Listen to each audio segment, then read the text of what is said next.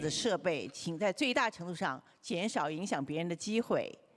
今天我们将不提供公听的机会，明天我们会听取你的声音。明天是10月22号。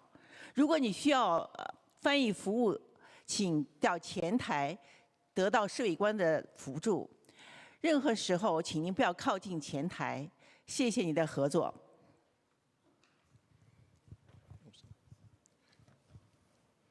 Bonjour, bien rencontrez-nous dans la réunion Ville New York là pour comité zone là avec toute franchise.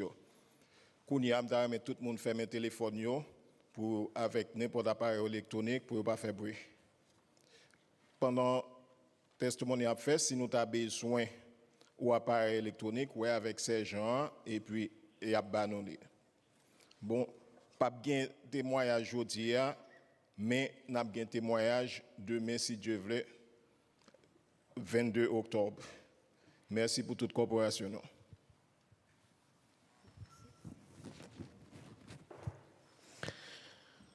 早上好，歡迎參加今日嘅紐約市會議嘅分區同埋特許經營委員會會議。喺現階段，為咗防止不必要嘅干擾，麻煩你哋將你哋嘅手機同埋所有電子儀器校至靜音模式。今日我哋係唔會聽取公開證詞，我哋將於明日10月22號聽取公眾嘅意見。如果你需要翻譯裝置，請向武裝中士尋求協助。整個聽證會嘅任何時間，麻煩你哋都唔好接近講台。多謝你哋合作。Buenos días y bienvenidos a la reunión del Consejo Municipal de la Ciudad de Nueva York en el Comité de Zonificación y Franquicias. Por favor, en este momento apaguen o pongan en silencio sus celulares y aparatos electrónicos y así a través de toda la audiencia. Hoy no va a haber testimonio público, esto será mañana, octubre 22, el Consejo irá del testimonio público. Si necesitan traducción, por favor, nos avisan, hablan con el sargento en armas y les dan audífonos. Y en cualquier momento durante la audiencia o en ningún momento se acerquen, por favor. Gracias. Chair, we're ready to begin. Good morning and welcome to a meeting of the Subcommittee on Zoning and Franchises. I'm Councilmember Kevin Riley, Chair of the Subcommittee. This morning I'm joined by Speaker Adrienne Adams, Chair Salamanca, remotely by Councilmember Moya, in person by Councilmember Shulman, Salam, Carr, Hanks, Sanchez, Brewer, Marte, Hanif, Aviles, Public Advocate, Jumani, Williams, Minority Leader Borelli, Councilmember Narcisse, Dinowitz, Ressler, Lee, and Holden. Today we are holding a hearing on the third of the 3 major initiatives that the administration has called the City of Yes. The first initiative was zoning for carbon neutrality, which we passed last year. The second initiative was zoning for economic opportunity, which Council modified based on community concerns and passed earlier this year. This third and last initiative of the City of Yes is zoning for housing opportunity, also known as ZHO. Before we start discussing ZHO, I want to explain how the subcommittee will receive and listen to my colleagues and public's input, because I know this third proposal has attracted a lot of attention. Today is a public meeting that serves in the public to hear directly from the administration about this proposal. Second, to provide my colleagues here in the City Council an opportunity to ask the administration questions about ZHO and raise their concerns. Today's meeting is being live streamed and broadcast is available through the Council's website. If you are here in person or viewing the broadcast, live translation in multiple languages is available. American Sign Language, Spanish, Mandarin, Cantonese, and Haitian Creole. If you are here in person, please see one of the Sergeant at Arms to request a headset. If you are online, please select the appropriate language channel. Tomorrow, October 22nd, beginning at 9:30 a.m., here in the Council's chambers, we will hold a public hearing that will be entirely focused on giving our constituents an opportunity to share their thoughts and concerns with this proposal. Tomorrow's hearing will similarly be accessible in person and online through Zoom. Please see the land use page on the Council's website for more information on how to sign up to speak tomorrow at council.nyc.gov/landuse. To make sure there is no confusion, if you are a member of the public and wish to testify, either in person or online, we will hear your testimony tomorrow, October 22nd, not today. Today, we will hear from the Department of City Planning about the details of the proposed zoning for housing opportunity text amendment. Council members will then have the opportunity to ask questions about the text amendment to the department. Because we have a lot of council members in attendance, the first round of questions will be limited to 5 minutes per council member. Once every council member present has spoken, we will do a second round of questioning. I would ask the administration to give sufficient answers. Tomorrow, to the substance of ZHO, I want to make a few points before hearing DCP's presentation. I would then provide Speaker Adams and Chair Salamanca an opportunity to also provide opening remarks. To start with, it is important that we recognize that the city and our communities are facing a housing crisis. For the vast majority of our constituents, finding an apartment or a house that is both large enough for their families and that they can afford is a real struggle. Because of the housing shortage and ever-increasing rents and sale prices, many of our constituents have no option but to move out of the city. This is disproportionately affecting Black and brown families. There are two root causes to this housing crisis. First, New York City simply has not been building enough housing to keep up with demand. To put it simple, more people want to live here than the number of available homes. The statistics are clear, and over the last decade, between 2010 and 2020, almost 1 million more people are working in New York City. During the same period, the city only produced housing for approximately 500,000 people.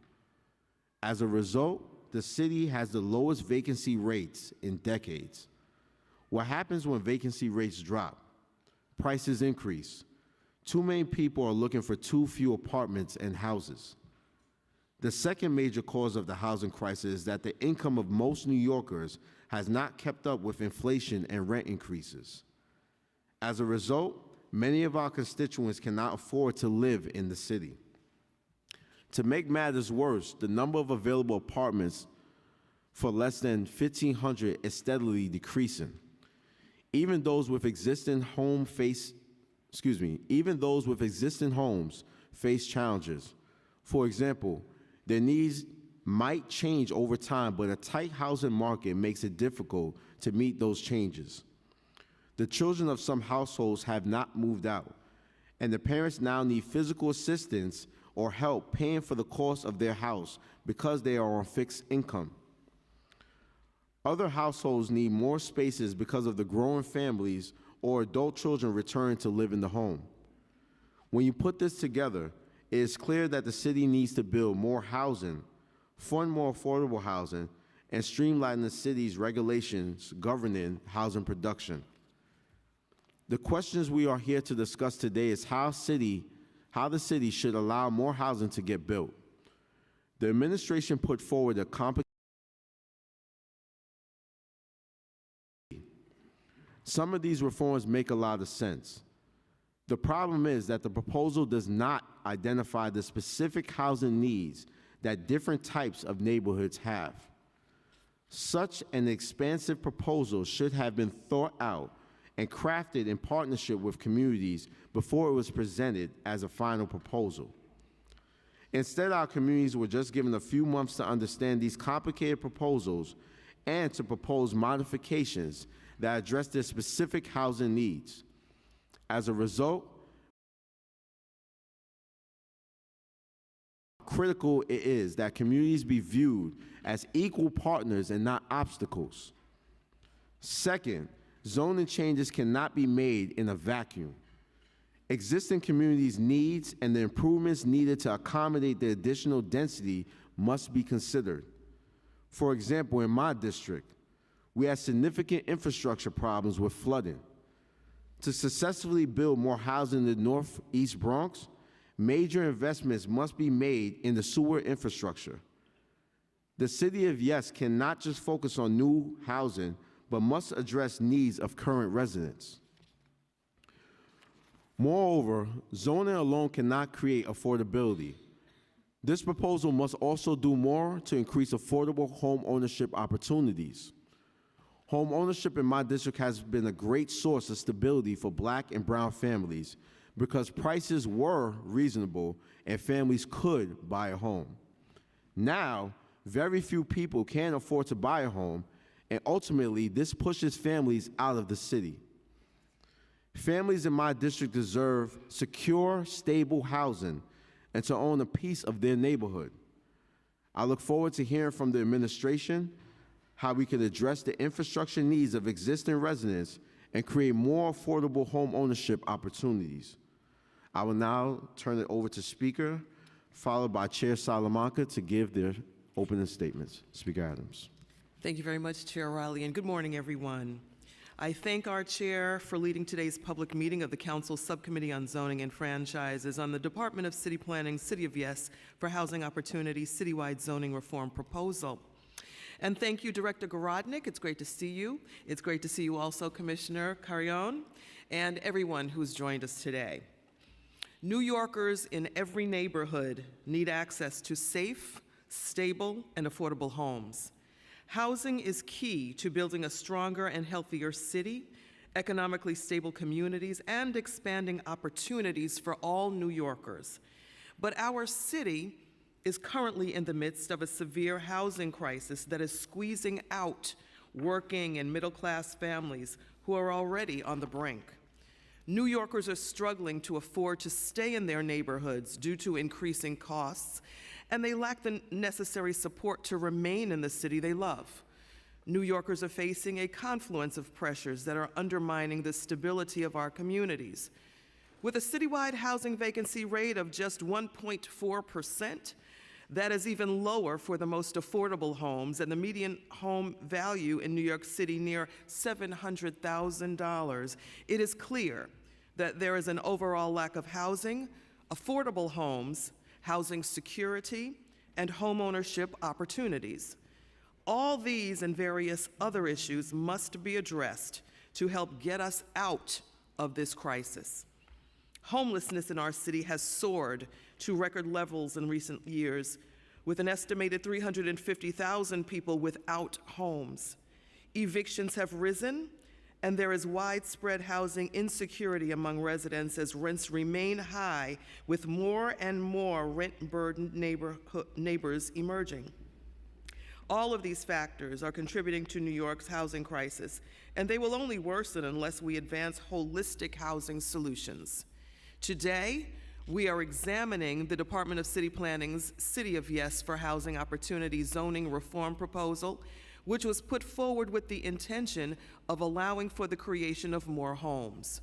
We recognize the importance of updating the city's zoning from the last major change decades ago to help contribute towards addressing the current housing needs in our city.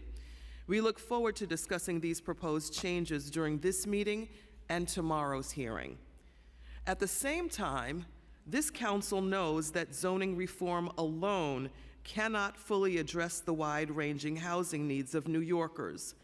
Zoning reform is one important component, but New Yorkers also need deeper affordability, expanded pathways to affordable home ownership, strengthened tenant protections, the removal of barriers to housing vouchers, investments in their neighborhoods, and more.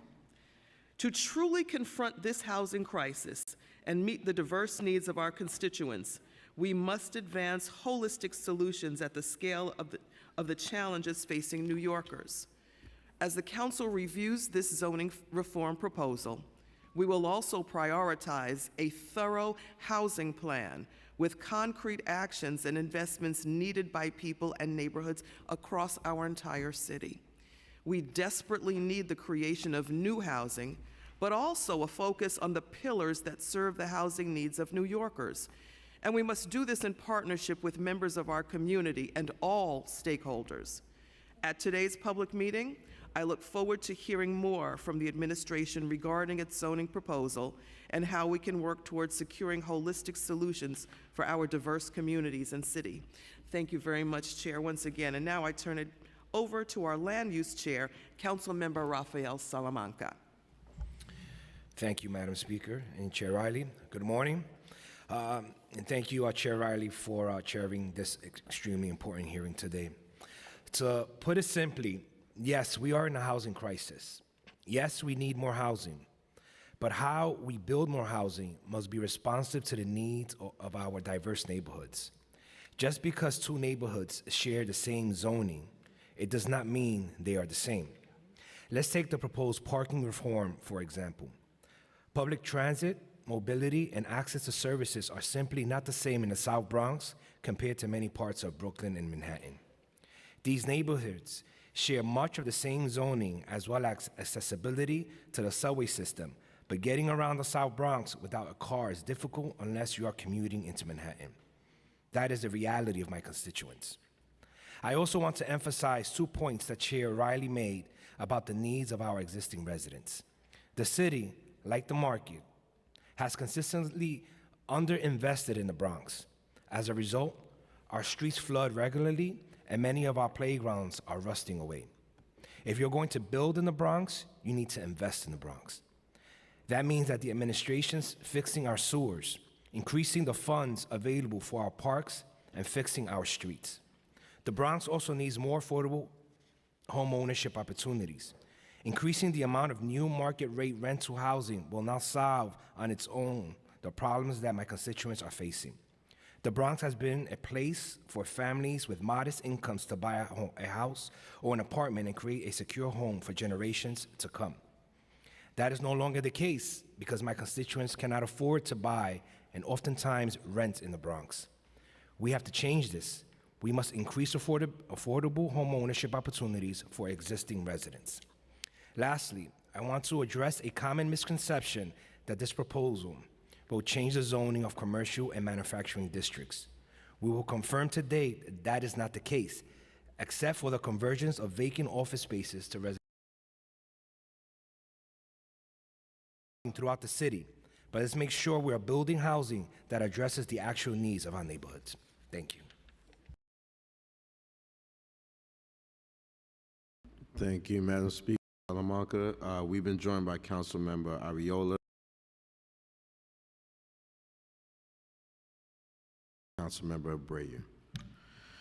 We will now turn to the administration's testimony. Testifying on behalf of the administration is the Director of City Planning, Commissioner Dan Garodnick, and Commissioner Adolfo Carrion. Council, can you please administer the affirmation? Please raise your right hand and state your name for the record. Dan Garodnick. Adolfo Carrion. Do you swear to tell the truth and nothing but the truth in today's testimony and in response to council member questions? I do. I do. Thank you, Council. For the viewing public, if you need an accessible version of this presentation, please send an email request to landusetestimony@council.nyc.gov. The materials are also available through Council's land use webpage. I will now turn it over to Director Garodnick. I'll just ask that you please reinstate your name and organization for the record.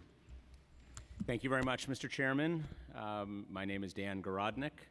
I want to thank you, Speaker Adams, Chair Salamanca, council members. Very happy to be here with you today alongside HPD Commissioner Adolfo Carrion to discuss this important proposal with you. And of course, it has special meaning for both of us as we all both used to sit on your side of the table for many years. As you know, New York City is gripped by a severe housing crisis that is decades in the making. In fact, this crisis has been going on so long that it is easy to take it as a fact of life. And this crisis affects every single one of us. Families that want to grow but are in overcrowded apartments, seniors who want to stay in their communities, and low-income New Yorkers struggling to pay rent. But we don't have to live this way. We can create a city that New Yorkers can afford, where there are options for housing in every neighborhood, so you can rent or buy, stay in your own community, or move closer to your family or your job. That's what the modest, common-sense City of Yes for Housing Opportunity will do. Allow for a little more housing in every neighborhood to take a big bite out of our housing crisis citywide. So now let's get into how we're going to do that. Let me have the next slide, please. As you heard from the speaker and both chairs, our housing shortage is particularly acute. Apartment vacancy rate is 1.41%. That's the lowest since 1968. Over 50% of our renters are rent burdened, meaning that they spend more than 30% of their income on rent. I will note that is their gross income. Still have to pay taxes. There were 92,879 homeless New Yorkers measured at the end of last year. About a third of them were kids. And I will note that the average stay in the city's shelter system is 520 days, about a year and a half. Next slide. Why is this happening? Well, New York City has not built enough housing for decades. We're creating far less housing than we used to, and less than other major metropolitan areas. At the same time, our average household size is declining, so you actually need more homes to house even the same number of people. And at least in significant part, this shortage is due to restrictive zoning rules that limit the number and types of homes that can be built. Next slide. Of note, new housing in recent years has been concentrated primarily in just a few neighborhoods. Some neighborhoods have created virtually zero new housing. This puts additional pressure on just a few parts of the city to produce almost all new housing. You know, we have 59 community districts. Last year, 10 of them produced as much housing as the other 49 combined. Next slide. The human consequences here are real. What does that mean? Well, the price of rent, displacement and gentrification pressures, particularly in those areas that are producing housing, segregation, homelessness, you saw the numbers 2 slides ago, poor housing quality, and of course the imbalance of power between landlords and tenants in New York City. If you're trying to negotiate the price of your rent, you're trying to get a basic repair done in your apartment, if you have no leverage as a tenant, it is very difficult for you to present that you have alternatives, because you likely do not. Next slide. Families spend a huge portion of their income on rent. Average household of 3 making $70,000 a year needs to spend 47% of their income on rent to afford an average 2-bedroom apartment. That 53% left for everything else, I've just noted again, that also includes the taxes on the income. Next. This housing crisis hurts businesses and job growth. When people are spending their money on rent, they have less to spend on other things, harming local businesses. Less new housing, fewer jobs, results in fewer jobs in construction, residential maintenance. We estimate here that this proposal would add about $58.2 billion to New York City's economy and create more than 260,000 jobs in the construction and service sectors alone. Next slide. Okay, let's talk about the details here. City of Yes for Housing Opportunity. It is a citywide text amendment, so a change to our zoning text that would make it possible to build a little more housing in every neighborhood. By building a little more in every neighborhood, it means that we can have a big impact in the aggregate on our housing shortage without dramatic changes in any one neighborhood, and that's important. Next. How do we do this in zoning? Well, City of Yes aims to update our zoning rules to create more housing and more types of housing across all New York City neighborhoods. Again, this means a lot more in the aggregate, but without dramatic change or overtaxed infrastructure in our neighborhoods. This approach can address the root causes of our housing costs, support job growth in the city's economy, and of course support our climate goals by creating more housing opportunity in one of America's least carbon-intensive cities. Next slide. Zoning's one tool It's one tool, as the speaker noted. This is one tool we can use to address our housing shortage. It's not the only tool, but it's an important one. Zoning regulates density and use. It can include requirements for income-restricted affordable housing, but of course zoning itself does not directly build or fund new housing. It is a regulatory set of rules that defines what can be built where. It's entirely within the control of the City of New York, in contrast to some proposals that we have seen over time. But this is not the only thing that can help us solve our housing crisis. We need subsidies and tax incentives to create affordable housing. We need support for home ownership models. We need tenant protections. These are all important. Next slide. And I will note that that is the approach that we are taking. Of course, look forward to continuing this conversation with the council. We have constructed and preserved over 28,000 affordable homes in fiscal year 2024. We've invested $2 billion. We're investing $2 billion in HPD and NYCHA over the next 2 years. We're cutting red tape, accelerating housing production with initiatives like our Green Fast Track and our Office Conversion Accelerator. We're unlocking billions for repairs in NYCHA developments through the Preservation Trust and PACT. And there's a new tenant protection cabinet working to better connect tenants to resources to develop long-term strategies to support them. So zoning is an important piece, but certainly not the only piece here. Next slide. Okay, here's the overview of the proposal. I'm not going to dwell on this, except to just point out that we have, on this map, divided the city into our lower density neighborhoods, defined in zoning as R1 to R5, and our medium and high density neighborhoods here in orange, R6 to R10. We're going to come back to this, but just remember, those are the way that we have divided out R1 to R5 and R6 to R10. Next slide. Okay, let's start with low density. Next slide. Okay. When people think of low density neighborhoods, they tend to think of single family homes on large lots with white picket fences. Next slide. But actually, our low density areas are quite diverse, with a range of building types, including 2 and 3 family homes and also small apartment buildings. These modest apartment buildings are an important source of housing for many New Yorkers. Next slide. Unfortunately, restrictive zoning makes it impossible to build. Since the 1960s, our increasingly restrictive zoning has made it virtually impossible to build in many areas of the city. As a result, most low-density areas have stopped building new homes, worsening our city's housing shortage. Next slide. City of Yes would allow for the creation of a little more housing across low-density areas in ways that are consistent with the scale and character of existing buildings, that offer lower cost housing compared to other types of construction, and also support homeowners. Let's talk about that. Next slide. The first piece here is town center zoning. We want to re-legalize housing above businesses on commercial streets in low-density areas. So you take those areas in zoning that are commercial overlays. They're defined as commercial overlays, places where you can do commerce in residential areas. They're sprinkled here on the map. You can see them in red. This is where we have commercial overlays in zoning.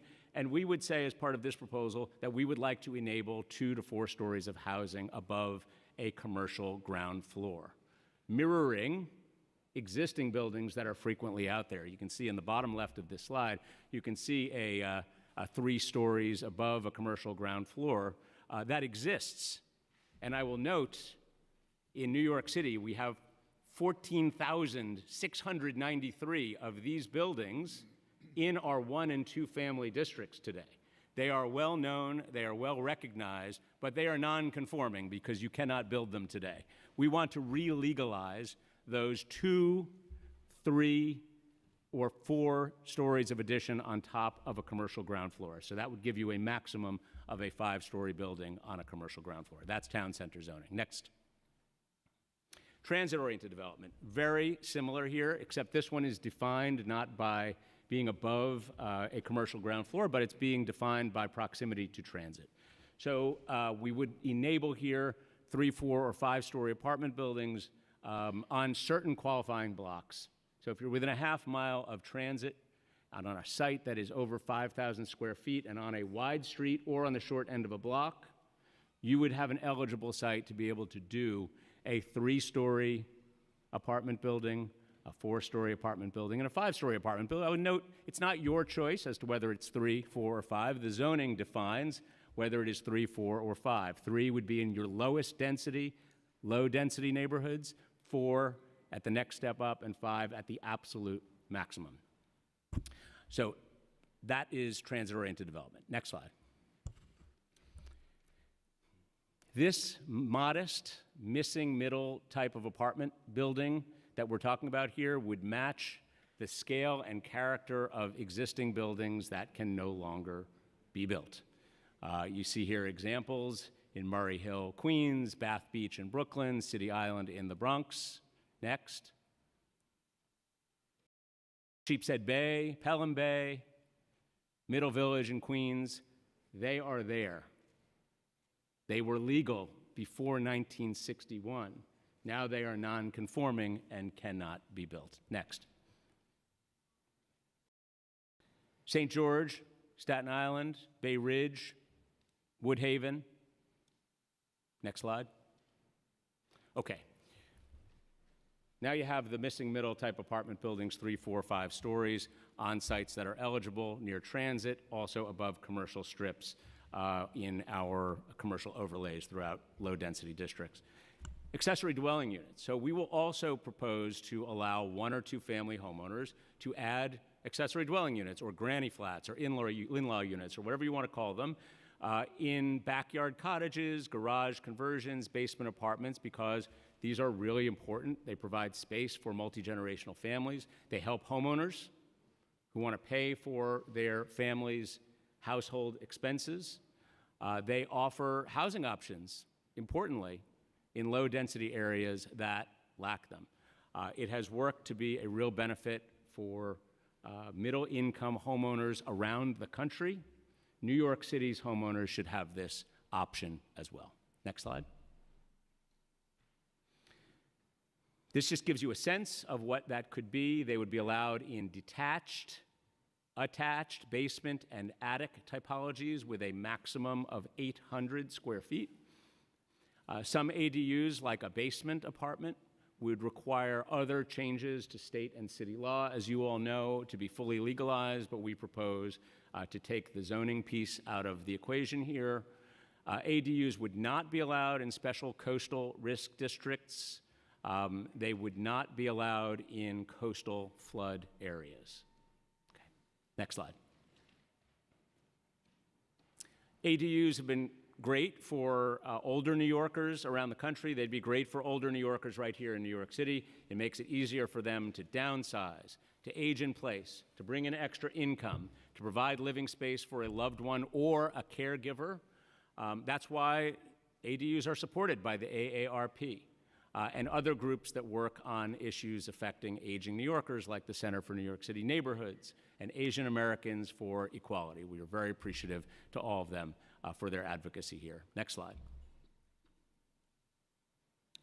New Yorkers support ADUs. A recent survey found that 68% of New Yorkers support the ADU proposal, and of course, 72% support City of Yes overall. And I will note, and I'm sure Commissioner Carrion would be delighted to speak on this, when applications open for HPD's +1 ADU program, more than 2,800 homeowners applied for just 15 opportunities.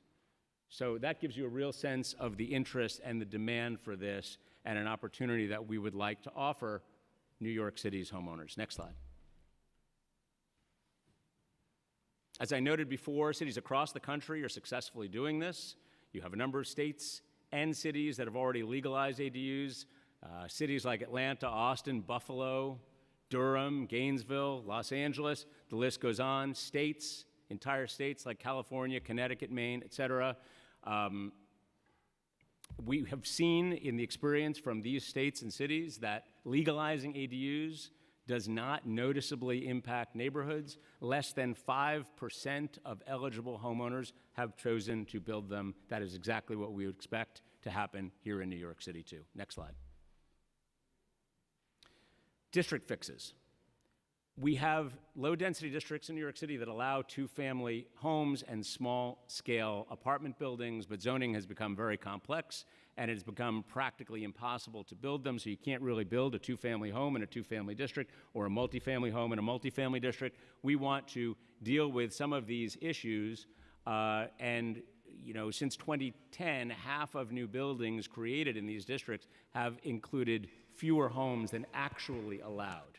So we want to enable multifamily homes in multifamily districts and two-family homes in two-family districts and not crunch everybody to lower outcomes. So that's what district fixes are about. They're about things like perimeter heights, yards, the overall density. In some cases, we tried to match what was actually built on the ground already. Next slide.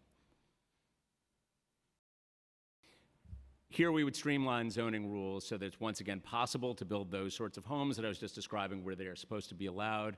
This includes adjusting required heights, rear and side yard sizes, and zoning envelopes. Okay? This helps when you're trying to get insurance, when you're trying to deal with the city's Department of Buildings. If you're non-conforming because we have put so many rules in place, it makes it difficult for you as a homeowner. We want to deal with that here. Next. Also of note here, and I guess I really alluded to this a moment ago, but many older one or two family homes and small apartment buildings are just out of compliance with our current zoning rules. Big headaches for homeowners to borrow money from a bank, make modest changes. So we want to bring these homeowners back into compliance, give them a little bit more flexibility. Next slide. Okay. Modest growth or extinction event, you might ask. We have heard a lot of concern about what this might mean in low-density areas. Some claim that City of Yes will change low-density areas beyond recognition and lead to neighborhood extinction events. In fact, I think you will find that the change would be very modest.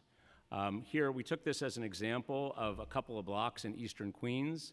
What you might see over 15 years here, you can see, this would take advantage potentially of our town center zoning. So that green highlighted area on the bottom of the screen could be the site of a town center apartment building.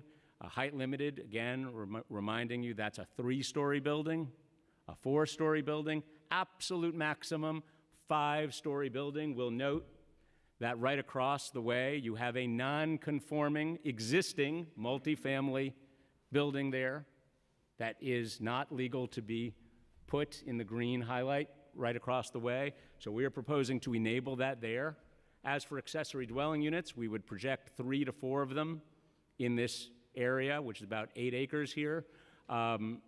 These new homes would make a huge difference in New Yorkers' lives without disrupting neighborhood character, and I submit to you, this does not disrupt neighborhood character. Not an extinction event. Next slide. Medium and high density. Next slide. So now we're going to talk about the other part of the map where we started. So we've just now covered the lower density proposals. Now let's go to medium and high density. Our universal affordability preference would allow buildings to add approximately 20% more housing if those additional homes are permanently affordable. So it's a bonus for affordable homes. This would allow incremental housing growth throughout our medium and high density districts. It would encourage affordable housing throughout the city rather than just concentrating it in just a few areas. So every area where you see on this map coded in amber or orange, you would be able to take advantage of 20% bonus for affordable housing only and permanently. Next slide. Today, we have a program called AIRS where we allow for a bonus for a certain type of affordable housing, but it's for senior affordable housing only. And it exists in the lighter orange areas on the map. This plan would expand that framework, so what we give today for senior affordable housing would expand it to all types of affordable housing across all medium and high density areas, so throughout all of our R6 to R10. Next slide. We also proposed to include an affordability requirement at 60% of the area median income here. This is lower than what our existing voluntary inclusionary housing programs have at 80%. This lowers that down to 60%. Also importantly, 80% is a requirement. You need to hit 80% today. This would allow for income averaging. So you can actually go below 60% and be eligible for the universal affordability preference. Next. Here's an example. Some of you have seen this. A church in an R6 district that wants to partner with a developer to rebuild the church sanctuary and do some housing on top. Today, the site is limited to 3 FAR, which of course is their maximum amount of development rights as defined by the floor area ratio. That would get you about 35 units on this site. If affordable and supportive housing got 3.9 FAR, which is what you get under the senior affordable program today, this site could get 10 to 12 more units, as long as anything above that 3, so between 3 and 3.9, must be permanently affordable. And again, at 60% AMI with an average. Next slide. This will be the largest affordable housing zoning program in American history. This has never been attempted and has never been delivered. If this had been in place since 2014, an additional 20,000 income-restricted affordable homes could have been created, enough to house 50,000 New Yorkers. If we had this over the last 10 years, we think this is a very, very important part of the proposal. Next slide. Okay, other pieces of City of Yes for housing opportunity. We are proposing to update our MIH options. As you all know very well, MIH includes different affordability options, but one of those options, the lowest income option, option 3, at 40% of AMI, can only be used in partnership with one of the other 2 options, option 1 or 2. That's how the program was designed. You can do option 3, but only as long as it is partnered with option 1 or 2. We are proposing to make option 3 available as a standalone option. So the council will have this as a standalone opportunity in MIH projects, helping to create more housing for low-income households. I will note this change, Madam Speaker. We noted your request for this, as well as from many council members and housing advocates. We are happy to try to deliver this to you in this proposal. Next slide.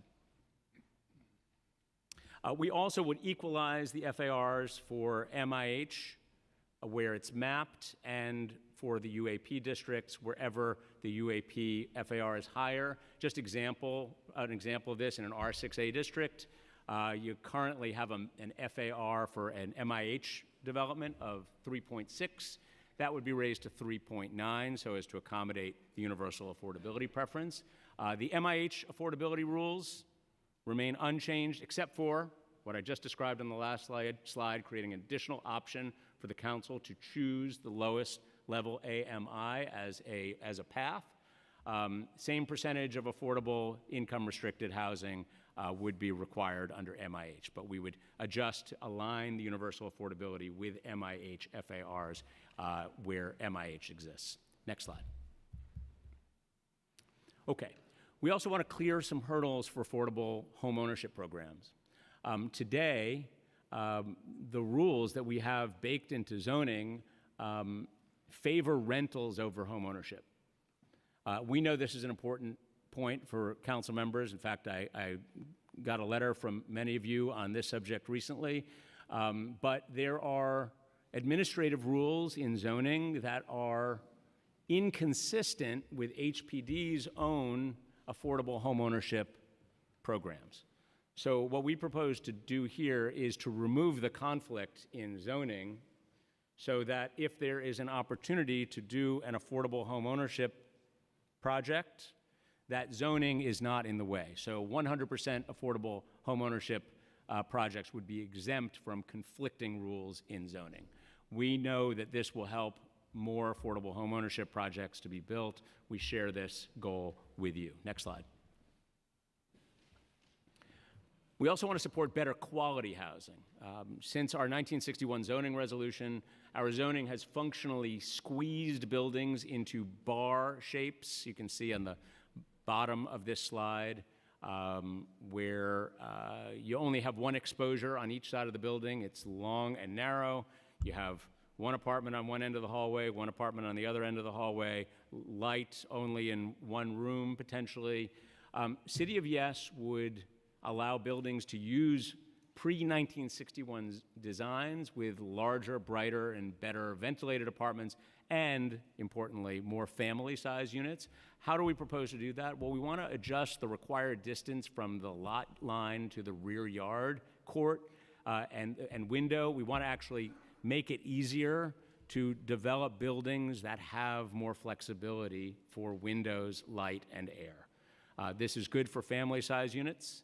It's good for having windows in kitchens and bathrooms. You can see in the top left-hand corner of that image, you can see a pre-1961 building, although the text is slightly hidden by some of the technology here. The point of it all is that building is very difficult, if not impossible, to build today because of our rear yard rules and our interior court rules. And we want to make it possible to adjust our corridor requirements to allow more family-sized units. So we think by making adjustments here and allowing more lot coverage and more flexibility, we get better designed buildings for New Yorkers, more windows, more light and air. Next slide. We also want to replace the sliver law with height-limited contextual envelopes. The sliver law sets strict limits on narrow lots, so less than 45 feet. It was created in the 80s before height limits even existed in zoning. Since then, we have height limits or height-limited options to all of our contextual and non-contextual zoning districts today. So we would, in this proposal, allow for these newer, more reasonable height limits to control the height of buildings on narrow lots. This would help to create new housing, especially in Manhattan, and this, of course, sliver law would continue to apply where any other height limits do not. So we think this is a smart way for us to create a little flexibility, but also making sure that we have height limits in place. Next slide. Okay, some citywide initiatives. Next slide. Sorry, I forgot to do that. Okay, next, lifting parking mandates. Today, as you all know, New York City requires new housing to include parking, even when it's not needed. So our zoning resolution defines precisely the minimum amount of parking that you must deliver in every zoning district, in every building, in every community around the city. What we have found is that is not only expensive, but it is directly competing with housing production and is preventing new housing from being built in many circumstances. So what we propose to do here is to lift the mandates to lower our housing costs and also to increase housing production. We're not saying put a cap on the potential amount of parking. We're just saying let's eliminate the costly mandate. We know that architects and developers, when they're looking at doing a lot or a building in New York City, they first start with, what do I have to deliver on parking? And then they design an entire building around it.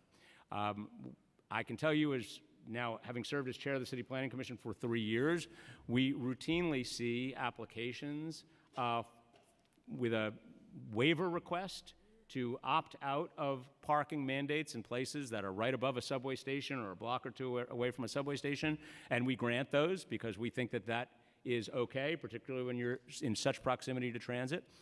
And we also see, routinely, we see developers who are developing in all areas of the city who provide much more than the mandatory minimum. It happens every commission meeting, almost and I can even give you some examples in one of the coming slides. We see this routinely. We expect that parking will continue to be built in places where it is needed, but we would not here continue to require it where it is clearly not needed. Next slide. Here's an example of this. A developer wants to build a 16-unit apartment building, 4-minute walk from a subway on this site. Today, you all know that you waive out of parking, no parking requirements under 10 units. Okay, so there's no requirement up to 10. When you hit the 11th unit here in this district, it triggers a 6 parking space requirement. Now, that 6 parking space requirement would have this developer stop at 10. It's not rational to build the 11th unit here and to provide 6 parking spaces at 11, or to go up to 16 and provide 8 parking spaces for those 16 units.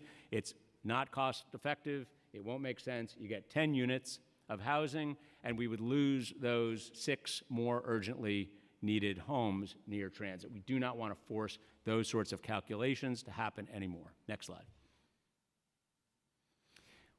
Again, we preserve that option to add parking in new buildings here. It's not a cap. We expect parking will continue to be built where demand calls for it. I noted a moment ago that developers choose to create more parking than is even mandated. Some examples here. It's going to test my eyesight, but we, I think, have 60 92nd Street in Brooklyn.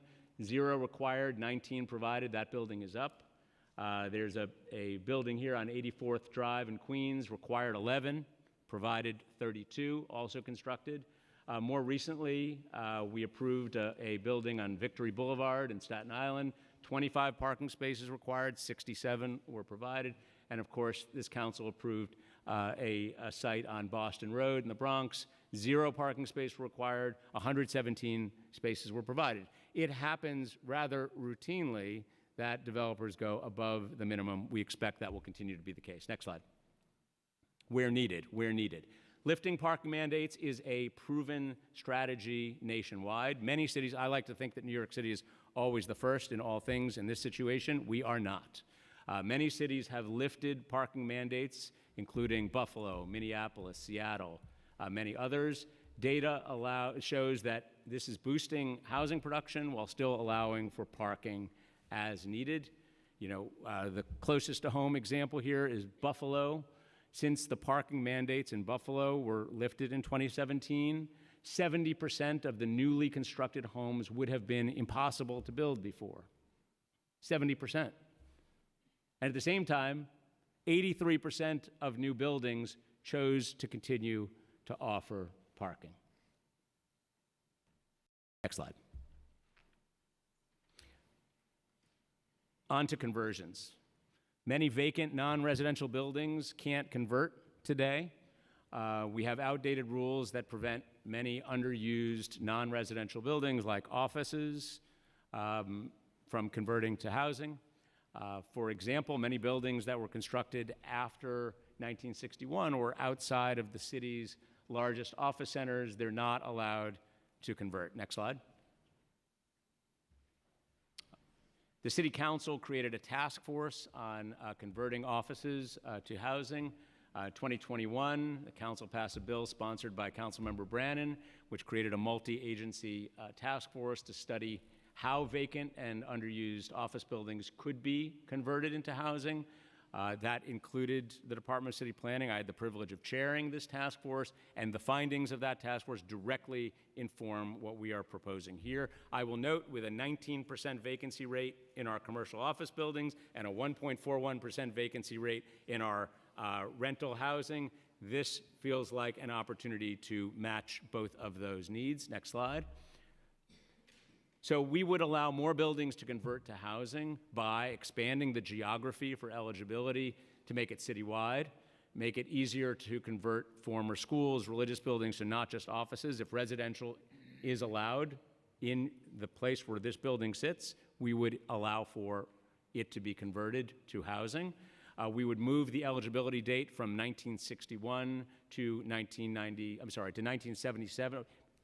Let me start that sentence again. 1961 or 1977, right in here in Lower Manhattan, the date of eligibility is 1977. We would move that date to 1991, allowing more recent buildings to convert, and we would allow buildings to convert to more types of housing as well. You can see here on this slide the current eligible geography and then the proposed eligible geography. Okay. Next slide. Okay, we also want to allow height-limited contextual infill. You look at this slide, and it's intended to be a little scary here. Because of our outdated 1960s-era height factor zoning, new buildings that are constructed on irregular lots and lots with existing buildings, like campuses, they're required to be tall, skinny, and out of context, like what you see here. This is not an outcome that anyone wants. Next slide. It results from our own bad zoning text. So we create a new opportunity here. We correct this so new buildings can be contextual and height limited on campuses. I will note that we modified this proposal at the Planning Commission to not apply to NYCHA, as they have their own tenant engagement regulations, their own ambitious agenda to pursue.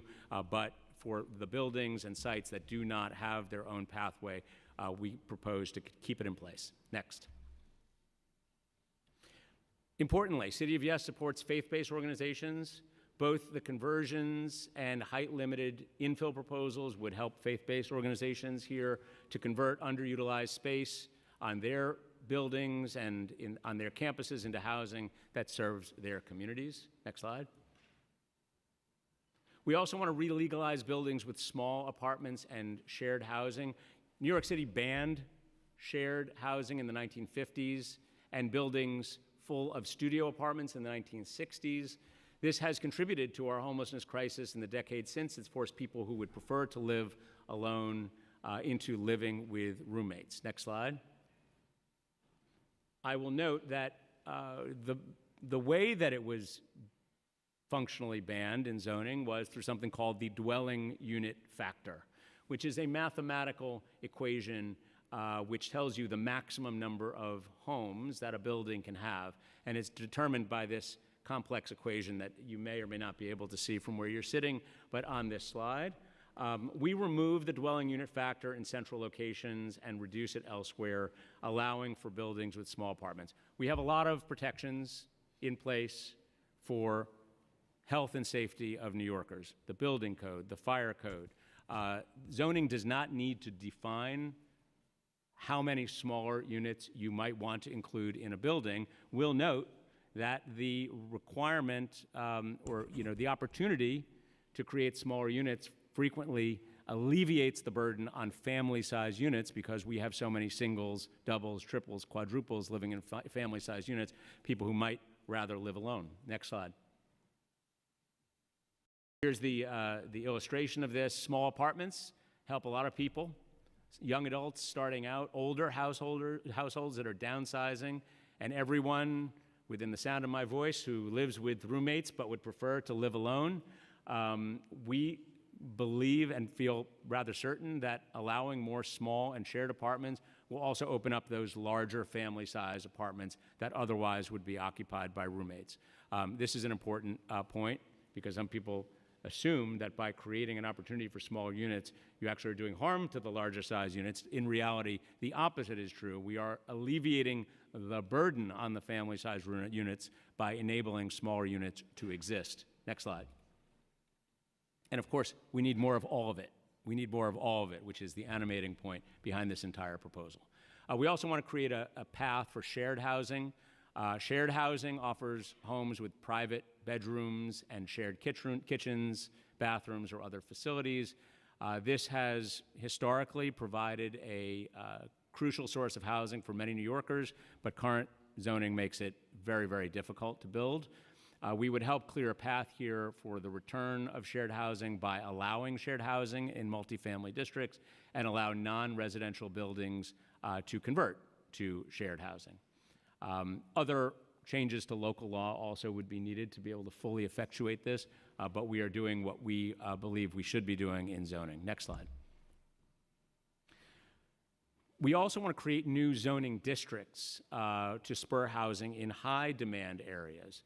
You all know that the cap on residential FAR was created in the 1960s to restrict how much housing could be built in high density areas. It was capped at 12. For decades, this restricted our housing growth, especially in the high demand job and transit-rich neighborhoods where housing is urgently needed. Earlier this year, thanks to the advocacy of many of you and of course by the administration, Albany repealed the FAR cap. And so we are very, very encouraged to have this as a tool. Next slide. So what we would like to do in this proposal is to create new zoning districts with FARs above 12. We don't map them anywhere. We don't put them anywhere in this proposal. We just create the opportunity for us and you to map them at a later date. These districts would, of course, require permanent income-restricted affordable housing through MIH. and this would be a powerful new tool to create housing, including affordable housing in high demand areas. So you see here new districts which take you up to 15 or 18. Again, not mapped, just a tool for future use, and we want to make sure that we have that tool for future use. Next slide. We also want to simplify a few areas which have impeded housing production over time. One of them is a railroad right-of-way special permit. This was created in the 1960s to support new housing while protecting railroad operations. The process is a full special permit via ULURP, which has become confusing, inefficient, and costly. We would streamline this process while protecting our planning goals. I will note that it is a special permit on top of whatever other land use changes you might need. This is an additional special permit. So we propose for larger sites, you get an authorization requiring environmental review by community boards and the Planning Commission. Smaller sites would just get a certification via chair of city planning. We think that this deals with the issue of, is there a railroad use present here in a way that protects the city's interests and also deals with a special permit that has gotten very inefficient and cumbersome. Next slide. Similarly, we want to make it easier for landmark buildings to sell their development rights. As you all know, we have a lot of landmark buildings out there that financially struggle due to their high maintenance costs, but the process for them to sell the development rights that they are stuck with through landmarking is very complicated, and it's not at all allowed in lower density and historic districts. As a result, we've seen 15 landmarks that have sold their development rights in the last 50 years. So we have stranded everybody else, and almost all of the 15 were in central areas of Manhattan. Next slide. So we want to update and simplify the transfer process so landmark buildings can raise money that they need, and also for us to enable a little more housing to be built. So we would allow for landmarks to transfer their development rights to any lots on the same block or across the street or at the next intersection. Okay, you can see right now the dark green is where you can transfer. If your landmark building were on that, let's call it the northeast corner of that block with the star, you could transfer today only within the green. We propose to now to allow you to transfer by way of illustration anywhere in the light green. So same block across the street or next intersection. We would permit transfers in lower density neighborhoods and historic districts. We would simplify the transfer approval process. If you require bulk modifications on the receiving side, we would have an authorization, certification if there is no bulk modification. We would cap the increased amount of density on the receiving site to 20%, so we'd make sure that it is reasonably scaled, with one exception here in commercial districts, which already have 15 plus FAR. We would not create that 20% cap. We would maintain all landmark and historic district protection. So Landmarks Commission would still have their critical role in evaluating anything touching a historic district. Next slide. And the third area where we propose some process changes is to make it easier to create supportive housing. Today, supportive housing developments, that want to access higher community facility FARs in our R6 and R7 districts, they have to apply for a full special permit. We simplify that and we make it only an authorization. We want to make this less burdensome and costly. We want to help spark the creation of these urgently needed supportive homes. Okay, so this is take a special permit to access the higher densities for R6 and R7 districts, make it into an authorization, make it a little easier. Next slide. Okay, we also, and I know this is important, Mr. Chairman, I know this is important to you, so I put you on this slide. This is important to the council to protect council prerogatives and also community board prerogatives. As I noted, Commissioner Carrion and I sat in your seats once upon a time, and we know that it is important to protect the interests of the council here. We reviewed what kinds of projects actually go through ULURP.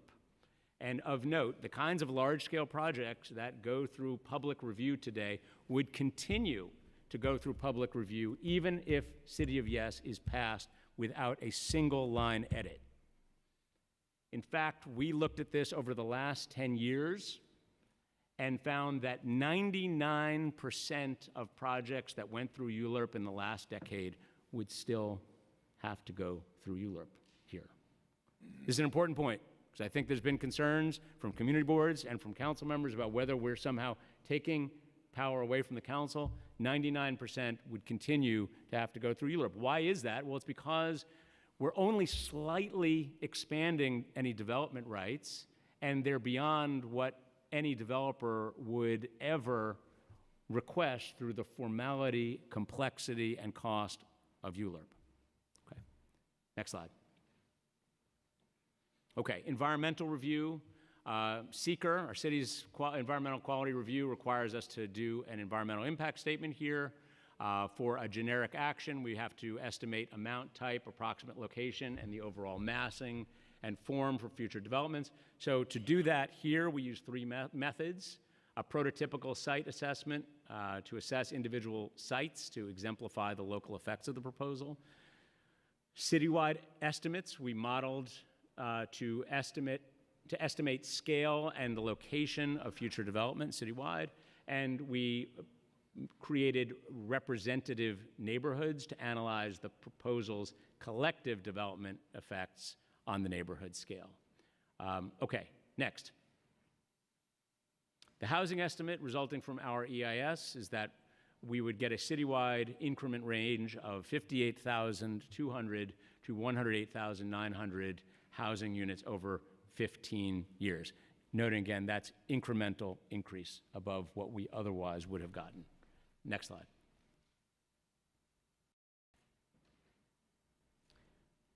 We issued our completion of a final environmental impact statement on September 13.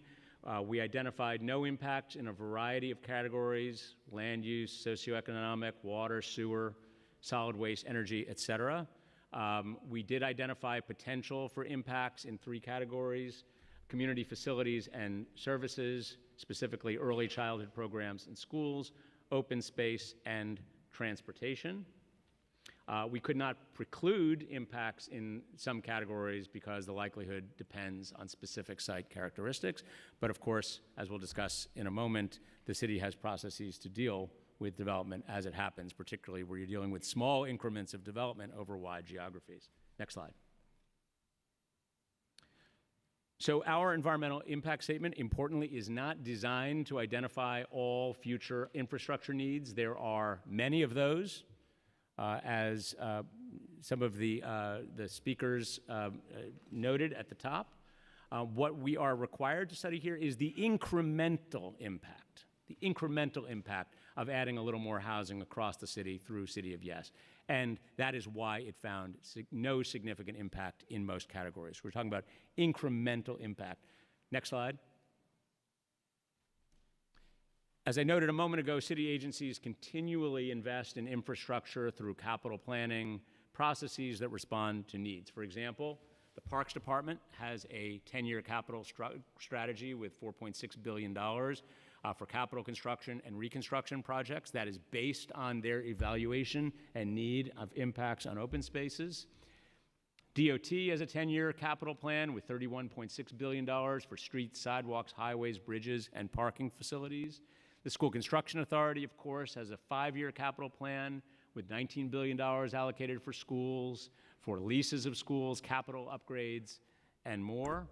I will note that the city over the last 2 years invested over $1.2 billion in stormwater flooding protection prevention as part of the $20.1 billion capital plan that it has.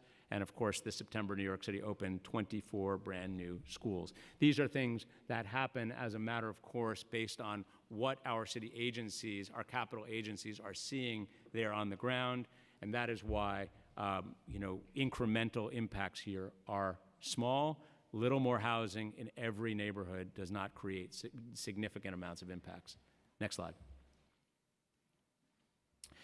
In 2022, as you all know, the council required a racial equity report for applicants for select rezonings and land use actions to describe how their projects affirmatively further fair housing and promote equitable access to opportunity.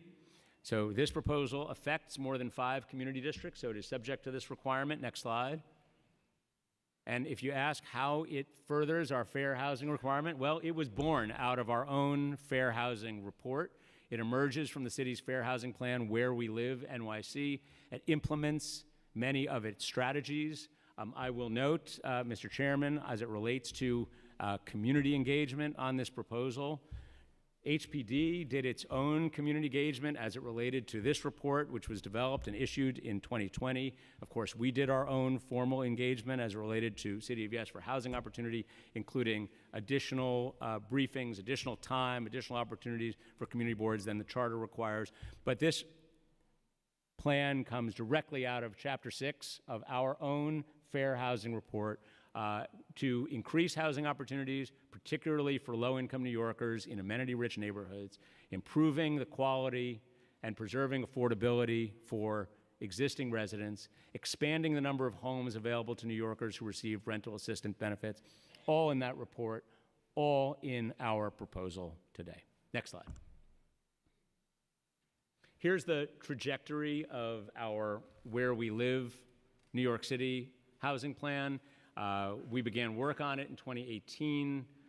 It was released in 2020. As I noted a moment ago, it included strategies that are implemented here in City of Yes for housing opportunity. We released our overarching plan to modernize zoning back in May of 2022. So we didn't really spring this on anybody. We've been talking about this for the better part of almost 2.5 years. We announced City of Yes for housing opportunity September of 2023. Of course, in December of 2023, the City Council's own fair housing framework was signed into law. Congratulations and thanks to all of you for recognizing that every neighborhood needs to be part of the solution to our housing crisis. And in this calendar year, we, Department of City Planning, began our public information sessions while we continued to shape our proposal in response to direct feedback. April public review began. We brought the proposal to over 175 community board meetings. I will remind everybody there are 59 community boards. So we were at 175 community board meetings. We held our own 15-hour public hearing. And I say our own, Mr. Chairman, I don't mean to prescribe that that's what you will expect tomorrow, but perhaps. And we had over 200 speakers, majority of whom spoke in favor, and 4 of the 5 borough presidents offered their support for this proposal. In September, the City Planning Commission approved the proposal with some limited modifications. We issued our final environmental impact statement, and of course, here we are at the council level for final hearing and vote. Next slide. Okay, conclusion, the grand finale here. Let me just move to the next slide.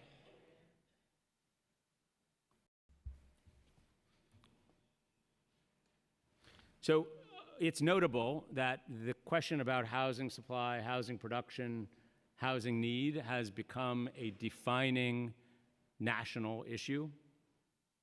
It is part of the presidential campaign and an important one. Next slide. And the City Council, to your great credit, created a fair housing framework calling for building more homes across New York City. Madam Speaker, despite the look on my face there, I'm very happy to be there with you. This was important because it was a recognition. It was a recognition of where we are and where we need to be as a city. So we really appreciate the council's leadership on this. Next slide. How will City of Yes get there? Well, we'll allow for a little more housing in every neighborhood, more housing types for the full range of New Yorkers, create significantly more affordable housing through our universal affordability preference, the 20% bonus in medium and high density areas, reduce pressure on gentrifying neighborhoods, again, reminding you that 10 community districts produce as much housing as the other 49 combined, which creates real gentrification displacement pressures in those 10, ending exclusionary zoning in low density areas while opening the door a little bit to what we regard as very modest sorts of multifamily opportunities on specific sites, providing accessory dwelling units that support homeowners and multi-generational families. It's worked in other parts of the country. It should work for New York City homeowners. We want them to have the opportunity to do that. and support sustainable transit-oriented development. Of course, transit-oriented development is important, but housing density itself is an environmental principle that we want to embrace, and so we're very happy that this is pro-sustainability. Next slide. That's it. That's all I got, Madam Speaker, Mr. Chair. Thank you very much, and we obviously welcome your questions. Thank you so much, Chair, for this helpful overview of what is a complicated and far-reaching proposal. As you can imagine, my colleagues and myself have many questions, so I'm going to jump right into it. Before we discuss the specific reforms you are proposing, I would like to take a step back and better understand how this proposal was put together. To me and many community members that have been contacted in my office and my colleagues' office, this proposal seems to be putting together many of the best practices that other cities in the countries have undertaken. Looking at what other cities have accomplished is very important and is always a great start. But we must understand that New York City is also a different city from other cities and more complex. To name just a couple of differences, lot sizes are not nearly as large in New York City. Single-family districts represent only 14% of the city's overall land area. Land values and construction costs are much higher. On-street parking is also far more difficult and limited than anywhere else. So with all that being stated, can you please tell us how the reforms you are proposing specifically in relation to parking and low-density areas were crafted to account for New York City's unique characteristics? Yeah, thank you very much for that question. And I think it's really important to note that some things are unique to New York City and some things are not. As it relates to the need for us to create housing supply, we have precedents from around the country, Portland and Seattle, Houston, Austin, other cities, and all of the research shows that by creating more housing, more opportunities for housing, it has the direct effect of lowering costs. That principle applies in New York City, applies to every neighborhood of New York City. Nobody, is exempt from that reality.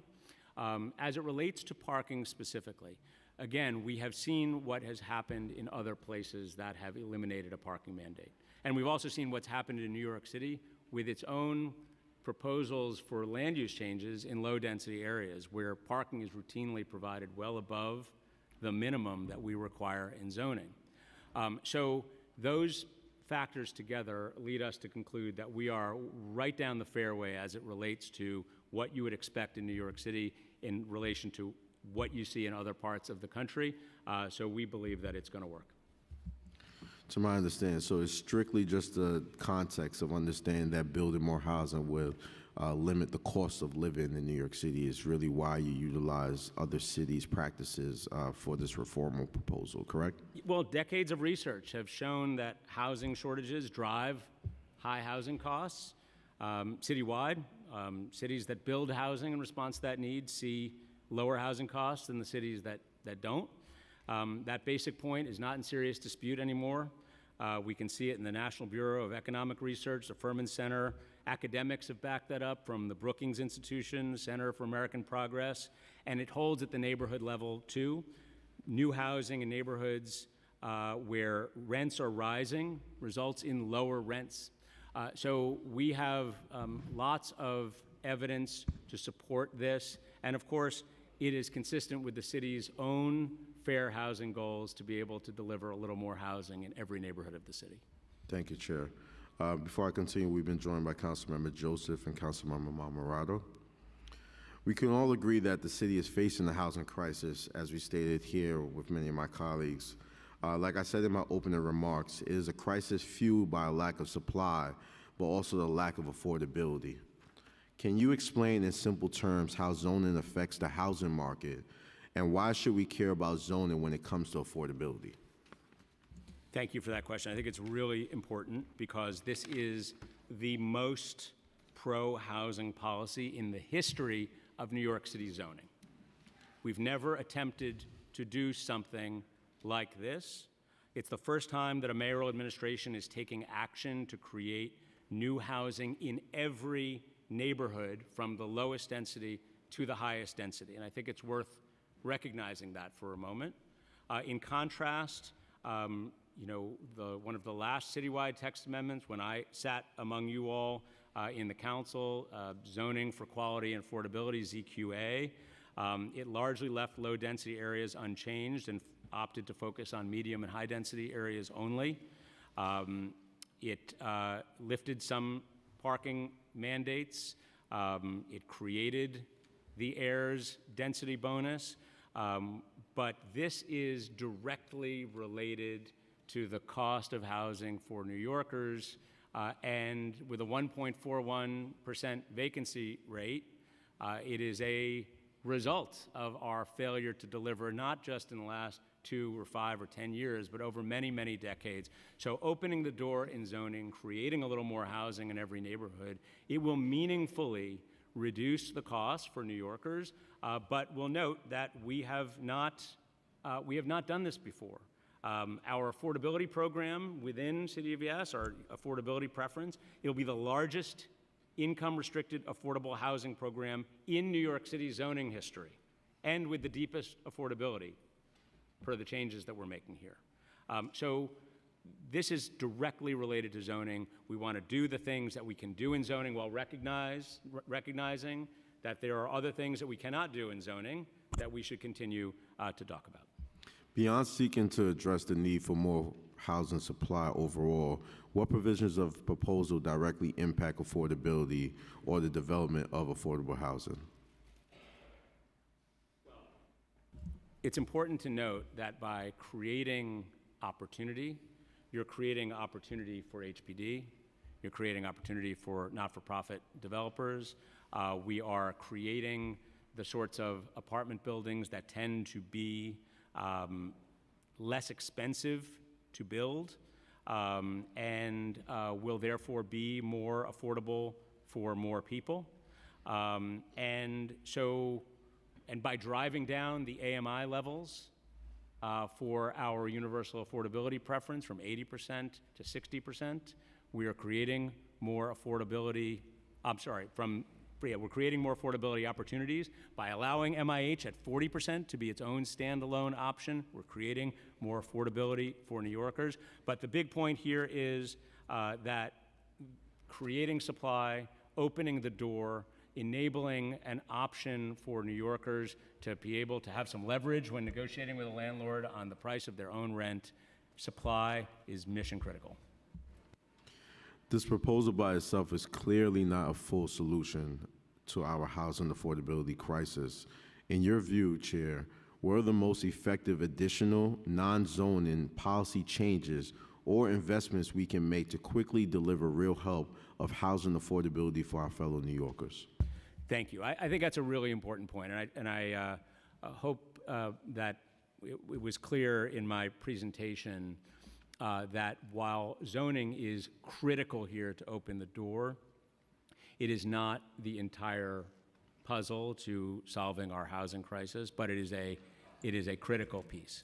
I'm going to give Commissioner Carrion an opportunity to talk about some of the other component parts that we think about as an administration as ways to add affordability, add opportunities here that are outside of zoning, but it is, I think, a very important point that zoning is key, but it is not everything.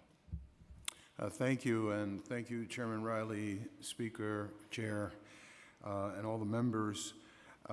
This is a special and unique opportunity for us as a city, as sitting members of the City Council, and as an administration.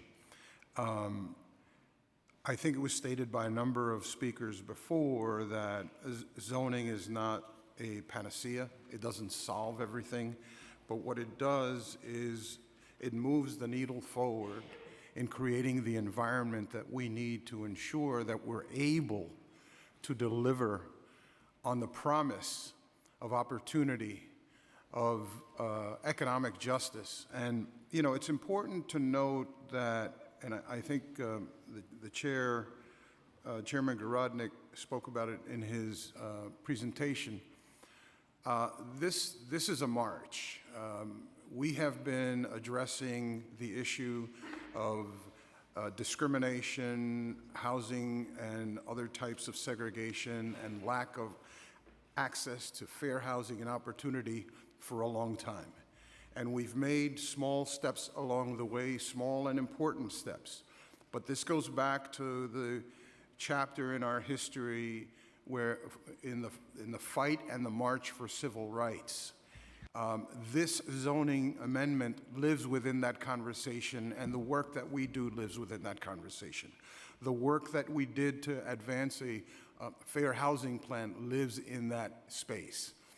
So what this does when we change the zoning envelope and allow for the development of housing in many more places that historically have resisted development, naturally that's going to produce more affordable housing, and as the chair mentioned, will create depth of affordability with the universal affordability preference. Will create that option 3, which gives deeper affordability in mandated inclusionary housing, mapped areas of the city. That adds to the toolkit that we already have, that we work with you on a constant basis and with our partners at the state legislature and at the federal government, where we apply tools, whether it's the low-income housing tax credit projects that we are able to finance, whether it's the as-of-right projects that we're able to advance, like the tax incentive-driven new construction projects. And in fact, you know, we have, and I think history can testify to this, we have the most productive public-private partnership for the production of affordable housing anywhere in the country. With securing the extension of the 421A-16, the old 421A, we added 71,000 potential units, 21,000 of them guaranteed to be affordable. With 485X, with the commercial conversion, we're basically raising the ceiling and allowing to fill that space with guaranteed 100% affordable housing. So we will continue to do what we do, which is come to you on a regular basis to get the tools that we need to continue to build affordable housing in New York City. Thank you so much, Commissioner. Before this proposal was certified and sent to the community boards, were communities engaged in the development of this proposal? Specifically, did the administration engage with community groups and community boards to discuss the pros and cons of the potential reforms before certification?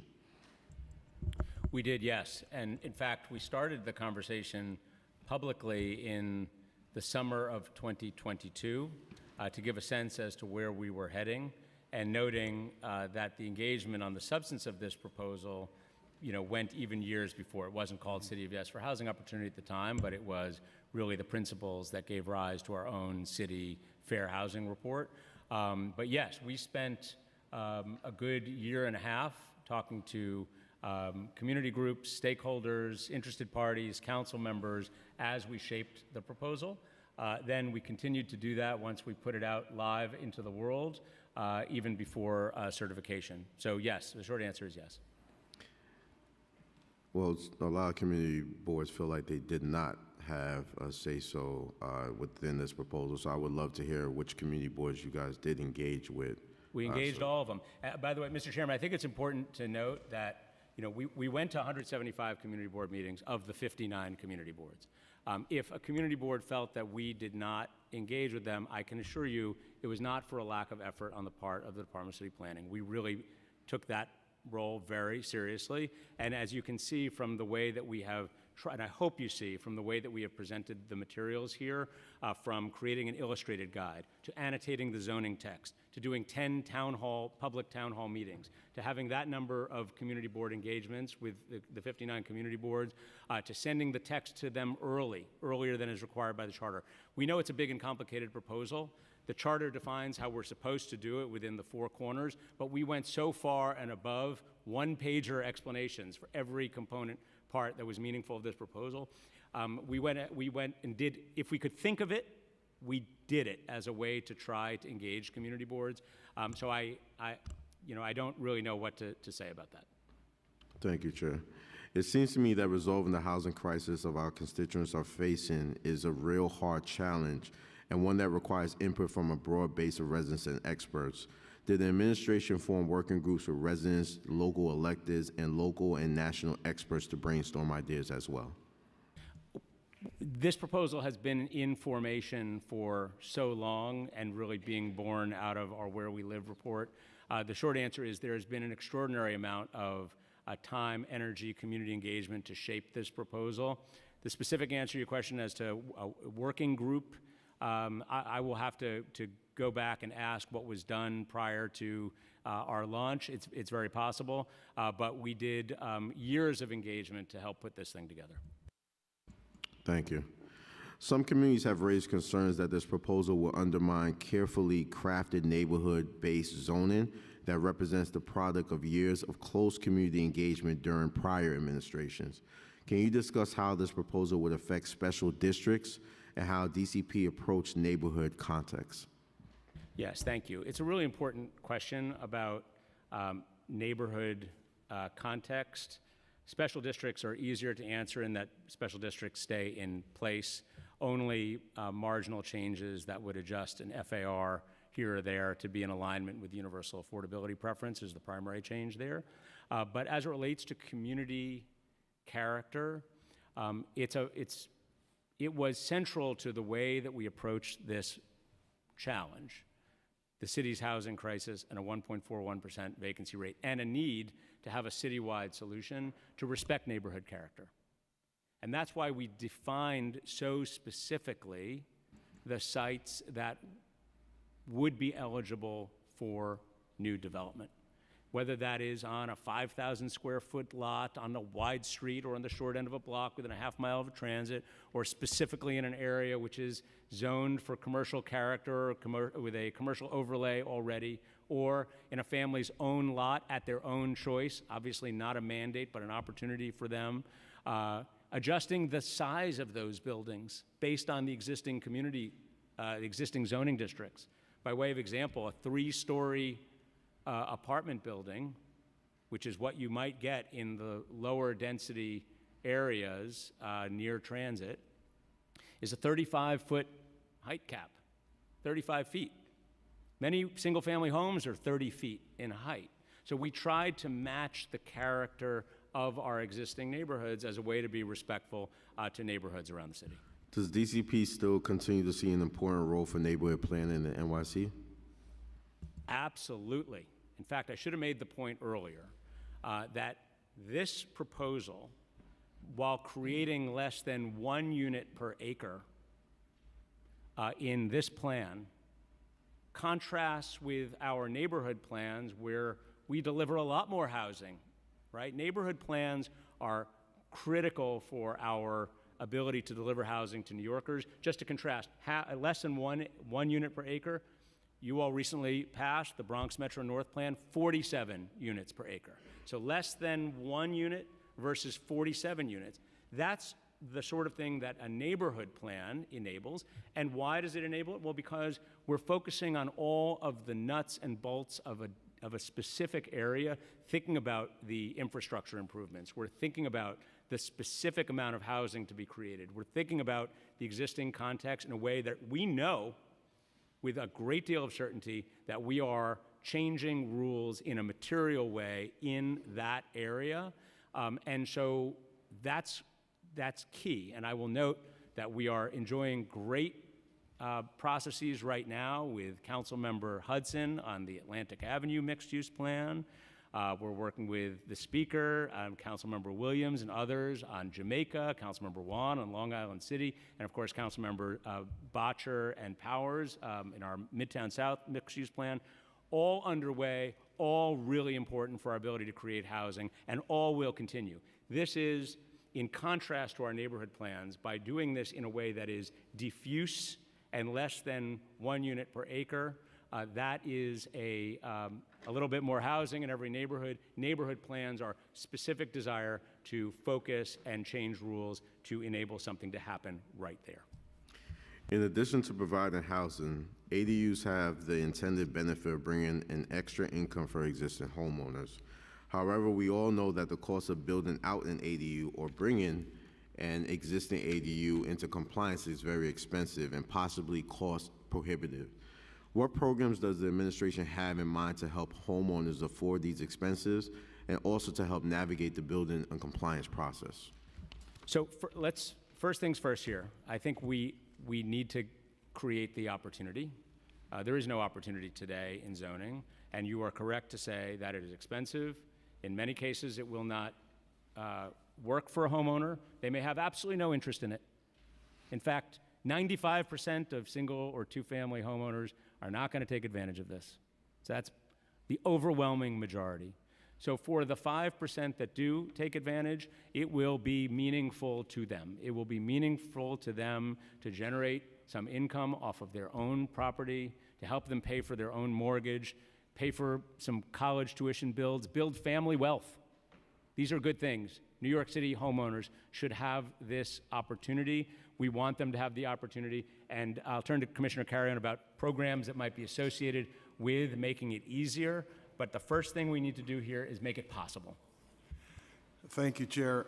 You know, we're committed to supporting existing homeowners and expanding homeownership opportunities, particularly in lower income communities and communities of color that have historically been excluded from opportunities to build and maintain wealth. We have a three-pronged strategy that focuses on retaining and stabilizing existing homeowners, increasing access to homeownership opportunities with one of my favorites, down payment assistance that we increased from $40,000 to $100,000 per household, and creating new home ownership opportunities. We have a suite of programs that, as an agency, and many of you have worked with us to bolster and fund these programs, but they include the Home Fix program, where we relaunched in September. We're taking applications. It provides low-cost funding to 1 to 4 family homeowners earning up to 165% of AMI. We received funding in fiscal year 24 in the January plan to expand the Home Fix program and we continue to expand the staffing around it. We have a new Home Fix contract of $10.3 million. We have Project Help, which helps provide forgivable loans of up to $20,000 to eligible homeowners with loan terms of 15 years. We've established, working with you, the Homeowner Help Desk. We have legislation that came out of this body to create the Homeowner Advocate, which is in place, and it happened last year. So, you know, we have an extensive suite of programs. We're also working with the State Attorney General on deed theft and all the important work around that, preventing deed theft and helping folks know their rights. So there is a lot of work being done around supporting homeowners. The key here is to ensure that we expand the footprint of opportunity around the city, and one of the ways that the accessory dwelling unit program helps, and you heard about the response that we got. In 2 months, we had 2,800 responses on the pilot alone. We expect that while it will be huge, it will be of little material impact in neighborhoods across the city. And like the chair said, you know, you have folks who are aging, the kids are gone, they're having a hard time maintaining their homes and the cost of living in New York City. That extra income in a well-designed, safe space will work for them. It will also work for young families. You have starter folks who are, you know, have a couple of children, they're trying to make it. And an extra income would be very helpful for them as well. It keeps families together. It helps seniors. So This is important work, and we look forward to the continued partnership with this body. We appreciate the speaker's focus on home ownership and the bill that you've presented that we're in discussions about. We look forward to those continued discussions. If ADUs are going to be realistic, I think it will be very beneficial for our homeowners if there's any subsidies that will be provided for them. So that should be a conversation that the administration thinks about as well. During your presentation, Chair, you stated that you are proposing to replace the Silver Law, but I wanted to confirm it will still apply to non-contextual districts, correct? It'll apply to non-contextual districts, yes. Okay. Particularly if you go with a non-height limited option, yes. All right, thank you. Although I have other questions, I'm going to ask this last one to give my colleagues an opportunity to ask their questions, starting with Madam Speaker. But I would like to focus on my district for a moment.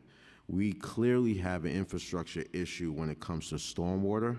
Our streets regularly flood and sometimes the homes as well. Addressing the housing crisis cannot just be about creating housing for new residents, but must also address the need of existing residents, especially our homeowners. For my constituents, that means addressing the flooding and providing more affordable home ownership opportunities. I know Madam Speaker, who cares deeply about home ownership just like I do, will go deeper into this concern, but focusing on the infrastructure issue, can you please specify how the administration will address the flooding that has been a real impact on my residents within my community? Thank you. Well, the first and most important point is that we studied the potential impacts of this proposal and found a narrow set of areas where we believe there would be an impact. Questions about water and sewer infrastructure were not among them. Now, this does not mean to say that problems that exist in neighborhoods are either fixed or hurt by this proposal. It just means that the city needs to continue to focus to address known problems, and that this proposal, with its diffuse nature and modest impacts neighborhood by neighborhood, would not actually significantly impact the current circumstances. So your point is very well Chair, taken. if I may Yeah, interrupt, because I'm hearing this from my constituents. Kevin, we're talking about building more density. That's more toilets being flushed. That's more people taking showers. That's more people washing, dishes. This is going to really impact the sewer system. So I don't understand how the study that you guys did with adding more density within communities, you feel like it does not impact the sewer. It's so little density that it does not have a significant adverse impact, is the short answer. The Department of Environmental Protection, you have a letter in front of you from the Department of Environmental Protection. I've confirmed that with my team, which actually says that they have looked at this. And they have considered this very question because it is a point of concerns. You're properly raising it. I certainly am concerned about it. I know Commissioner Carrion is concerned about it. We want to make sure that the impacts here are not actually making things worse as it relates to stormwater, as it relates to flushing toilets and things like that. Because it is so modest, there's just not a significant adverse impact there. That's the short answer. Thank you, Chair. Madam Speaker. Thank you very much, Chair Riley. I'm just going to continue along that line of questioning to start off with infrastructure that Chair Riley was just describing. And, where I live in Southeast Queens, that is an immense concern around infrastructure, particularly flooding and sewer backups. So what specific steps are the administration taking to identify those areas in need of infrastructure upgrades and to fund those needs specifically? Yes, thank you, Madam Speaker.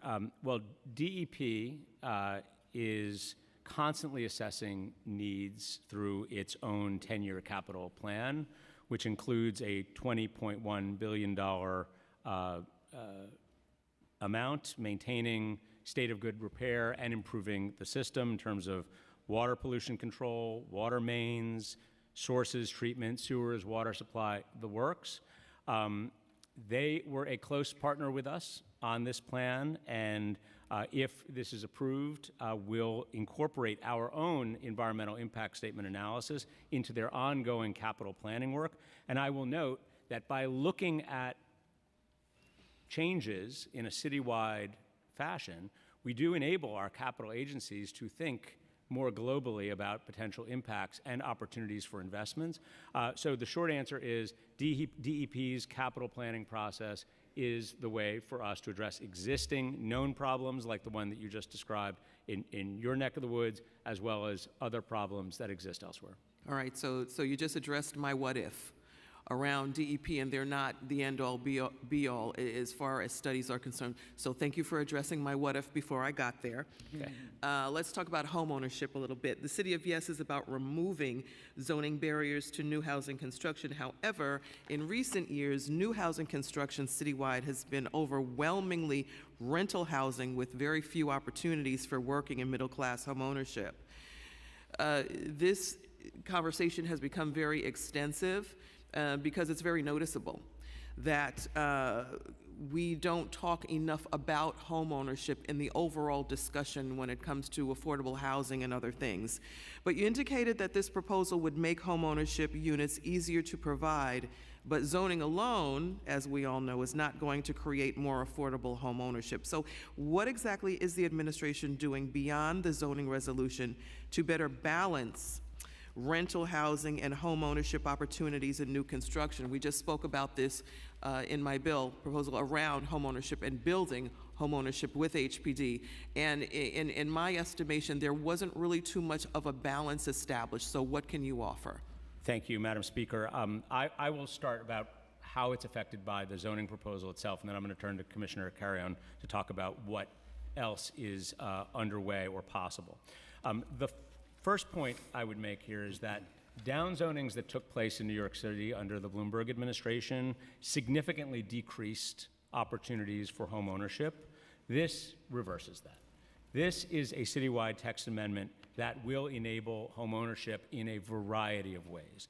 One way is through our missing middle housing. When we're talking about transit-oriented development, we're talking about town center opportunities, where we're looking at a 3 or a 4 or a 5-story apartment building. Those are the sorts of buildings which are really quite appropriate for home ownership. Again, zoning doesn't define the difference between home ownership or rental in zoning, but those are very appropriate for home ownership. We also are dealing with the conflicts that exist between HPD's own term sheets and our own zoning, which has made affordable housing, home ownership, very difficult to effectuate. We also are re-legalizing two-family homes in two-family districts, because so many of our rules today have made it functionally impossible to even get a two-family home in a two-family district.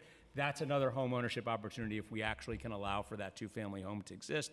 And the last thing I would say is ADUs. The income, the prospective income from an ADU can help make home ownership more accessible to more people, because if they have the opportunity to generate some income from their own property, it creates more opportunities for them.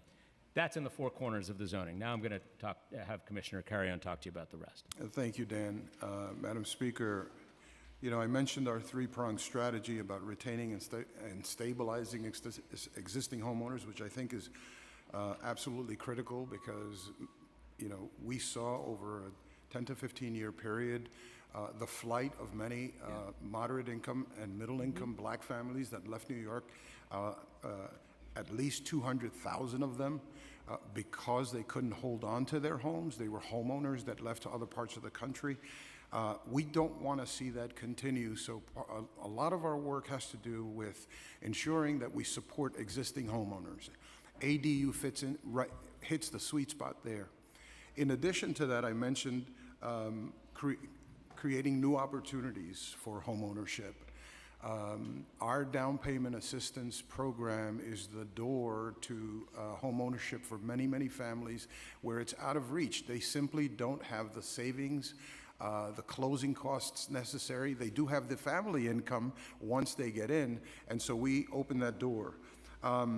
The other thing that this does is create new opportunities to finance the models that we have, like Open Door, like we've done up in the Bronx. to finance cooperative and condominium opportunities for families. These are starter homes that can leverage, and again, you know, the chair talked about generational and intergenerational wealth that can be transferred. That tool, that opportunity within the context of this zoning proposal, and you know, like I said earlier, our work lives inside this. And so if we expand and we streamline and we simplify and we make it so that it's more efficient for us to finance these deals, we're interested in doing that. We're committed to home ownership as you are. The overwhelming need continues to be renters and rentals and affordable rentals in the city. And you know, everybody has talked about the 1.4% vacancy rate and working and low-income and moderate-income families not being able to find an affordable home. But that commitment lives side by side with our commitment to create new home ownership opportunities and support homeowners. Okay, thank you for that. We're going to try to connect the dots with this proposal, with the City of Yes zoning proposal, along with the Fair Housing Framework that, you know, we passed. Last year, the council passed legislation to require a citywide fair housing framework plan to equitably and comprehensively address the housing crisis.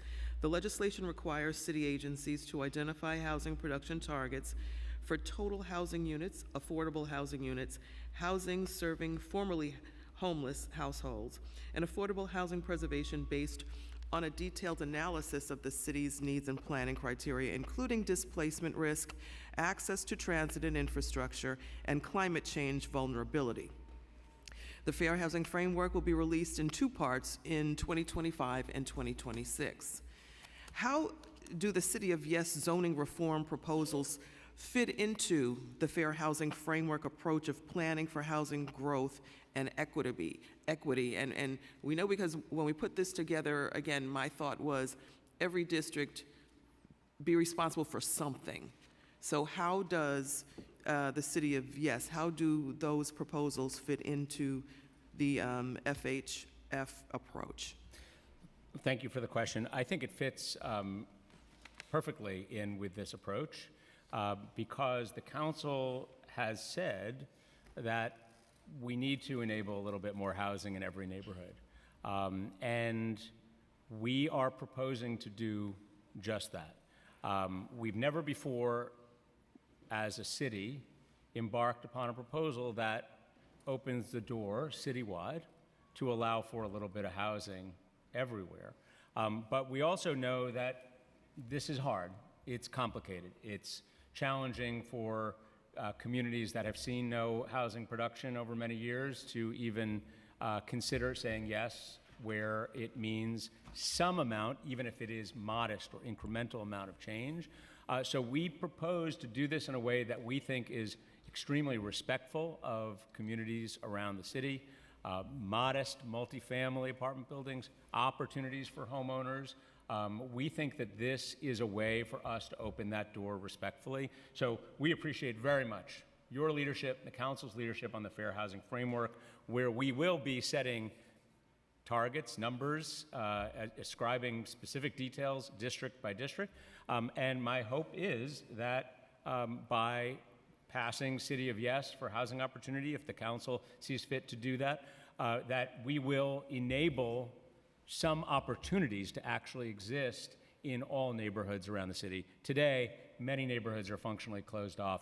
It's creating real pressures in certain areas of the city, and they're struggling. We need to open the door here, and we think it's totally consistent. Thank you. I just have one more question. I know my colleagues are really anxious to get into this. And speaking about preservation, you've conveyed that this citywide zoning proposal is intended to spur the creation of new housing, which is important. Yet the city has also lost approximately 500,000 affordable apartments over more than a decade. What far-reaching preservation efforts do you believe are needed to save existing affordable housing? Well, I'm going to have Commissioner Carrion address the direct question, but I will say that the displacement pressures that people feel in New York City are directly related to our housing scarcity problem. when we do not have sufficient opportunities for rental, for homeownership, for market, for affordable, for low income, we are creating, and where we do not have the door open in many areas of the city, we're creating real displacement pressure in neighborhoods of the city that are feeling market pressures today. We have found that in areas where you have people with resources competing for the same housing as people without resources, the people with resources tend to win. And we need to create more opportunities here to lighten the load, lighten that conflict, because it is not working out for low-income communities around the city. They're facing gentrification pressures, they're facing displacement pressures, and by adding supply, opening the door, we believe that we will smooth that out, enable more opportunities, reduce costs, and also reduce those displacement pressures. Commissioner? Thank you, Speaker. Thank you, Chair. So, historically, our preservation work has been the lion's share of our work, because that's where most New Yorkers live. And in any given year, you look back 10, 15, 20 years, it's averaged 60 to 70% of the financing that we do is for preservation work, and about 25 to 30% new construction. That has changed a bit. Our new construction numbers have exploded as we recovered from COVID and its impact and the staffing shortages. Our preservation numbers also bounced back, and we've been here in this hall with other committees and members talking about the work we've done in preservation and the historic work. We've hit record numbers in preservation and new construction in the last couple of years. We set records. We've restored some of the legislative support that we needed and some of the authorizations that we needed, but and the cost of maintaining existing housing in New York City has gone through the roof. We've got about 450 preservation projects in our pipeline, and we continue committed to financing those projects and moving them forward. I will take advantage of this opportunity, Madam Speaker, and ask that we advance the J51 program that has been such an effective tax abatement program for us, that allows owners of existing property to improve and modernize their properties without necessarily, according to the new legislation, not passing those increased costs to their tenants. So our commitment is there. We have a suite of programs that this body knows about. We will continue those investments. Thank you very much for your testimony. Thank you, Commissioner. Thank you very much, Chair. Thank you, Madam Speaker. All right. Before we go into Chair Salamanca, we know Public Advocate Williams has to leave, so we're just going to make him go into his questioning real quick, and then we're going to go back into Chair Salamanca. Thank you. I'm sorry, Public Advocate. There's a lot of questions. I'm just going to ask if we could be brief with the answers. Thank you. Thank you, Mr. Chair. I am just going to probably just make some statements and not a question, so thank you so much for that. I really appreciate it. As mentioned, my name is Jamani Woods, Public Advocate, City of New York, and I did want to start off just some statements, questions that I normally ask people all across the city, which is one, how many people think that homelessness and housing is the number two issue for some? Everybody raising their hand. How many people think that the answer is housing at a price point that people can afford? Everybody raises their hand. And how many people would like to live next to a taller building? And no one raises their hand. And those questions are answered the same anywhere I go in the city: socioeconomic, race, religion, political affiliation, which I always use to show that we sometimes know what the answer is, but it's difficult to still get it done. And I think it's up to us to walk people through it. And it's not lost on me that downstairs we're talking about how zoning really prevented certain communities to not be succeeding the way they are in housing. So it's also not lost on me that we're talking about zoning as a way to try to fix it. It was zoning that caused a lot of the issues to begin with. And although the City of Yes, I think the City of Yes for a housing opportunity is the right lens to try to build, particularly framing, and is well-intentioned. In the current form it is now, I think there's some challenges and potential negative impacts that include possible gentrification, the risk of this proposal not producing a lot of affordable housing units. So you did address some of it in the deck, which I appreciate it. We are going to actually as well put a fuller comment in the record. But just some things I wanted to highlight was the gentrification risk, and when market rate housing units are built and rented at higher rates than residents pay, property values can sometimes rise and causing displacement. We definitely know we need some market rate housing, but we also need some affordability as well. You did address that the City of Yes will comply with Local Law 78. We are also concerned about the lack of affordable units. You did mention that the UAP will be considered. I just want to make more of it mandatory and not voluntary. That was one of the major problems I had with mandatory inclusion in housing. A lot of it wasn't mandatory, particularly the lower income. As for some recommendations, we have a fuller one that's going to be put on the record. But I did want to mention a few. I'm sorry. Before that, community engagement. We want to make sure the community are engaged early and often, and giving them a chance to really be heard. Even though some of it is a display of individual council members understanding, individual leaders protecting their own districts, sometimes at the cost of the entire city.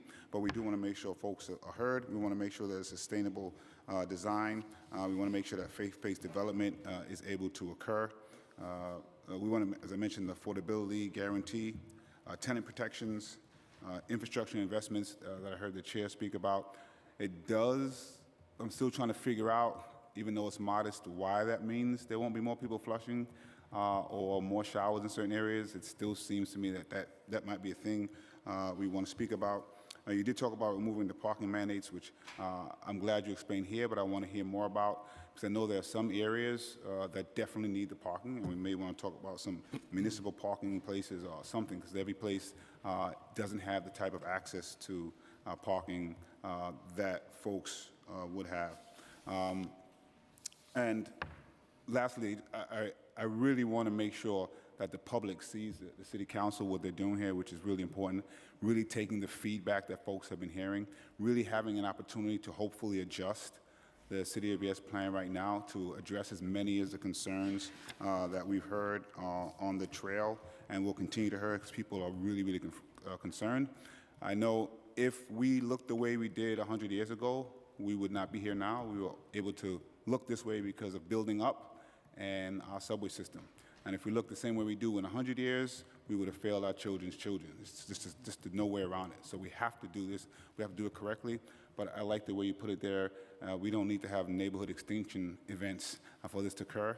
We just want to make sure we're answering all these questions and moving it forward as much as possible with addressing concerns of individual.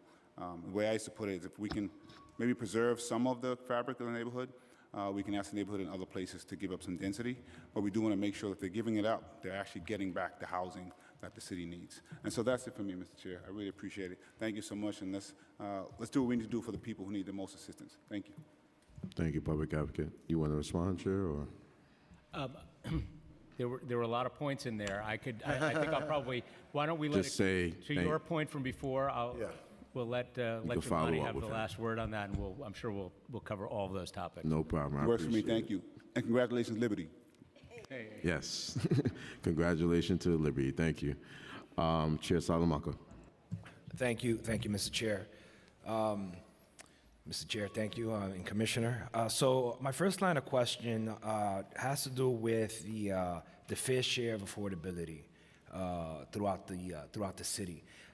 My district and neighboring districts in the Bronx, such as Councilmember Stevens, Ayala, Feliz, and Farias, and more, are delivering huge percentages of the city's affordable housing and supportive housing development over the past decade, while other neighborhoods are not doing their fair share or not doing anything at all. Is it fair for the Bronx to supply most of the affordable and supportive housing development in the city? And will the City of Yes affect the status quo? The short answer is no. It is not fair for one borough to bear the burden of any one thing. And the answer to the second question is yes, it will help because we're opening the door to neighborhoods that have historically not provided any housing, at least in the last 20 years. We have seen doors closed, and even historically, as the public advocate noted, there are lots of doors that have been closed to a lot of people in the city for a very long time. We need to open some of those doors, even modestly. The idea that 10 community districts are providing as much housing as the other 49 combined is a prescription for a concentration of housing in certain areas with the absence of housing everywhere else. We want to distribute this opportunity more widely. It is really the only way that we will take a bite out of our housing crisis, and that's why we have proposed it this way. All right. How can we achieve a better balance of home ownership development alongside affordable housing in communities that are doing their fair share? Now, many of my colleagues were having our conversations as to how to better improve the city of yes. And there's an idea in terms of your universal affordability program, the 20% bonus that you're adding. How can we incorporate where communities that are doing their fair share, that 20% bonus should actually be home ownership opportunities for residents in the borough? Thank you, Mr. Chairman. We appreciate that, and I noted the interest from the council about a potential bonus for affordable home ownership. I will note that this proposal itself does a lot to create the environment for home ownership in a way that has been declining over the last 20, 25 years. But the letter that you are referring to and this concept raises some legal and policy issues that we need to take a look at here. But we appreciate that what the council, at least to me, is saying is we want more affordable home ownership. We want more opportunities. We want to do more for the people that we represent. This proposal is designed to create those opportunities. So the short answer is we would have to take a look at that because it presents certain legal and policy issues about whether zoning can make the sorts of distinctions between home ownership versus rental. Zoning generally is neutral on that point. But the point is very clear to me that this council wants to see more home ownership opportunities, and we share that goal with you. All right. In terms of agency capacity, this is more towards HPD. There are sites in my district and in my colleagues' districts as well that were approved for rezoning for an HPD term sheet development 4, 5, even 6 years ago that are still waiting for HPD financing to close. Why is HPD years after year? Why is HPD delayed in these closing of these ULIPs that we approved here in the council? Thank you for your question, and let me just go back one half step and say that this proposal creates that opportunity that I think those 10 districts are looking for, where you spread the development of affordable rentals around the city in a more fair way. It lives within this fair housing concept that people should have opportunity to move around, and it also creates an opportunity for home ownership to take the place of those rental units that might be moving to other parts of the city. The question about the delays in the projects, you all have heard me before say we have 750 projects in the pipeline. 300 of them are new construction. A lot of those projects, or a good number of them, are the result of rezonings that occurred. We were able to apply the mandatory inclusionary housing text in those mappings. Those are great opportunities.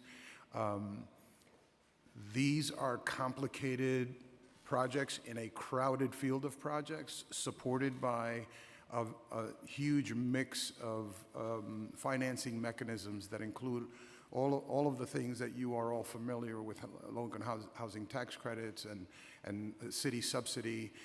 Obviously, this administration has invested nearly $20 billion over the next 10 years to try to move that process along. What this does, it helps us to accelerate our work by simplifying the work that we do, by streamlining some of the problems that exist currently in our system. So it'll make for more efficient use of our staff time. You know, we've struggled through the last few years. Obviously, we've bounced back. We were held exempt in our development office and in some of our, you know, legal, the attorneys to not have to live by the peg that was imposed on us. So we were able to keep hiring, and we've hired a core of project managers. We've gone outside to hire temporary workers, working with vendors to help us close the deals, and those deals have set record numbers. It's still obviously not fast enough. We need the help from our federal partners. We need to lower the 50% test that you all are familiar with that would unleash more low-income housing tax credits. So it's a mix of efforts. We're committed to moving these projects along, but inside the City of Yes context, this only helps. All right. Well, Commissioner, you know, I'm going to go on to my next line of questioning, but just want to point out, when we in the council approve a ULURP and we negotiate a project, an affordable housing project with HPD, I'm going to use a year, let's say 2017, and we set the AMI structure, depending on your income, that's how it determines your rent. Well, there are projects that still have not closed, and it's 2024. Every year, the AMI changes, and meaning that your rent is much higher. And so a project that I negotiated, and I went to my community board in 2017, and I'm saying, hey, your rent's gonna be $800. Years later, that $800 rent could be $1,200, $1,300, $1,600. And so, you know, it's important that HPD expedite these closing of these projects, because what we're actually negotiating is not really the outcome of that project when we're talking about rents that New Yorkers are paying. And just to address the adjustments that are made over time, you know, these are live projects, and the financing is revisited many, many times to ensure that we reach the affordability price point and mix that's necessary for that immediate area. So it is iterative in the sense that we're always going back and forth with the developers and with local elected officials to ensure that it works for the host community. All right. Going back to Mr. Chair there, in terms of single-family zonings. So in many cities where ADUs and multifamily development have been newly allowed, such as Seattle and Minneapolis, most of the cities consist of single-family zonings. Yet in New York City, only 14% of the city is currently zoned for a single-family home. Many residents in these areas moved there specifically because they wanted to live in a low-density area with gardens, yards, and trees. Now, did city planning consider how relatively few and small New York City single-family zonings areas are when designing this proposal? Yes. Okay. And does city planning, DCP, have a breakdown of how many of the projected units from the proposal would be in single-family R1 and R2 areas versus two-family or low-density multifamily zones? Likely yes. I do not have it in front of me. The short answer is we expect about 5% of one and two family home lots to take advantage of it. But if you're looking for a breakdown of one versus two, I'll ask my team if they have it immediately accessible, and I'll give it to you within minutes. If not, I'll follow up with That's fair. Thank you. How does DCP respond to residents who feel that adding ADUs changes their neighborhood by making parking more difficult and reducing the privacy of neighboring yards? Well, I would point them to, one, the fact that we only expect 5% of homeowners to take advantage of this. That is what we saw in our own study. It is also consistent with what has happened in other parts of the country. So if you consider the 560,000 eligible sites, 530,000 of them will not take advantage of this. ADUs tend to blend into their surrounding streetscape since they would be limited to 800 square feet. They take the form of the sorts of structures that are already there frequently, like backyard cottages or attached in-law suites, basement apartments, attic conversions.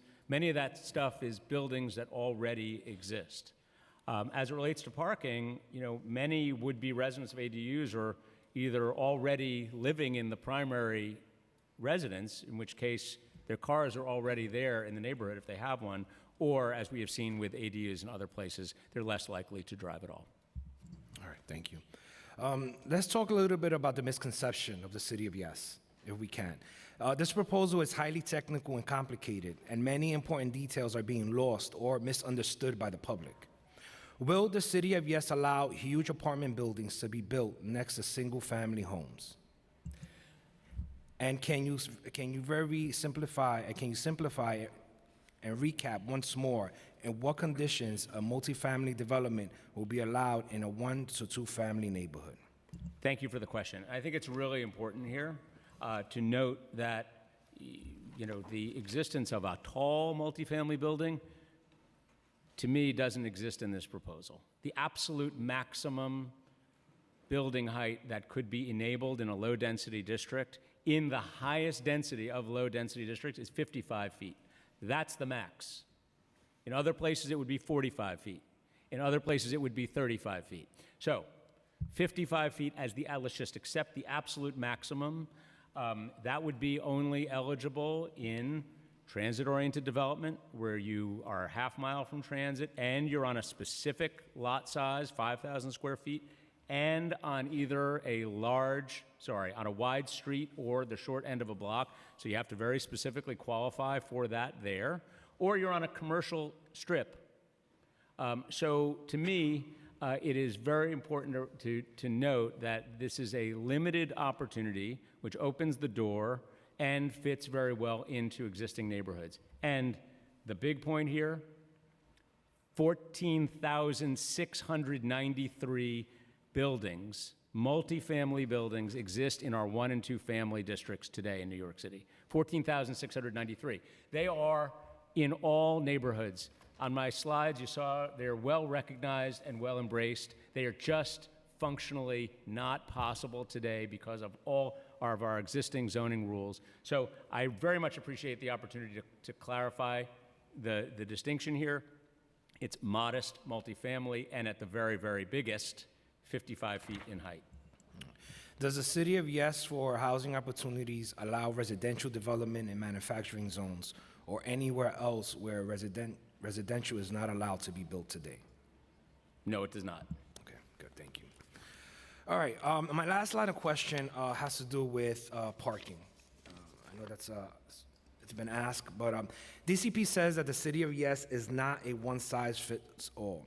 But that's exactly what the parking proposal is, removing all parking requirements across the city, regardless of access to transit or other factors. Why is DCP proposing a full elimination of parking requirements? Well, what we have today is a functional one-size-fits-all for districts of the same type in completely different neighborhoods. So we think that by eliminating the mandate, you allow this to be a neighborhood-by-neighborhood consideration, recognizing that parking is expected to be built and created in areas where it is really needed, and also to create the flexibility in places where it is also obviously not. This is what other cities have shown to us.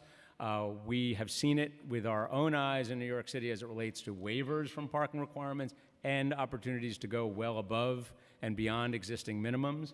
So the one-size-fits-all really is what we have in our current zoning, because we're treating all zoning districts exactly the same. So if you have a 50% requirement in one R6 area, you have the 50% requirement in a totally different borough in an R6 area, but the needs may be completely different as it relates to parking. Did DCP consider removing parking requirements only in neighborhoods with good transit access?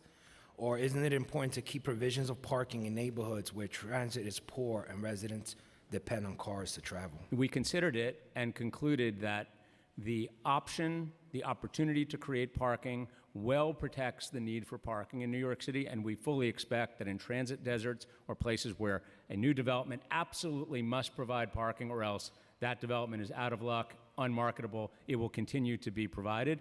We see that all around the city today, even above the minimums. Okay. All right. That concludes my line of questioning. I want to thank you both for presenting today. Thank you, Mr. Thank Chairman. you, Mr. Chair. Thank you, Chair Salamanca. Thank you, Madam Speaker. Because we have many council members present here today, we will limit questions inclusive of answers to 5 minutes per council members for the first round of questions. If council members have further questions, please let me know and we will hold further rounds of questioning. A reminder to my colleagues to please ask one question at a time and not ask multiple questions at a time. I will also ask that the administrations to keep their answers as succinct as possible. To the members of the public here in person today or viewing this meeting online, a quick reminder that we are not hearing public testimony today. We will hear public testimony tomorrow starting at 9:30 a.m. For more information, please go to the council's land use webpage at council.nyc/gov. We will now hear from the members of the Zoning and Franchise Subcommittee, followed by the Housing Chair, Chair Perina Sanchez. So I'm going to begin first with Chair Hanks, followed by Councilmember Shulman, followed by Abreu, and then Carr. Chair Hanks. Thank you, Chair Riley. Thank you so much, Commissioner Garodnick. The one thing I will say is that the City of Yes has been extremely challenging as a council member who is representing the 49th District of Staten Island. A lot of my questions and the things that I want to address today are very specific to heavily residential areas such as the 49th. But the City of Yes has, started a very important dialogue in how we are living, how we are looking at zoning as a tool, how we are discussing the fact that we do need housing. So one of the things that I was able to do was start a task force, which involved two sides, which one side is the actual stick builders who are building a lot of these developments in Staten Island. They're not what we would call developers, they're stick builders. And we have about 8 civic associations that represent different parts of the 49th District, and dare I say, there are sovereign nations. Each of these neighborhoods are as different, and I'm sure that my colleague, Councilmember Carr, will have his line of questioning in the same vein. So Staten Island in particular is very different. Even in your presentation, you had 2 slides that really looked at Staten Island in a very different way, slide 19 and slide 46, I believe, which were both kind of incorrect, but we'll get there.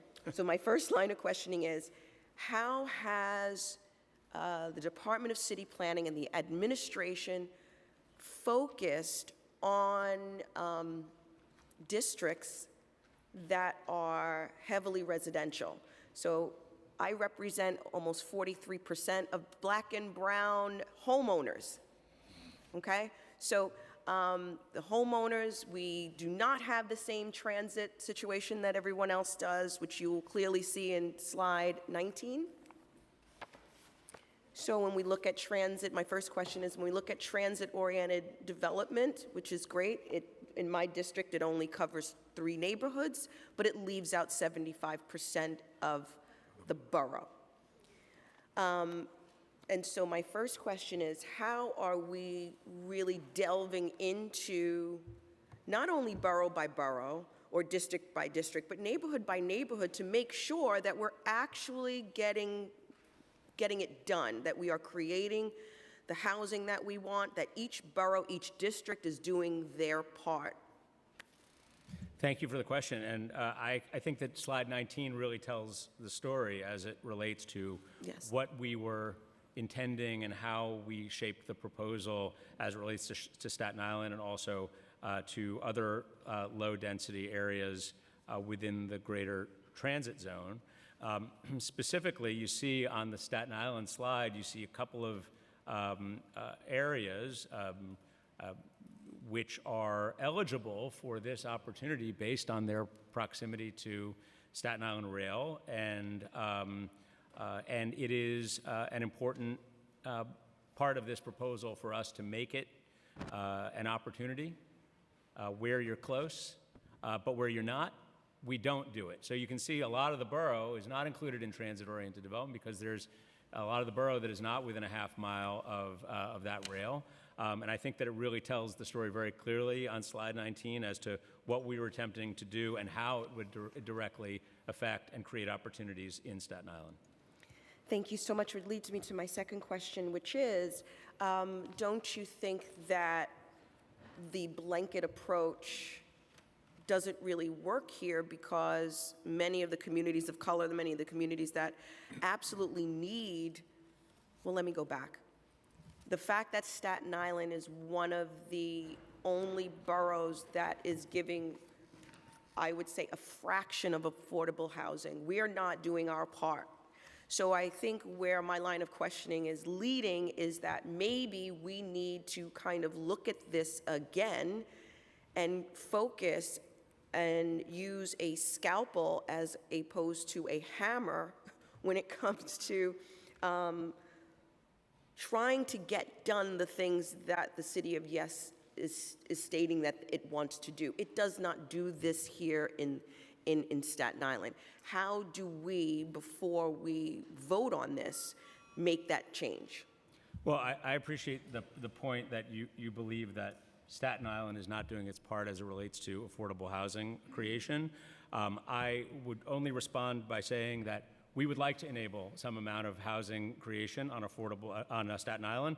We do it through our transit-oriented development proposal we just cited, also through our town center zoning. Obviously, there are commercial overlays in Staten Island where it would be appropriate for us to allow for a modest multifamily apartment building.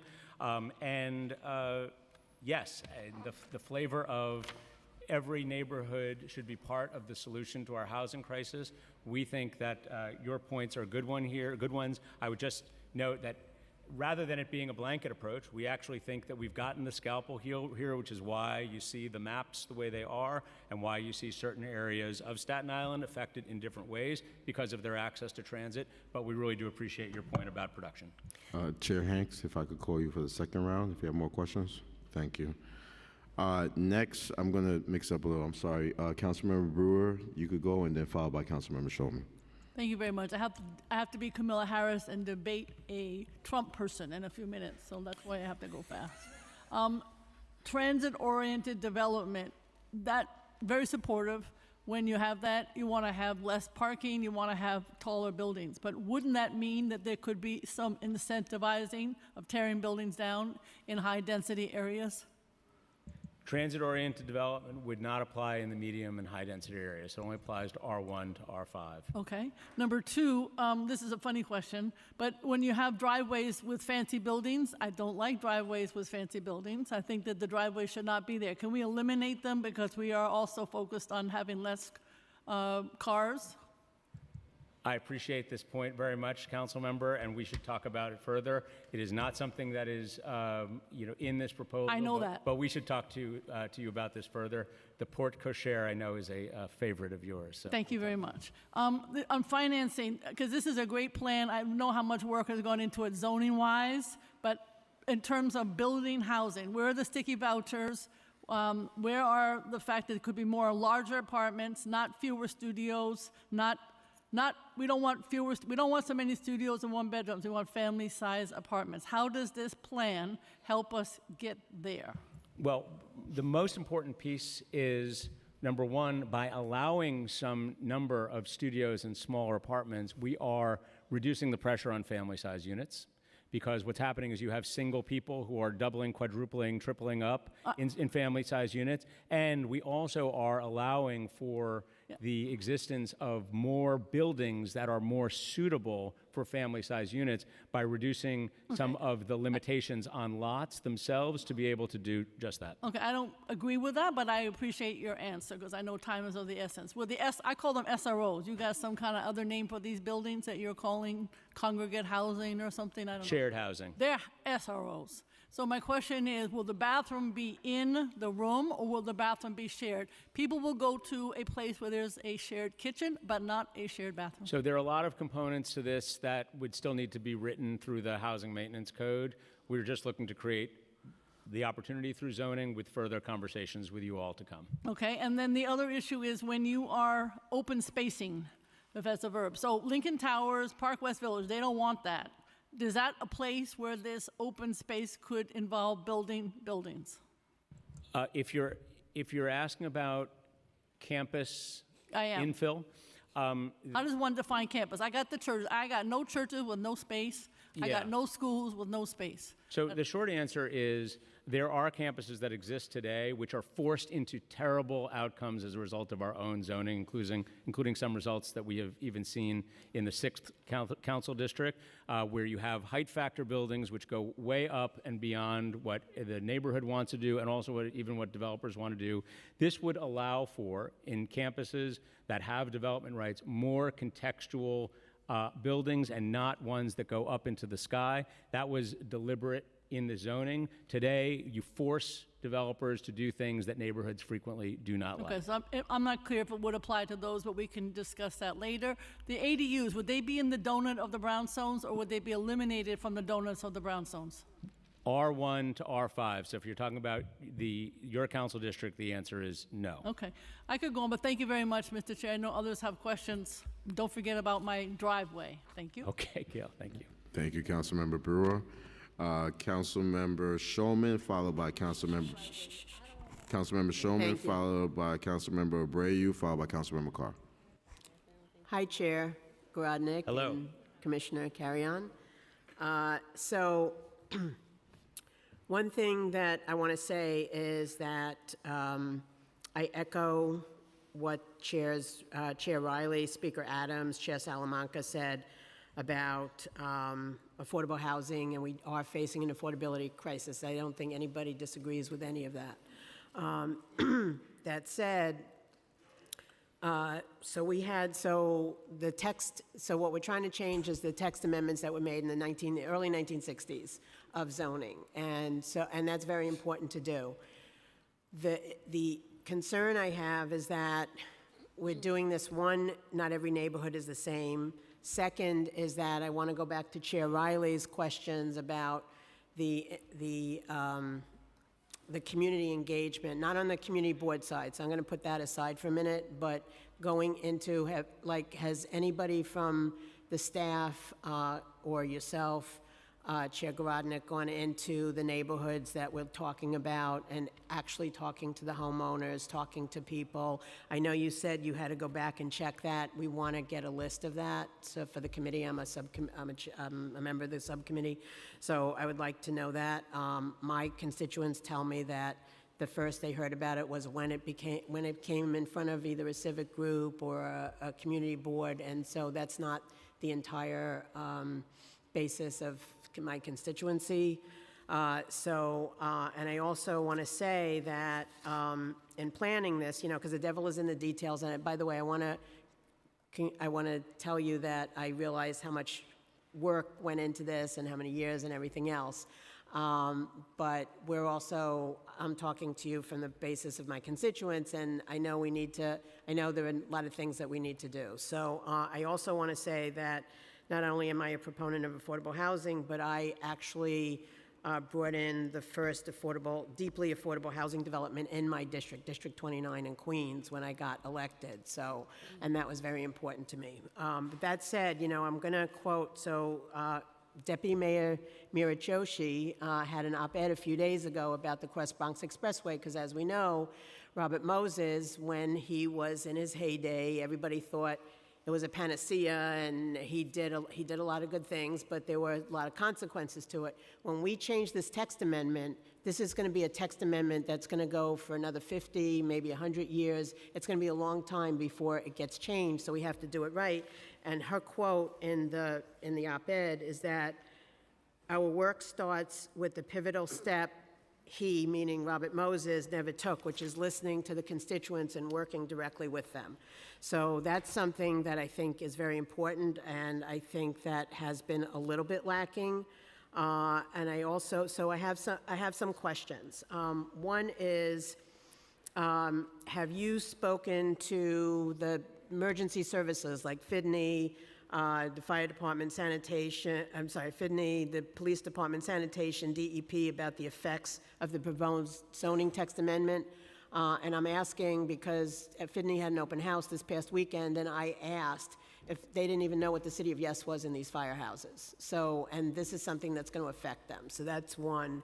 So I just wanted to ask that question first. Yeah, so the short answer is yes, we have.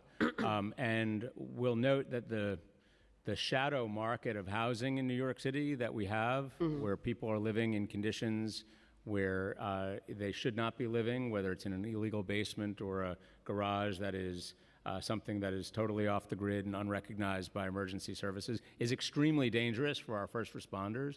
So creating opportunities for safe, legal housing here is important for them.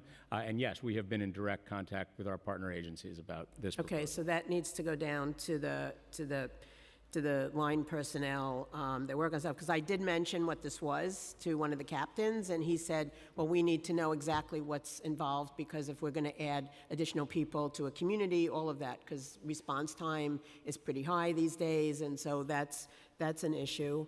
I also want to ask, we talked about, so the speaker asked a question about affordable apartments. So there are a number of apartments, at least 45,000 that we've counted in the council, that rent-stabilized apartments that are being warehoused because the landlords feel that they don't have the ability, the incentive to fix them up and put them out on the market. So has any thought been given to that? Because when I look at your proposal, it says that you're talking about building between 56 and 100 and some odd thousand apartments over a 15-year period. That's like a drop in the bucket to a large extent. So I want to know if any thought's been given about that. First of all, let me just thank you for your recognition that that is both important and also a drop in the bucket. Let me thank you for your agreeing that we're in an affordable housing crisis, and let me thank you for your agreement that it's important for us to change the text, and thank you for your approval of that affordable housing development in your district. All important things. The key answer to your question is 1.41% vacancy rate is the lowest since 1968, apples to apples, vacant and available. If you're talking about vacant and unavailable housing, which is what I believe you're referring to, also apples to apples, we are at very, very low levels for that as well. So all of this is, even if you were to include those in the mix, our vacancy rates would still be dangerously low and causing enormous costs for New Yorkers. So we need to do all of the things. We need to increase opportunities. We need to open the door. And so I very much appreciate your initial comments here. Councilmember Shulman, can I add you to the second round? Okay, can I just ask one? You have one more question? One more question. All right, go ahead. Thank you. So, Chair, you said that the City of Yes focused on affordable housing in the city, and that there's a portion of that, and you had it in the deck, that's really connected to the creation of affordable units, which is the universal affordable preference section of the proposal, which contends that it will spur on affordable housing by allowing buildings to be up to 20% larger. So my question is, why would developers use the UAP when they can instead ask for the same or larger amount of additional development using the proposed 75-25 bulk modification for non-complying buildings authorization, and which is something that would allow any building to increase by 20% of floor area and 25% in height solely with CPC authorization? I want to make sure that I'm understanding the question that you're asking, so we may need to follow up based on time. But the short answer is, if you are looking to take advantage of the additional density here, to go from wherever you are plus 20% in medium and high density areas, it has to be 100% affordable and likely partnered with the 485X tax abatement. We are creating real opportunity here at 60% of AMI. For us to be able to deliver real affordability for New Yorkers. Now, your question about an additional bonus why would developers want to go this route for City of Yes as opposed to the route they have now, which gives them more opportunity to build in bulk? Let me follow up with you about which bonus program you're talking about specifically. All right. Thank you, Chair. I'll save my other questions for round two. Thank you. Thank you. Councilmember Abreu. Thank you, followed by Chair. Councilmember Carr. Thank you, Chair Riley, and thank you, Chairman Garodnick, for presenting before us today. I share the sentiment that there's a housing shortage in New York City and that every neighborhood should be contributing to some degree regarding the citywide housing crisis we're facing. That said, I have some questions just to get clarified on the record. Will the affordable housing created by the UAP proposal be affordable permanently? Yes. How does the proposed UAP program compare to the city's existing inclusionary housing programs? Two distinctions that are important. One, today, our inclusionary housing programs apply to about 13% of our medium and high density areas. This would apply to 100%. Second, the existing AMIs for our current program are at 80% fixed. We are lowering those down to 60% averaged, so you'd be able to go even below 60% in the new UAP. Would the UAP program supersede existing MIH and IH programs? It would supersede IH, but not MIH. MIH continues to exist. We map it when we're creating additional density bonuses throughout the city, but it would be in place of the existing inclusionary housing programs. And if UAP were in place across high-density districts over the past decade, how much more affordable housing would New York City have today? Is it, you said 50K? We estimate about 20,000 units for homes for about 50,000 New Yorkers. And my last question is, how does the UAP program, as proposed, with a 60% AMI average income band, work with the state's newly enacted tax incentive program 485X? Well, units would be required to be 60% of AMI under the UAP program. That would also qualify a building for 485X. Units with higher AMIs, like 80%, would not under like what you are required to do under 485X, wouldn't qualify for UAP. So the two programs aligned actually will guarantee even deeper affordability than 485X does on its own. And it reflects the city's effective advocacy in Albany that we have two programs that are going to work very well together and also will drive affordability down as a result of, drive the affordability levels to a lower AMI rate as a result of the way those two programs work together. How does, in your estimation, how does the availability of the tax incentive impact viability of the provision of affordable housing under UAP? It's incredibly important. Zoning and tax policies have always worked very well together here. 421A was very important and toward the MIH program. 485X is very important to our MIH program and future UAP program if the council passes it. So this is really key. They're designed to work together, and we are very glad that we were able to have success in our advocacy in Albany to get that tax abatement renewed. Since I have a minute and a half left, I'll ask another question. Many communities have given us feedback that the proposed average 60% AMI is simply not affordable to their communities. At the same time, we've heard feedback from other communities that want more flexibility to serve higher income households. Developers, meanwhile, have been clear that requiring affordability levels below 60% AMI is not financially feasible. What steps will this administration take to keep housing affordable for New York City residents? Well, thank you.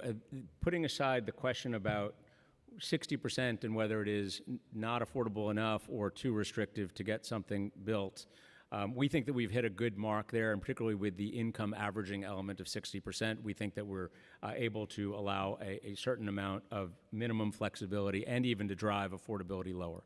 The most important point here is that by adding supply of housing, it has been proven to show that it lowers costs across the board. Cities that have done it have seen costs go down. In contrast, the cities that have failed to do it, which have not seen costs go down, we expect the same to be true in New York City.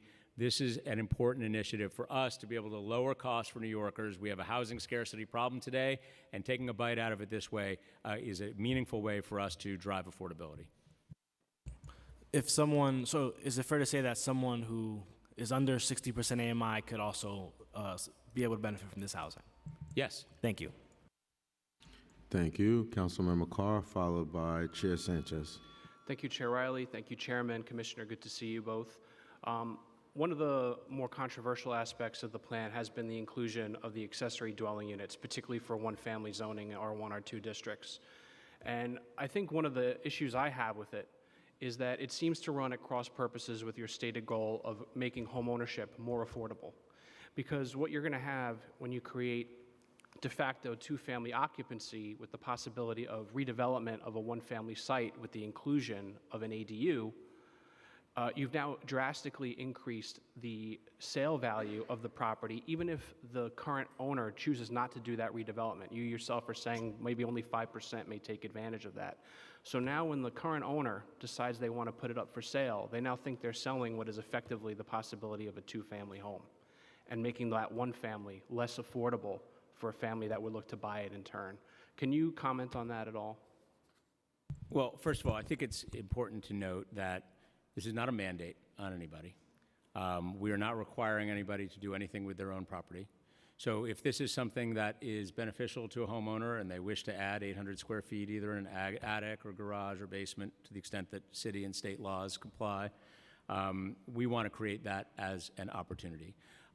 As for whether it has the opportunity to raise a property value for the chance to do it, well, it could potentially do that.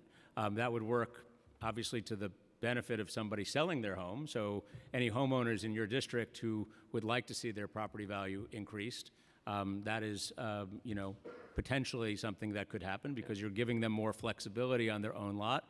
We don't think that it meaningfully runs at cross purposes because the purpose here is to create more units. Well, I think it certainly will also increase the taxable value of their property, but I think the other issue is going to be the development right exists if this were to pass, whether it's used by the owner or not. So it's definitely going to make homes less affordable for someone who's just looking to buy that one family and keep it as is. But I'll move on. I'll move on, Chair, because I have limited time. This is considered a text amendment, right? It's not a mapping action that we're considering here today. Is that correct? Correct. So, inclusive of the ZHO proposal is reducing the minimum lot sizes for the various districts, in particular for R1s, which, in the view of some, is actually creating new zoning districts. And then in your transit-oriented development areas, you're creating another set of rules for districts that are contained in TOD and preserving a set of rules that already exist outside of TOD, creating parallel zoning districts, if you will. So how is this not a mapping action? Well, it's not a mapping action because we're not changing the city map at all. That's the short answer to your question. But as it relates to different square footage limitations for different types of development, well, you are correct to say that in some single-family zoning on R11, we do have minimum lot sizes today that are 9,500 square feet as a minimum lot size. And so we are looking at that very seriously here because in New York City, minimum lot size of 9,500 square feet is something which limits opportunities for a lot of people. And we do want to allow for more housing. 5,000 square feet is a number that we set for the purpose of transit-oriented development, which of course is a multifamily opportunity near transit, on a wide street, or short end of a block. So the idea that the zoning resolution would have different definitions for square footage, for lot sizes, for different programs is rather routine. We have it in there already today. We are just making certain changes to make certain programs eligible. I have to, second the concerns articulated by our chair about his constituents with the effect on infrastructure, in particular water and sewer. And, I don't know, the members of the environmental team who did this study, there'd be little to no impact. And I'm sure people would be interested to know what legal cannabis retailer that they're all patronizing because the product must be very good. But the truth of the matter is I have areas in my district that have just been the beneficiaries of a new capital sewer project, and they're already flooding. So the notion that, we're not going to make existing situations worse or better by the impacts of increasing new density across Staten Island, Brooklyn, and other places, it just doesn't hold water, no pun intended. It's actually going to really exacerbate an already terrible problem, and we don't have enough money in our capital plan now or in the future to meet the current challenges that our neighborhoods have. So can you please comment on that? Sure. Well, first of all, there was no cannabis involved in the making of this environmental review. Second, it is important to note what an environmental review does and what it does not. The environmental review studies the incremental impacts of what you are proposing. It does not say that your problems that exist today do not exist or that they will not exist tomorrow. It says that the increment that is being proposed is not one that rises to something of significance. And I can tell you that this was a group of professionals who studied this under New York City and state law and came to the conclusion very clearly that as it related to water and sewer, there were no significant adverse impacts. Now, you can call into question their process, and you may want to. You should feel free to go deep on the subject of how they came to that conclusion. But most importantly, when it relates to increments of this size, which really are not great on a neighborhood basis, they are able to be accommodated by existing infrastructure, again, with the exception of 3 categories, which we found, but they were not the categories that you just noted. Thank you. Councilmember Put me Carr. down for the next Round 2? Yeah. Okay. Thank you. Chair Sanchez. Thank you so much, Chair Riley and Salamanca and Speaker Adams. And I also, for one, want to thank the Council Land Use team and all of the outreach and technical staff that has worked on all of this. In addition to you, chairs, thank you for Chair and Commissioner. But there's just so much work that has gone into this. So to start, I want to pick up where Chair Salamanca left off. 10 council districts have built more affordable housing in the last years than the other 49 districts combined. And he asked about whether City of Yes for housing affordability is going to make a dent there. I have a question related to that, but I want to couch it in the numbers here, right? The city estimates that over a 15-year period, these changes could lead to 58,000 to 109,000 more units citywide. That's from 78 to 142 units per council district per year, colleagues. 78 to 142 units per council district per year over the next 15 years.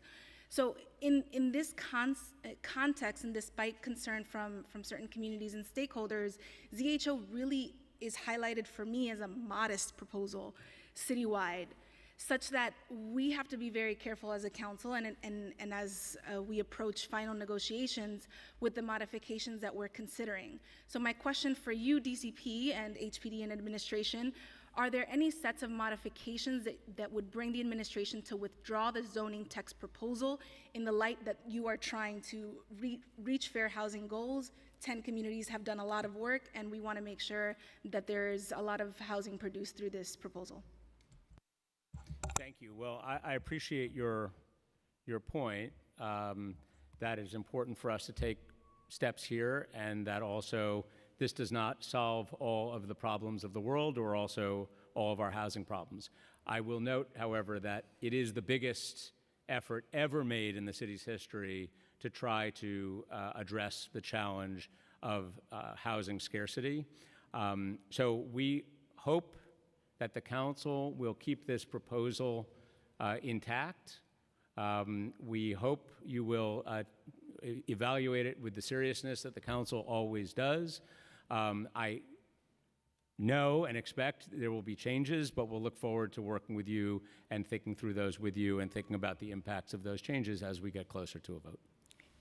Thank you. And just in the interest of time, I'm going to batch my other 2 sets of questions to be respectful of my colleagues here. And thank you, Chair Riley, in advance for the many, many hours you're going to clock in the next 2 days. So with respect to the universal affordability preference, picking up where Councilmember Abreu left off, some communities say this doesn't go deep enough. My community is one of those. Others say that they want more flexibility to serve higher income households through the universal affordability preference. So how are you balancing these concerns? How does the proposal balance these concerns? And can we go deeper is the next question. Related to that, how many units does DCP project will be built or could be built using universal affordability preference over the next decade, and do you have a sense of where? So those are my UAP questions. And finally, in your view, this was asked earlier, but I'm hoping to get at a little bit of a different angle.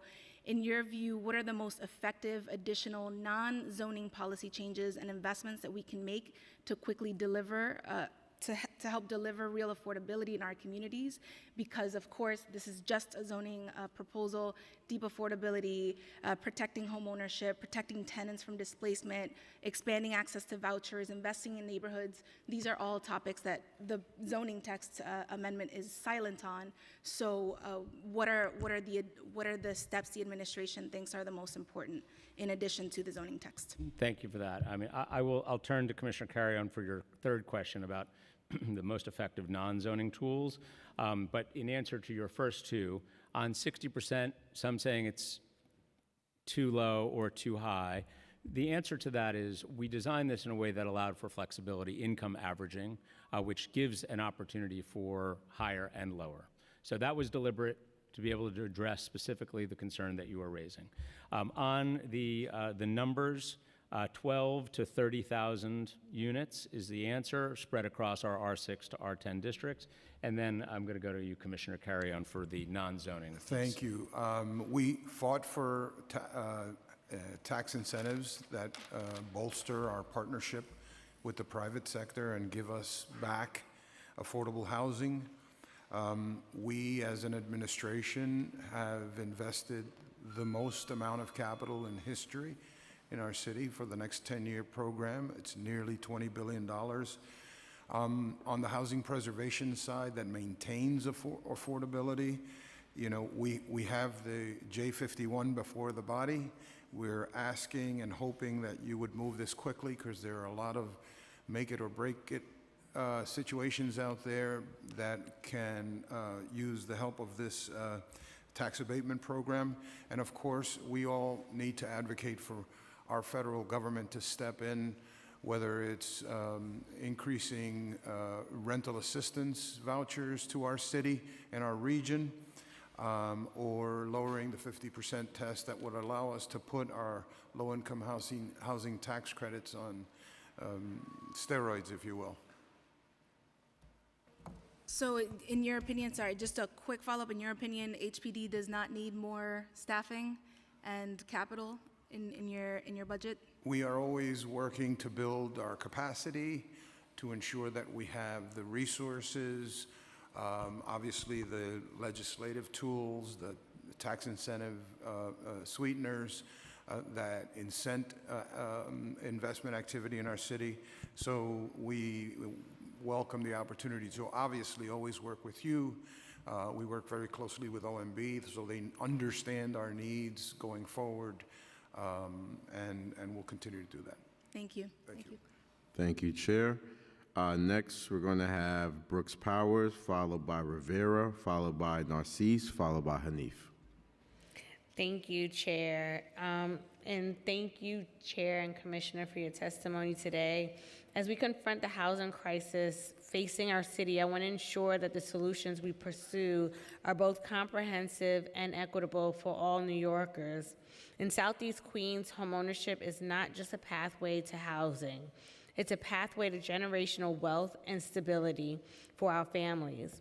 While I appreciate the administration's City of Yes proposal and its efforts to reduce barriers to housing development, I believe we need to be cautious about how this impacts communities like mine. Southeast Queens is unique.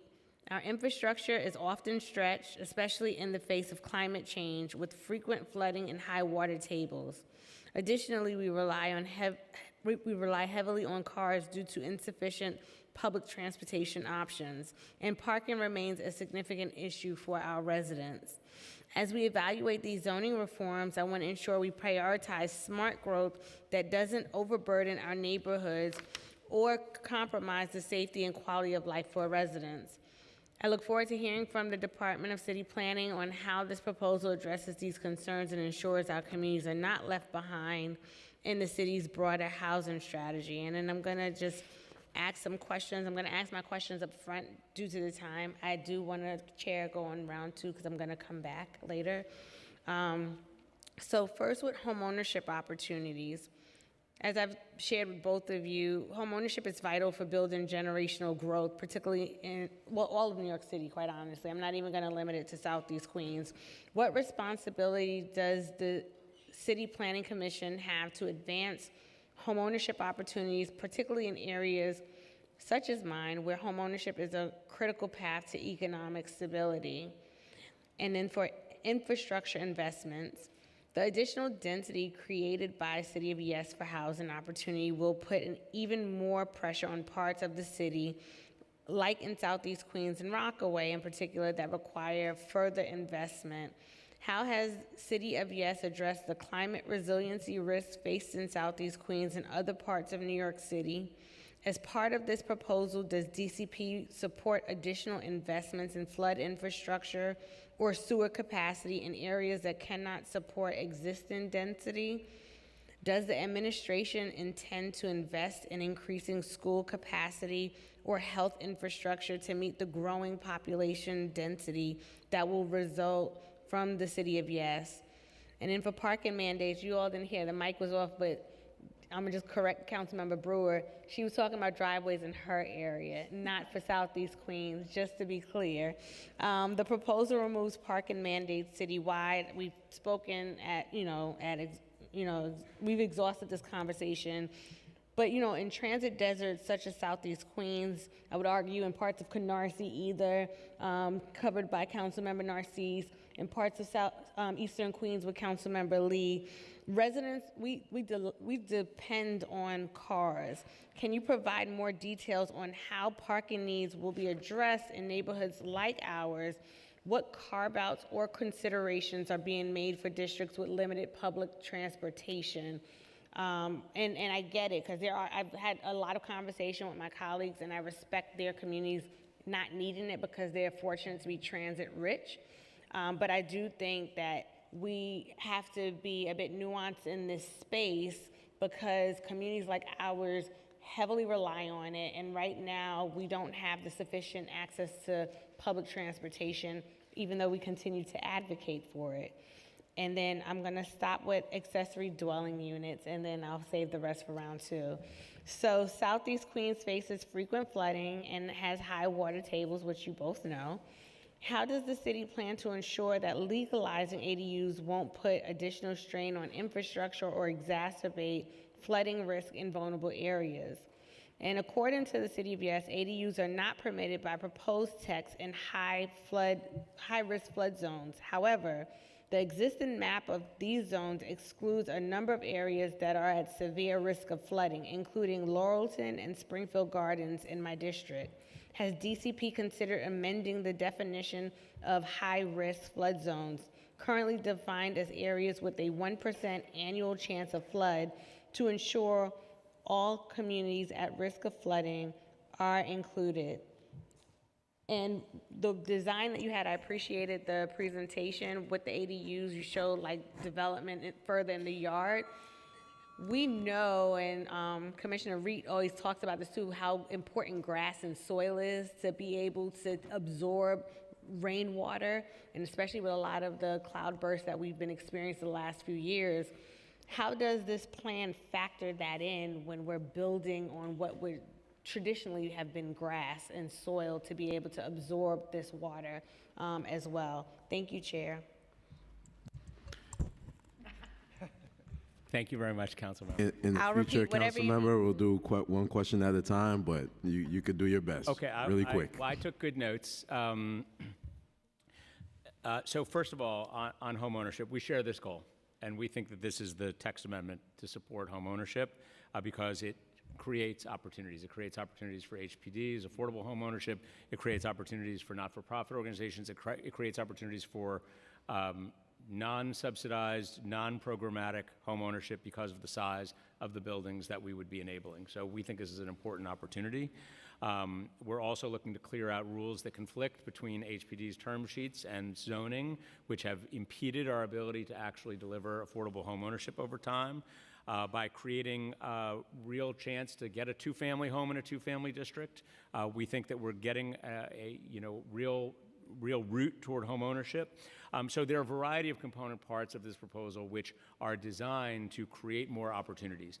And that, of course, includes home ownership in a way that has been declining over time based on past down zonings that the city has undertaken. As it relates to infrastructure, and I perceive that as really a question, general and also related to ADUs from you, council member. It is correct to note that there are certain neighborhoods, including yours, that are particularly vulnerable to climate risk. We made efforts to limit the applicability of this program to areas that are at particular risk. We should continue that conversation with you and your colleagues as to whether we got that right through this process. The map in your presentation still had my district colored to be able to see incremental increase in development from City of Yes. And I do notice that there are other communities that does not and haven't done as much, but that's neither here nor there. In terms of the resiliency piece of it, there are some parts that were shaded in these communities, and I think it's because it's not defined as the high-risk flooding zone, but we know that in actuality it does flood. Okay, well, we should talk about that one further.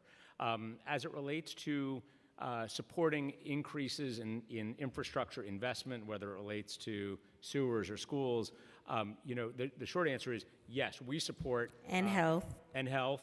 We support increases in these things as a matter of course. As it relates to this proposal, because the increments are so small, because the amount of housing created in a neighborhood is so small, it does not itself prompt the need to do more infrastructure investment there beyond what the existing processes define. So if we have a problem, we need to deal with it.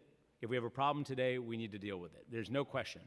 But the change that is animated by this proposal is not the sort of thing that, pursuant to city and state law, makes that problem significantly worse as defined by an environmental review. And so we want to make sure that we're focusing this conversation on, okay, these are incremental increases. They are quite small on a neighborhood by neighborhood basis. To Councilmember Sanchez's point a moment ago about whether the modesty of this on a neighborhood basis, this is a modest proposal. And I think to the last point that you made, there's two additional points. Parking, we believe that the current dynamic is really the one-size-fits-all dynamic here, where we're defining the same council district exactly the same way, the same, but we're not the same zoning district the same way across the city. We think that we need the level of flexibility to allow for your district to be different from other districts where their transit access is better.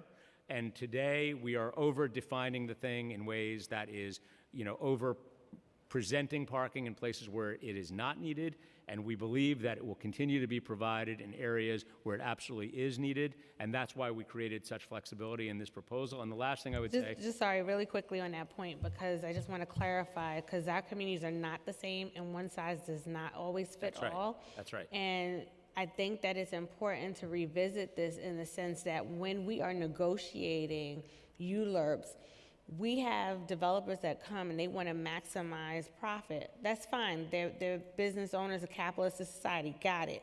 However, we need to make sure that we can still negotiate for other needs and interests of the community and not be held back because now we have to start negotiating from a deficit because we know we need parking. So when they come to me and say, you know what, we have no parking included here, it's all housing. And I said, no, I need parking.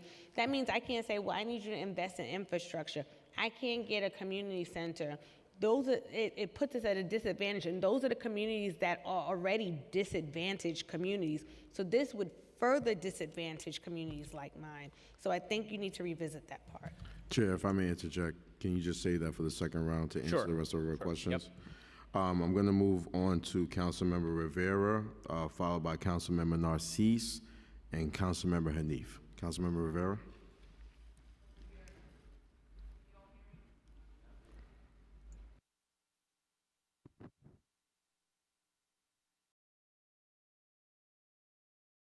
How's that? Yeah, this is why we have professionals here. Thank you, guys. Hi, hello. I want to thank the chairs, of course. I know what you said about the questions, not batching them, so I'm going to try my best to be the teacher's pet, though the whole class is misbehaving. I want to thank the speaker for her words and questions. I want to thank you too. You're both true public servants, like really incredible people. Commissioner Carrion, your partnership has been invaluable, and Garodnik, Chair Garodnik, you have one of the best jobs in the city, and you've stepped up tremendously. So I want to thank you for that. I think many of our concerns are just rooted in constituent inquiries and trying to understand the lasting effects of this plan. And you have, I'll note that you did quite a few meetings. We probably did as much, but if not more, for the Eastside Coastal Resiliency Project.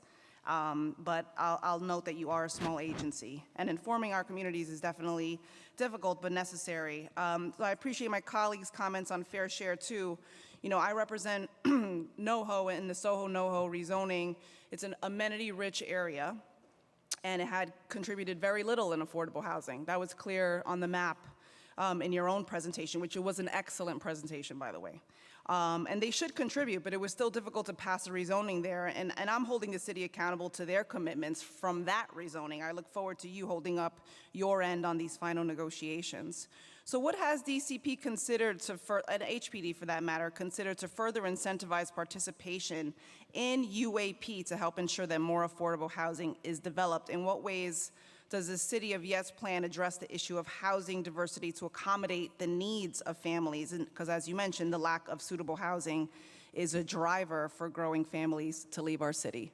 And I just have a question after that about micro units and parking minimums. Sure. Thank you very much, Councilmember, and thank you for the nice words. Really simply on UAP, the thing which most drives participation in UAP is the zoning incentive plus the tax incentive. Those two things work directly together.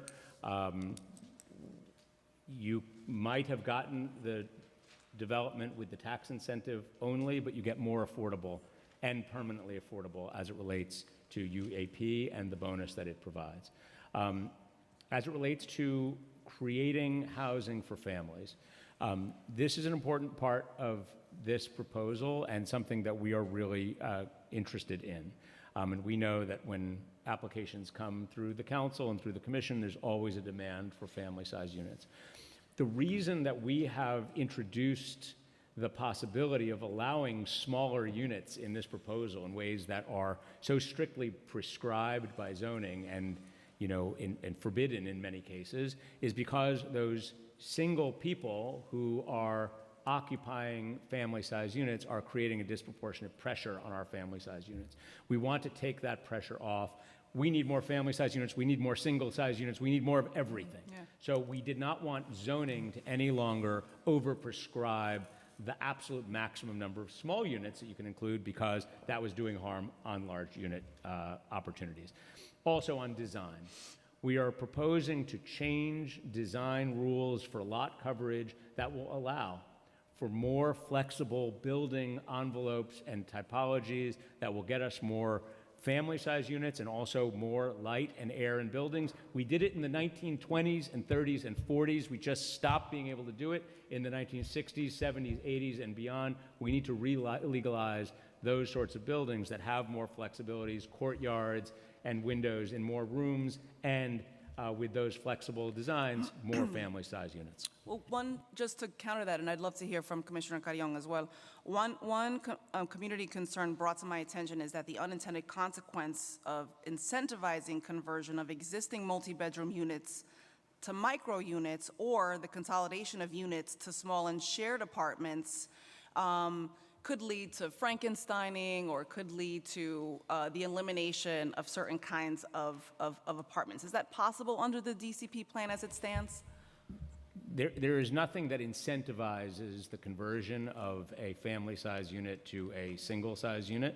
What we are trying to do is re-legalize the possibility of smaller-sized units in zoning, which today is defined by a very complicated set of mathematical equations and a dwelling unit factor that you throw into an Excel spreadsheet which tells you the maximum number of units that you can include in any development. We think that that is no longer necessary and we should create more flexibility considering the moment that we are in for the city.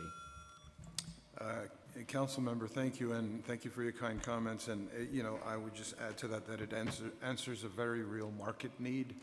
and I think that's a smart thing to do. I just want to note that most of our housing production is from privately owned sites that come to us. And almost half of our new construction production in the last 2 cycles was from private sites that were using the incentive to execute on their projects.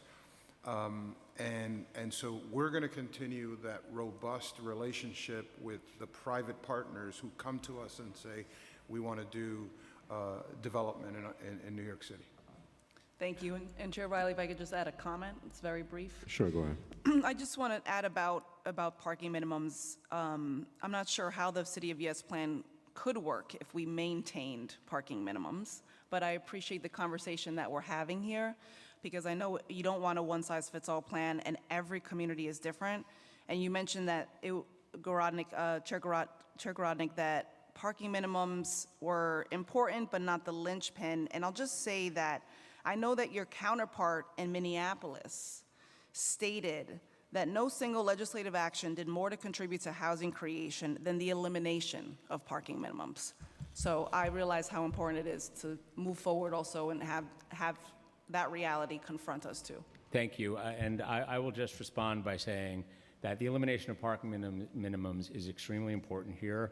If we presented nothing else to you and it just eliminated parking minimums citywide, that would have been very important for the purpose of reducing the conflict between parking and housing in New York City. Relatedly, it is very important for many of the subparts of this proposal. So, we see the importance of it. We hope that the council keeps it. It's very key to everything that we are trying to do. Thank you, Chair. Thank you. Before we go on to other council members, I want to know if you guys wanted a 5-minute break real quick. All right. Thank you. 5 minutes, y'all. No, I'm playing. We're going to go for a small break. We'll reconvene at 2:05. Thank you.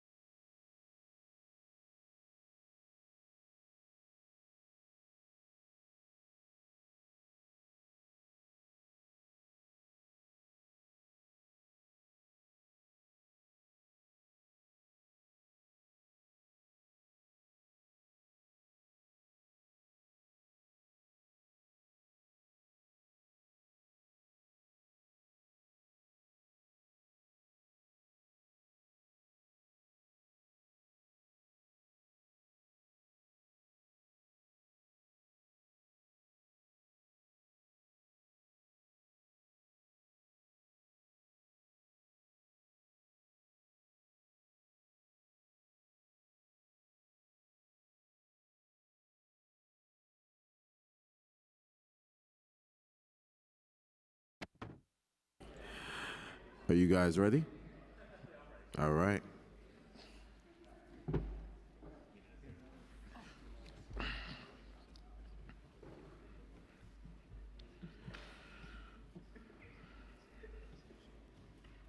Okay.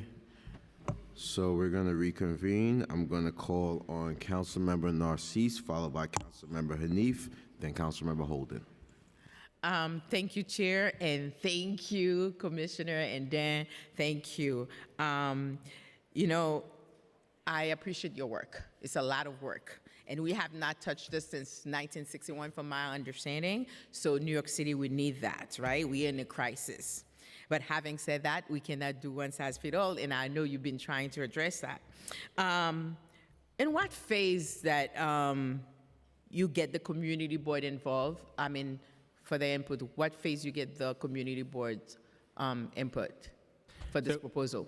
The official role of the community board comes at the start of the ULURP process, which in this situation was around April.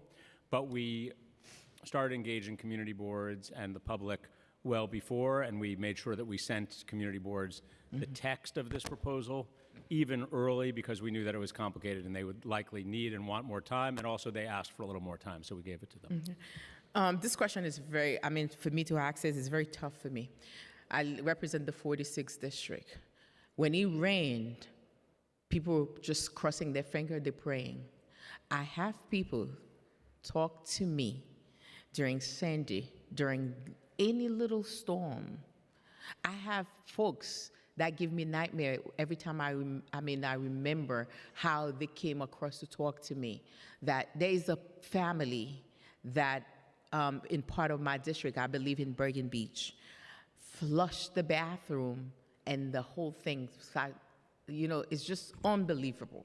So to come to my question now, every time there is any proposal for development that we have, the biggest concern in our infrastructure, we have to ask that.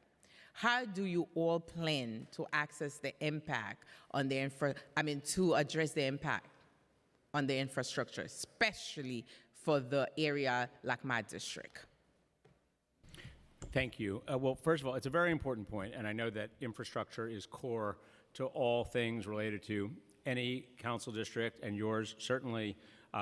You know, we understand that there are challenges that exist today throughout the city.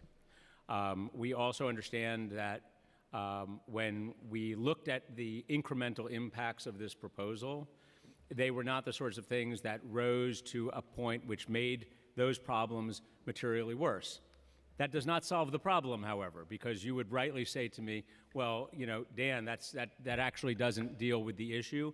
The most fundamental point here is that infrastructure needs are significant throughout the city. We need to be investing in a thoughtful way, planning to be able to do this by embarking on a citywide strategy to allow for a little bit more housing in every neighborhood. We actually are allowing our capital agencies to plan for what will happen in ways that are different from other circumstances. I will also note that it's very different from when we do a neighborhood plan.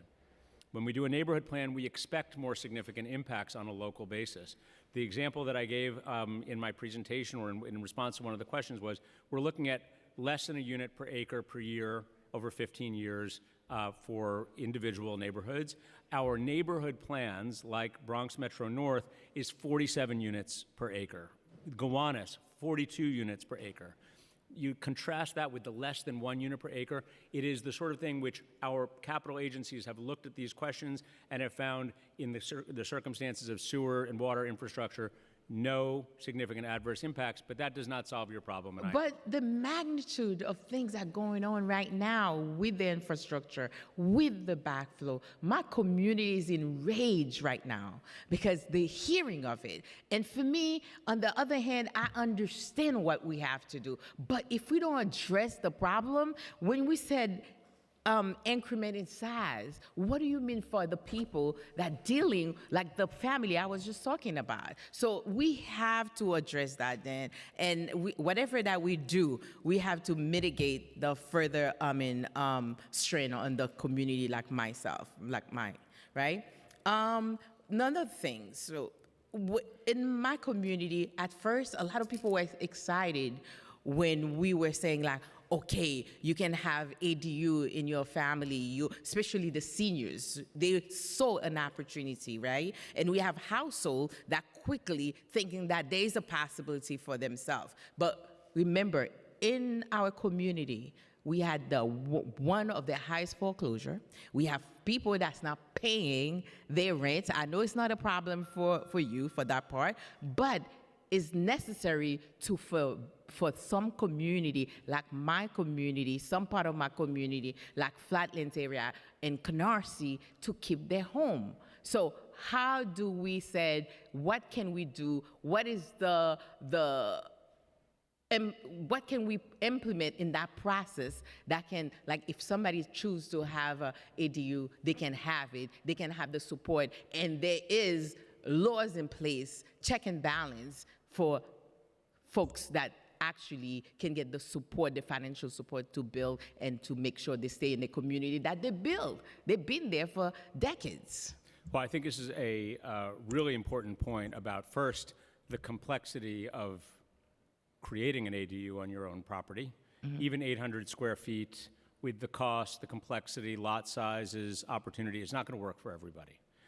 But to the extent that somebody wishes to take advantage of it, a homeowner wants to add an ADU on their lot, well, that is something that actually really can help pay for the costs of the primary homeowner's day-to-day expenses, whether that is paying for the cost of a mortgage, avoiding a foreclosure, being able to generate revenue from your own property. It's something that actually helps homeowners across the country. We believe this is an important tool for New York City homeowners too, and we want to be able to give that to them. I feel like people are gonna lose their home thinking that, or they're gonna push out of their community. Those that have the access will maintain, and those that don't have access will keep on pushing. We're gonna keep gentrification gonna continue, and folks gonna be out of their own little home that they build. And that's the saddest part for me for this process, which I know we have to do something, but when it comes to some community, we have to carve it in a way to fit for New York City, for those folks that fighting, that struggling, that trying their best, for us to make sure that we implement, we put rules and regulation in place to prevent folks from losing their home for decades. Thank you. Councilmember Narcisse, you want me to add you to the second round? Yes, please. All right, I'll add you to the second round. Thank you, and I think that the most important point here is pressures of gentrification, displacement are real in New York City. They are directly related to the fact that we do not have enough housing for people. Our vacancy rate is dangerously low. It is something that we have come to accept as a fact of life in New York City. It is not. It's a policy choice for us. We need to open the door for more opportunities for people to live, to have leverage relative to landlords, to have opportunities for home ownerships, to take advantage of an ADU if it will help them avoid foreclosure or even just to generate some wealth for their families. These are all important tools, and we think that now is a really important moment in the middle of a national conversation about housing, consistent with the council's own priorities. We think this is an important moment for us to act. And look into the parking as well, too. I think parking for those that live in transportation desert, we should have a parking because they have to drive. And I'll get just add, thank you. I'll add the 15 seconds on the +1 ADU that we launched last year. It is a financing program. We've expanded it with the help of the state. We also need to create, to enact an ADU tax exemption locally, which we are very interested in doing. We want to continue to expand the +1 ADU program to make it possible for folks who want to stay in their homes to stay in their homes. Thank you, Commissioner. Next, I'm going to call on Councilmember Hanif, followed by Holden, Marte, and then Caban. Thank you so much, Chair Riley. Good afternoon, Chair Garodnick and Commissioner Carrion. I just want to kick off by saying thank you to the DCP team. I think the City of Yes for Housing Opportunity is a significant commitment, and I believe that we've got to take immediate and decisive action to get many more people housed, and that needs to be met with the urgency that we all talk about it with. City of Yes Housing Opportunity also marks just a crucial moment in tackling the issues we've been talking about for a long time, and I think this is going to be a very significant change, at least in my lifetime, that is going to really shift the way in which our communities look and the way in which our neighbors get to stay where they'd like to stay. Going into my questions, I've heard concerns that there are no affordability requirements in any of the low-density proposals. Why was this left out, and is DCP looking at ways to add affordability incentives to proposals like the town-centered zoning? Yeah, thank you for the question, and thank you for your comments about the proposal. We agree this is an urgent moment, and we should be taking action here, and appreciate your leadership. We did not create a mandate for affordable in the transit-oriented development and town center proposals for a couple reasons. First, the lower cost, missing middle type housing that would be enabled by those proposals tends to be more affordable as a matter of course. They're less expensive to build and end up being more affordable for more people. We were concerned by the possibility that adding a mandate would actually impede the ability for those units to be built in the first instance. We knew that new multifamily opportunities through town center and transit-oriented development themselves, even without the mandate, would create new opportunities for HPD, also for not-for-profit developers. And new multifamily would inevitably use 485X, which also has its own affordability mandates. And then the last thing is an important point here, that having some opportunities for home ownership in these buildings, which we know is an important priority for the council and also something that's important to us. We were concerned that an affordability mandate might actually push those buildings to rental as opposed to the possibility of home ownership. So those were the reasons why we took the steps we Thank you for sharing. And then has the administration considered requirements for a certain percentage of units under UAP to be affordable at 30 to 40% AMI, similar to how MIH option 1 requires an overall average of 60% AMI and a minimum of 10% housing affordable at 40% AMI? So we proposed it as we did because we thought that with income averaging, we were able to capture deeper affordability and while landing at that average of 60%. But you know, we understand that there's some interest in this, and we'll look forward to having that conversation with you. Wonderful.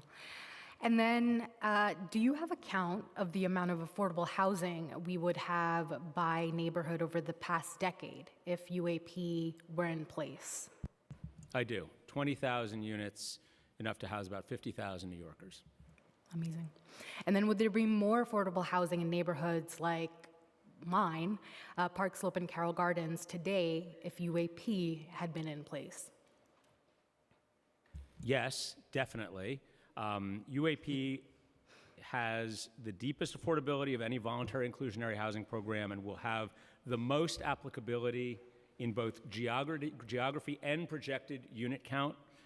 In the first 15 years of this program, we expect more units than we have gotten through our voluntary inclusionary housing program since 1987. We think this is a big and important initiative. It definitely would affect neighborhoods like yours in a positive way.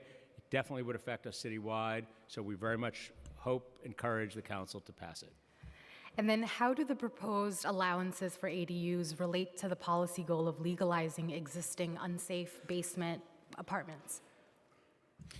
Well, we recognize that there's a shadow market of unregulated apartments out there that is unsafe, as past hurricanes have demonstrated. Units with no windows, only one way in and out, doors locked frequently because there's an owner up above. They're death traps in many cases. This is what you get with a 1.4% vacancy rate, of course. You see a shadow market of apartments that are not safe and truly inhabitable. We are working with our partner agencies like MOC-EJ, Office of Emergency Management, DEP, DOB, Fire Department, for a coordinated approach for existing units, and of course for any future basement units that would be enabled as a result of this proposal, recognizing that our allowing through zoning the possibility of a basement unit is not the end of the conversation here. They are not legal under state law, and yet city law. The state has taken steps to give us some power to legalize basement units. Those are steps that still have to be taken. Thank you. Thanks, Chair. Councilmember Neef, you have second round? All right, thank you. Councilmember Holden, followed by Marte, Caban, then Dinowitz. Thank you, Chair. And I just want to bring up a couple of points about the city of Yes. You remember Hurricane Ida killed 13 people in New York City. 11 of those lived in basement apartments. Most of them were illegal basement apartments. And a lot of them, I think it was 7, were in my district. What's changed since then, since Hurricane Ida? Nothing. Nothing's changed. In fact, de Blasio, the mayor, came out and they were appalled by what had happened. They were going to address it. They haven't. We're under a 25 to 50 year project in my district of sewer improvements. That's going to take 25 to 50 years. So you're telling us today that it's not going to be that much worse. That's essentially what you're saying. It's not good enough because it's bad now. On a normal thunderstorm in the summer, our communities, many of the homes in my district are flooding from sewer backup. That's the worst experience you can have in your home, by the way. I've had it. It's the worst experience. You don't get over that. And by telling people it's not going to be much worse, that's not a good answer. It's not a good answer when my district can't find parking. In fact, the firehouses are telling me, come up with a bill, and I've introduced it in this council, to identify where the hydrants are, because people are parked in Ridgewood, in Glendale, in Maspeth, in Middle Village. They're parked in front of hydrants on a nightly basis. We don't have enough cops to even answer the 311s. So you're leaving us on our own. We're going to get more flooding, and we're going to get less parking. And also, the electric grid in my district is the worst in the city of New York. We have the most blackouts. I had a blackout in February of this year. February. I had switched over to electric heat, the mini splits. I had to turn that off and switch back to gas heat because I can't go through 3 or 4 days of no electric when my heat is run by electric. So here we are with a situation, and the only thing we get from city planning, who used to protect zoning, who I looked to and I worked with to downzone to try to create more contextual zones. In the 90s and to early 2000s, we worked with the Bloomberg administration. We surveyed every house in my district. Means volunteers did, because city planning didn't have enough personnel. So we did that. We did a survey on each particular house. And now we're throwing that out the window, essentially. Because what's happened with my one-family zones that I have a few of, community drives, developers have descended upon Middle Village and Maspeth and have converted about half of them on each block to 2-family, and of course, the illegal 3. And of course, we can't get into those apartments to have the Department of Buildings because they just say, no, we're not letting you in. And that's it. Nobody's done anything. You said you're working with agencies, but nothing concrete. What do you have that's concrete? How do you get into illegal apartments? You don't. The answer is you don't. So tell me how you're going to address all what I just mentioned. Thanks. It's a lot. Thank you very, very much, Council Member. Well, most important, as it relates to illegal apartments, there is clearly a shadow market of illegal apartments out there, which are extremely dangerous, as you correctly pointed out to the people who live there. You know who else it's dangerous to? It's dangerous for our first responders who don't know where to go when something tragic happens. They need to know what's happening. We need to bring these folks out of the shadows. We need to legalize units, and this is what you get with a 1.41% vacancy rate. And I'm sorry, I understand your challenges here, but your district needs to be part of the housing solution in New York City. This is important. You cannot opt out. You cannot, just say no. You raise real issues, but also your district has to be part of the solution. No, it doesn't, because when we flood now, when we back up, when the sewers back up, we have a problem. And you're just saying, that's not going to get much worse. That's not good enough. And by leaving the parking requirements up to developers, That's disgraceful, because you know how developers are going to do. They're going to build, the bottom line is they want to make the most profit. And you're going to say they're not going to market something with no parking in an area that needs parking, like a transportation desert. In most of my district, we don't have a subway. So we have to take a bus, and the MTA is cutting back on us bus service. So this is again, you have to understand why, 12 out of the 14 community boards in Queens voted against this? Can you figure out why? Because we're experiencing problems now, and you're not addressing that. You're just saying, oh, it's not going to get much worse. Thank you, chairs. Thank you, Councilmember. And I will note, 51% of the renters in your district are cost burdened. 42% of the homeowners are cost burdened. They need relief. We want to give them relief.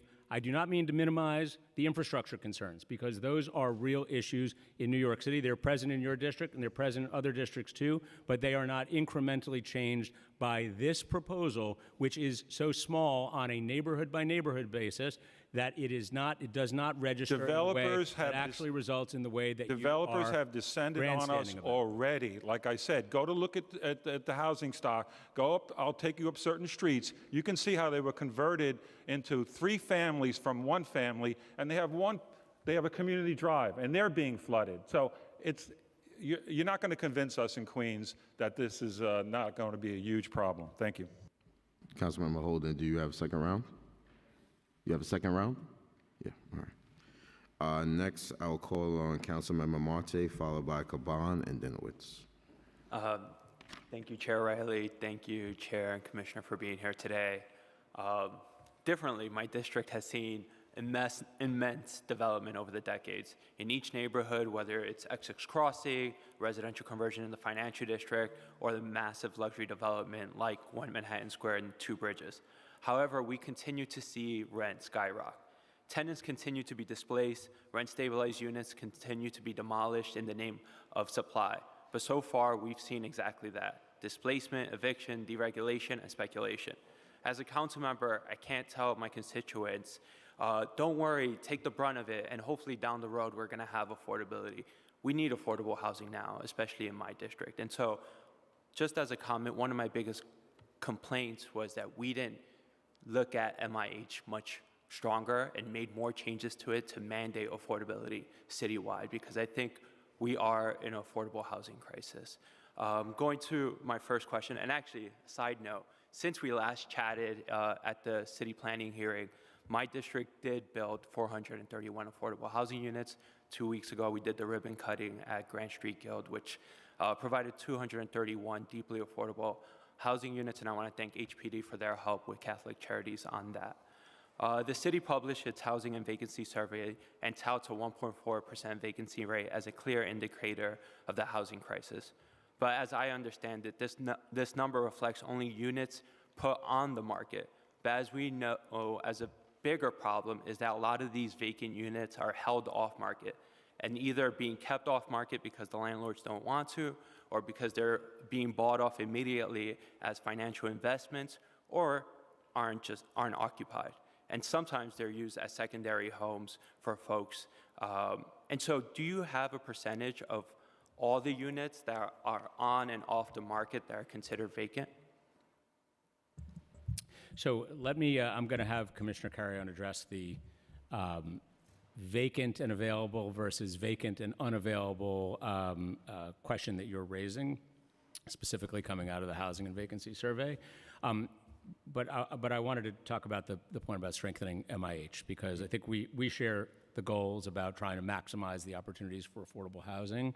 And where we map MIH, as you know, it is in those areas where we are providing a significant increase in density opportunity, development opportunity on a site. And we will continue to do that. New York City's MIH program is the strongest in the country. We are going to make it even more affordable for more people as part of having a standalone option at 40% of AMI if the council approves this proposal. We wanted to make sure here that we were expanding our voluntary program, which today only covers 13% of medium and high density districts, to 100% of them, which is It is the biggest affordable housing program that we have ever embarked upon. But we were very careful because we want to actually make sure that something happens as a result. So we will continue to map MIH in connection with individual developments, neighborhood plans, and here we want to take advantage of incentivizing opportunities throughout all of our medium and high density areas, not just a fraction, but all of them, to be able to deliver affordable housing and even at deeper levels than historically. And then on the MIH front, I know some of it's out of scope to this proposal, but will DCP commit to looking at it further? Because when we passed MIH in the de Blasio administration, it was supposed to be a first step. Right? And we have seen a lot of the negative consequences where people say there's not enough affordable housing or it's not deep enough. What we want, I think a lot of the council members who have spoken before me, is that we need affordable housing and we need mandated affordable housing. And so if we can't do it within the scope of the City of Yes, can you commit to looking into this as a next step coming out of this proposal? Well, we certainly are committed to taking a look on an ongoing basis at MIH, its income bands, its levels, its requirements, and it's one of the reasons that we are proposing to you all today to have a standalone option at 40% of AMI. So this is a continuing conversation that we'll look forward to having with you. Commissioner? Let me just add a quick question before my time is up. For the dwelling unit factor, you want to eliminate it. However, we know worst case scenario is that in my district, we could have a luxury building of studio apartments. Look, I want SROs. You know, we have semi-SROs in Chinatown now that are legal. I want to legalize them. I want more. But have you done research of thinking about a minimum number so we don't have that worst case scenario where developers in my district can make the maximum amount of profit of just building studios and not family units? If you're talking about a minimum number of, or a maximum number of small units or a minimum number of larger size units, that's what we have today in the dwelling unit factor. This is something that does not need to be defined by zoning. This is something that we think we will continue to see a regular mix of unit sizes. We have lots of rules in place in New York City that define the health and safety for New Yorkers, and that is good. We need to do more of that by legalizing more types of units so that people don't live in the sorts of unregulated basements and unsafe conditions around the city. But the dwelling unit factor, we think, much like parking, is something that does not need to be defined in the zoning resolution. And as it relates to the vacant available units, we conduct a housing vacancy survey every 3 years. And by law, we determine whether or not we're living in a housing emergency, which is a housing vacancy rate lower than 5%. We have been in a housing emergency for decades now.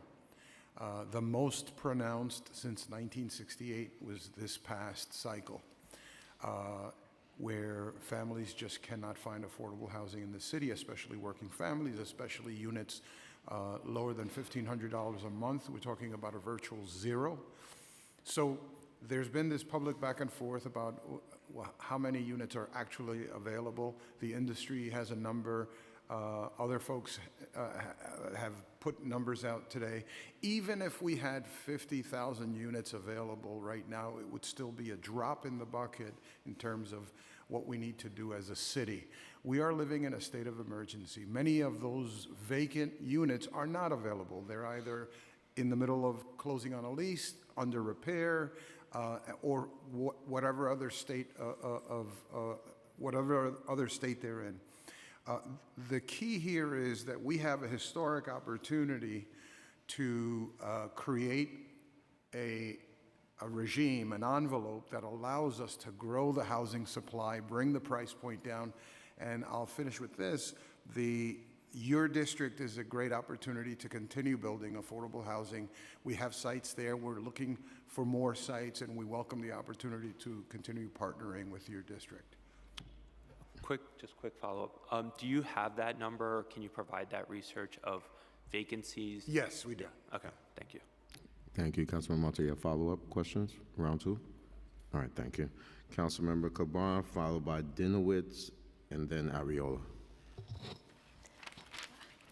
Good afternoon, and thank you. And I just want to echo the thanks to the Land Use Division and all the support that we've been getting to navigate this, this plan.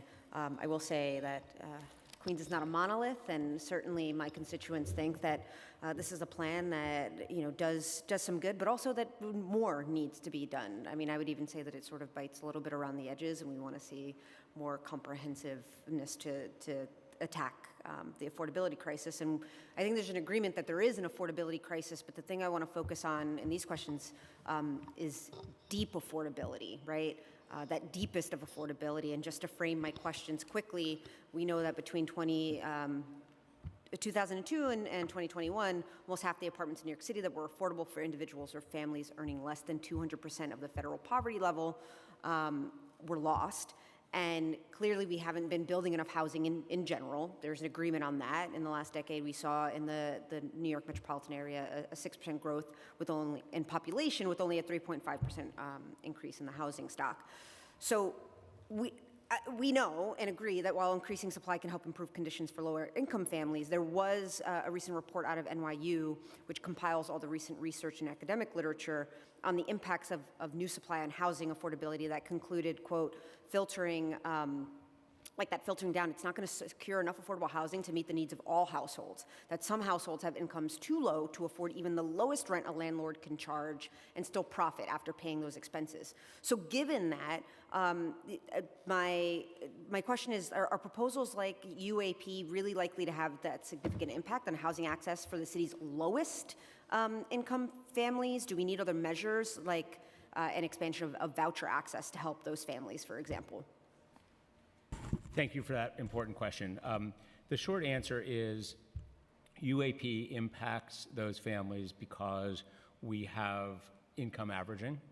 So we allow you in this program to go below 60% and above 60%, something which was not present in prior voluntary programs. I also note that you are correct to observe we need more of all of it.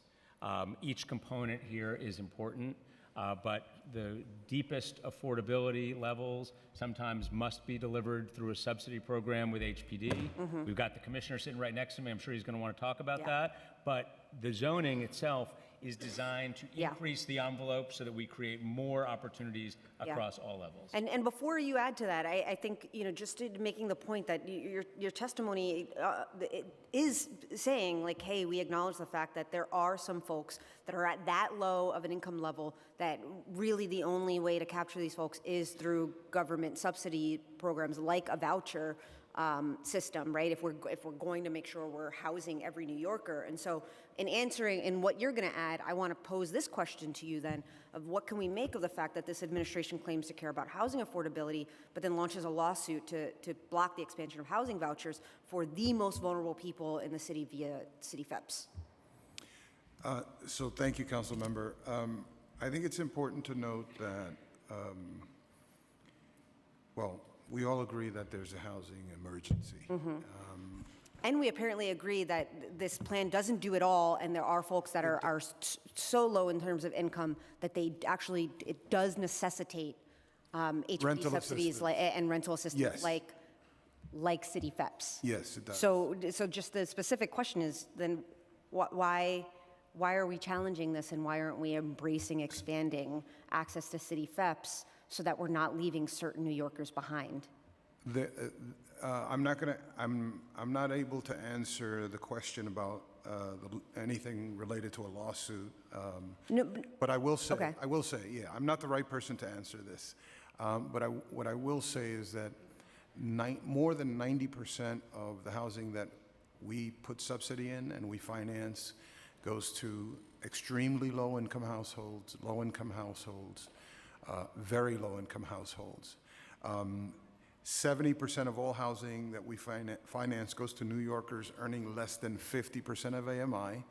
And then, as has been stated, we are supportive of expanding and fighting to expand more Section 8 vouchers to put them in the hands of renters that are between 0 and 30% of AMI. And what about FEPS? Which is a real need. And we have an active FEPS highly subscribed program as well. But you're not expanding it. May I ask just one last question, Chair? Yes. Thank you. I'm going to move over. I think I've made my point Yes, you have. clear.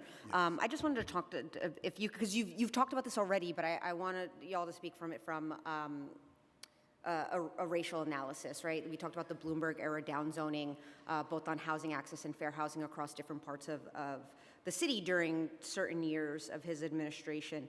Can you just talk about the racial impact of that downzoning and how City of Yes is going to deal with those kinds of disparities across neighborhoods in terms of where the new housing is made available? Because I know that there were some studies done on where something like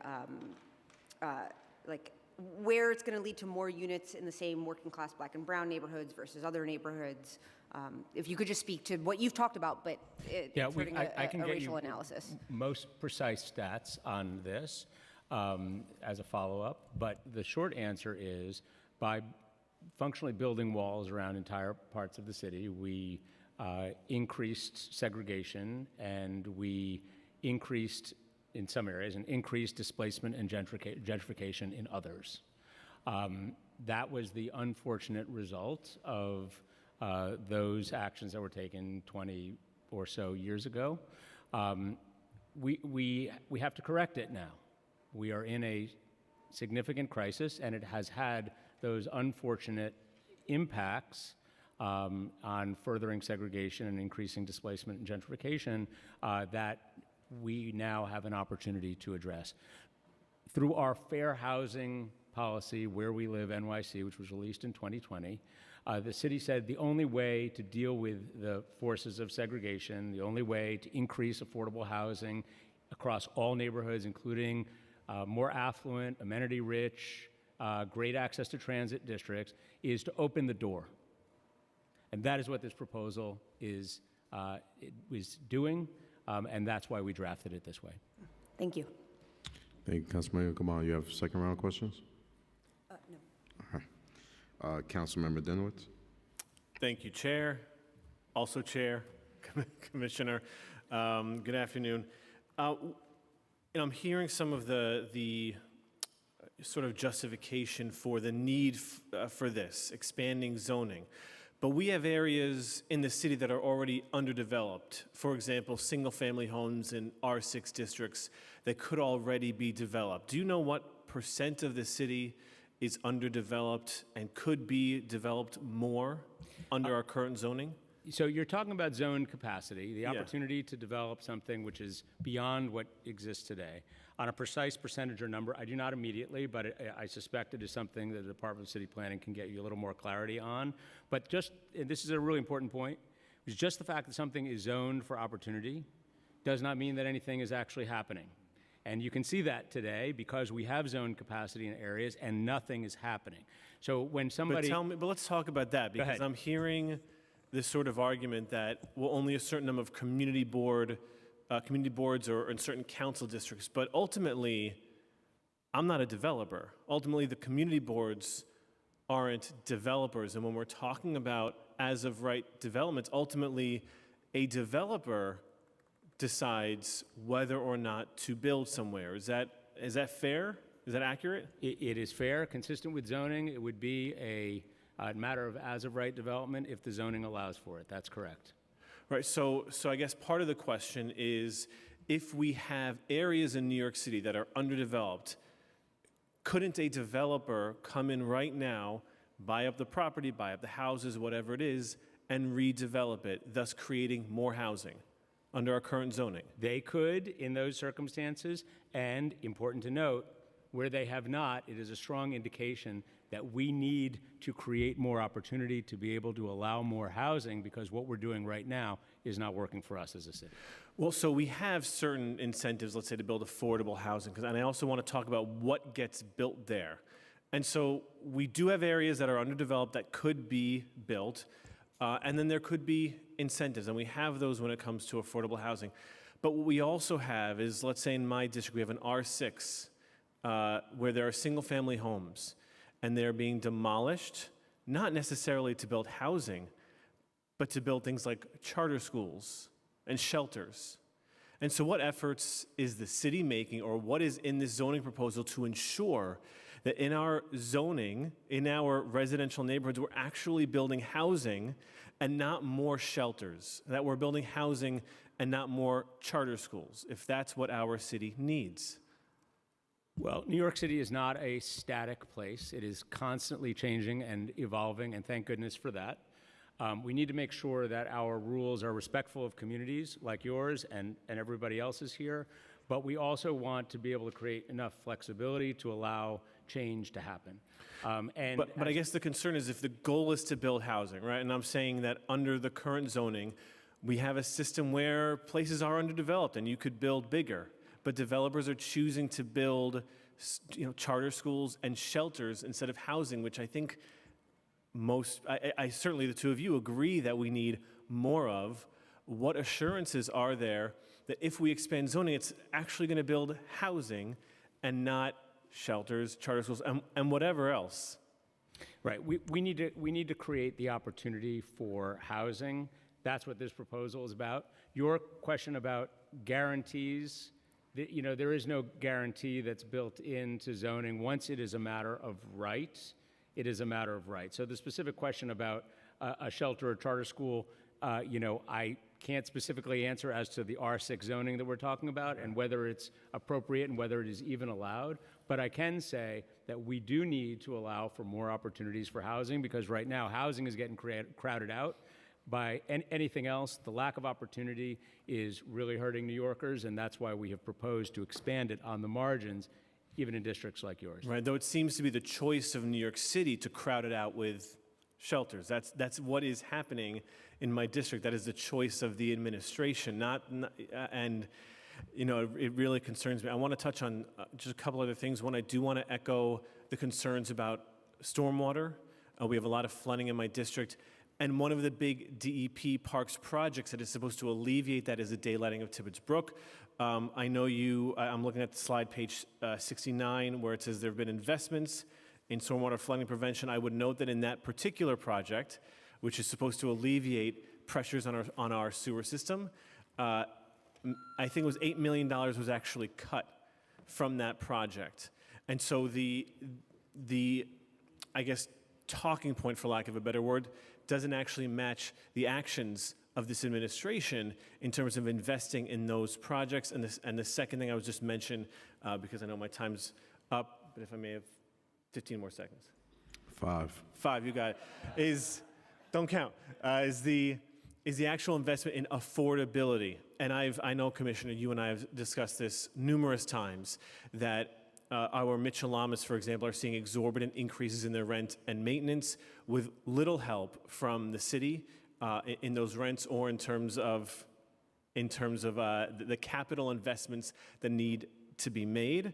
And at some point, it's not going to be here, but I would appreciate an update on what efforts HPD is making to bring down insurance costs, which is a huge driver of increased rents and maintenance fees. So while I can't speak to the details of the stormwater proposal and the daylighting question and the commitments, we will do our best to follow up with you on that. I will note that as it relates to a need for a shelter or the need for investment in affordability in a Mitchell-Lama, these are all results of the lack of housing supply. So we would need fewer shelters if we actually were creating housing, and that is what this proposal is designed to do. So I understand your point, but also I hope you understand mine too, which is we do need to create more housing. We got 93,000 people living in shelters. At the end of last year, 33,000 of them were kids.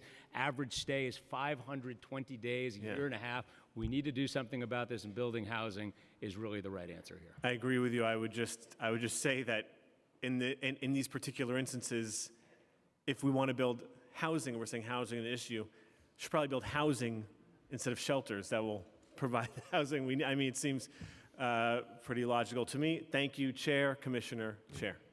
Councilman Dennis, we have second round questions?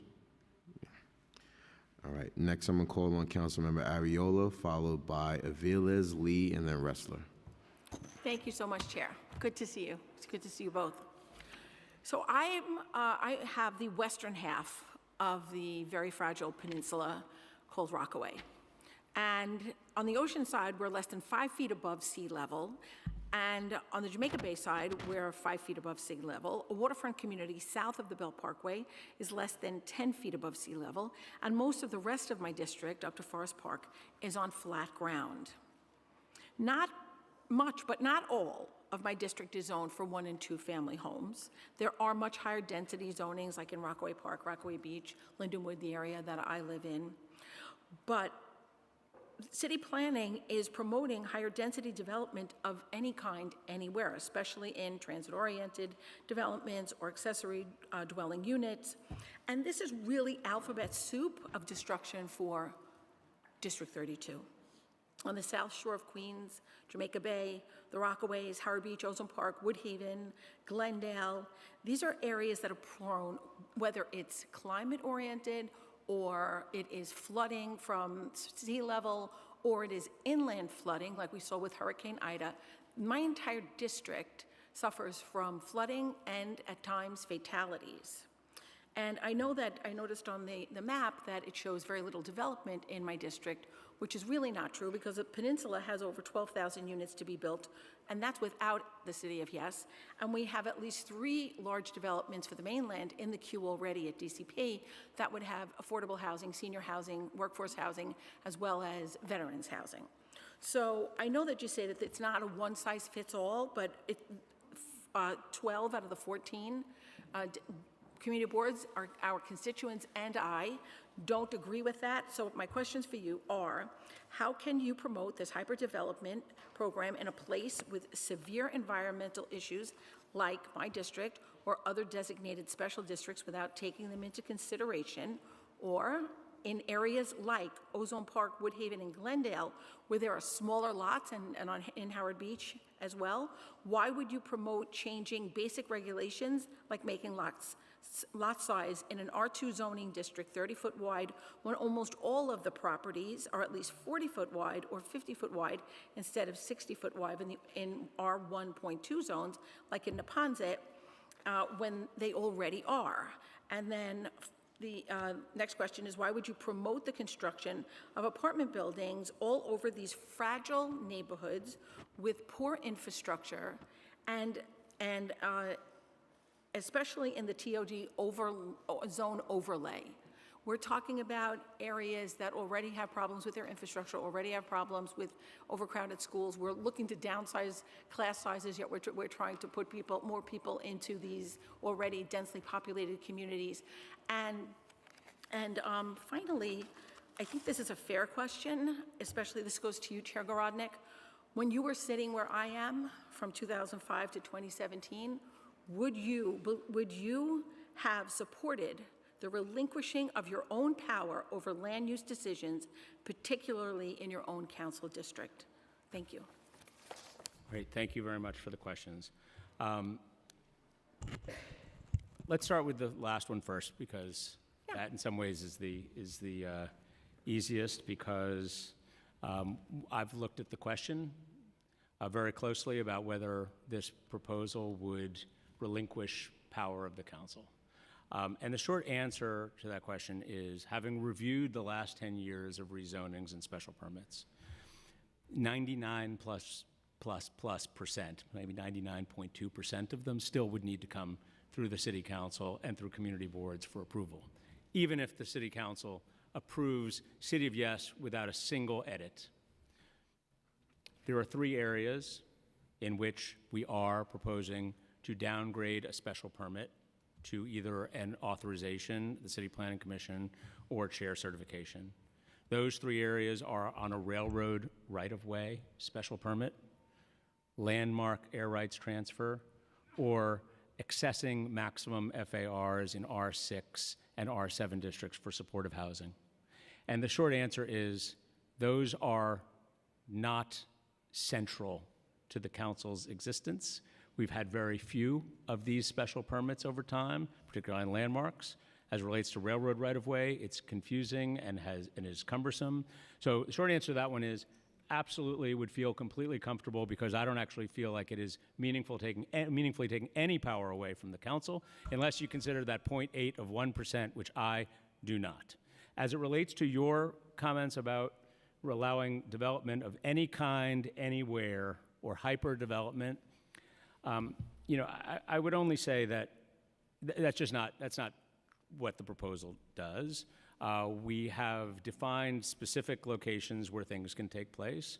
As it relates to transit-oriented development, you have to be on certain qualifying sites. As it relates to commercial overlays, you have to be on a commercial overlay. You cannot be just anywhere to do that.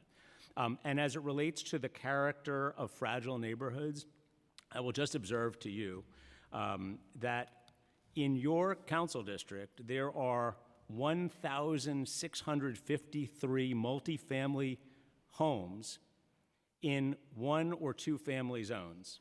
I have the whole list here for you. The list goes on and on. 1,653 buildings in 1 and 2 family districts.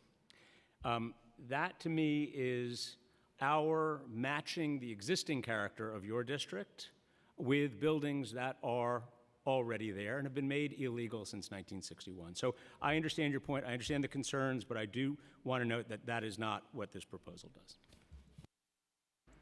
I just want to make it clear that you're right. We do have larger, more density dwellings, but they are in specific areas of my district and not on corners of 1 and 2 family homes or in the center plots, where a plot can be bought or 3 plots can be bought and a 5-story building be built in the middle of a 1 and 2 family home block. So that's where it does change the fiber and the character of our community, is because they would be able to build anywhere, and that's not something that people moved to the urban areas that are suburban-like to live. They didn't buy there because they wanted to live with skyscrapers next door to them. Thank you. I just respectfully respond that it does not allow for multifamily buildings to be built anywhere. There's a specific set of facts and circumstances present under this proposal. We'd be happy to go through that with you at a later date or now as you see fit, but it is not an anywhere, any kind hyper development. This is a narrowly tailored, modest, respectful proposal that is designed to match existing buildings. Thank you. Councilmember Areola, do you want second round questions? All right, thank you. Next, I'm going to call on Councilmember Velez, Lee, Ressler, then Joseph. Councilman Velez. Hello, I'm reporting from this end of the table. Thank you, Chair. Thank you, Commissioners. I just had a few quick questions. So in the presentation, you mentioned constructed and preserving over 28,000 units in fiscal '24. Do you have a breakdown of how many units were actually constructed and how many were preserved? Yeah, approximately 14,200 and something were new construction, and the balance, which is probably, if I'm correct, about 12,500 were preserved. And new construction means they're just on the books for new construction, or they open? That means they were financed. So that means that the construction began, and there will be a year of completion. And it's usually 24 to 36 months cycle to be occupied. Got it. So in terms of the, I think I heard you say earlier, I just want to be sure that none of these proposals are meant to build housing and industrial manufacturing zones? That's correct. Okay, great. That's an important protection for me as we've worked on ZEO, right, for economic opportunity. I am aware, though, that there are transition zones that were baked into that proposal that I wasn't a great fan of.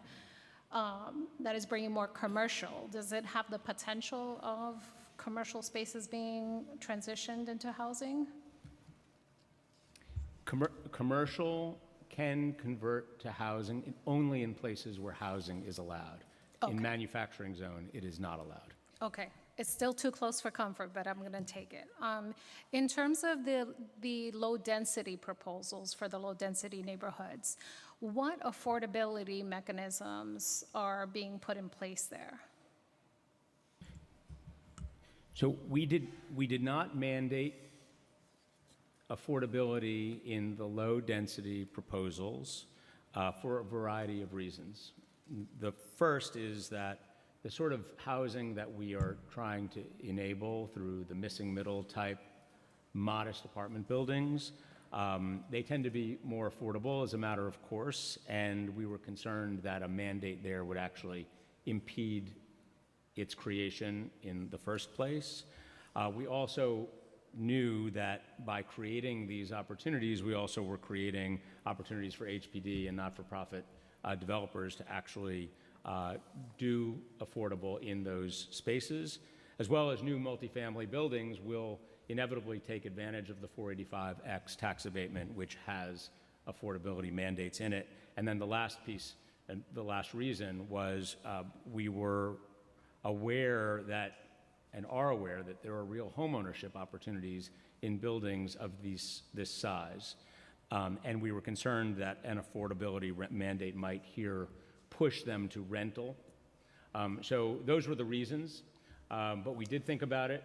We obviously support the creation of affordable housing, want to maximize our opportunities for affordable housing, but that was the reason we did not associate a mandate here. Great, thank you. In terms of, yeah, I think my district includes all these proposals, so this has been quite fun. But in terms of what we're seeing is actually that missing middle occurring, but they're all luxury. They're out of reach for the existing residents.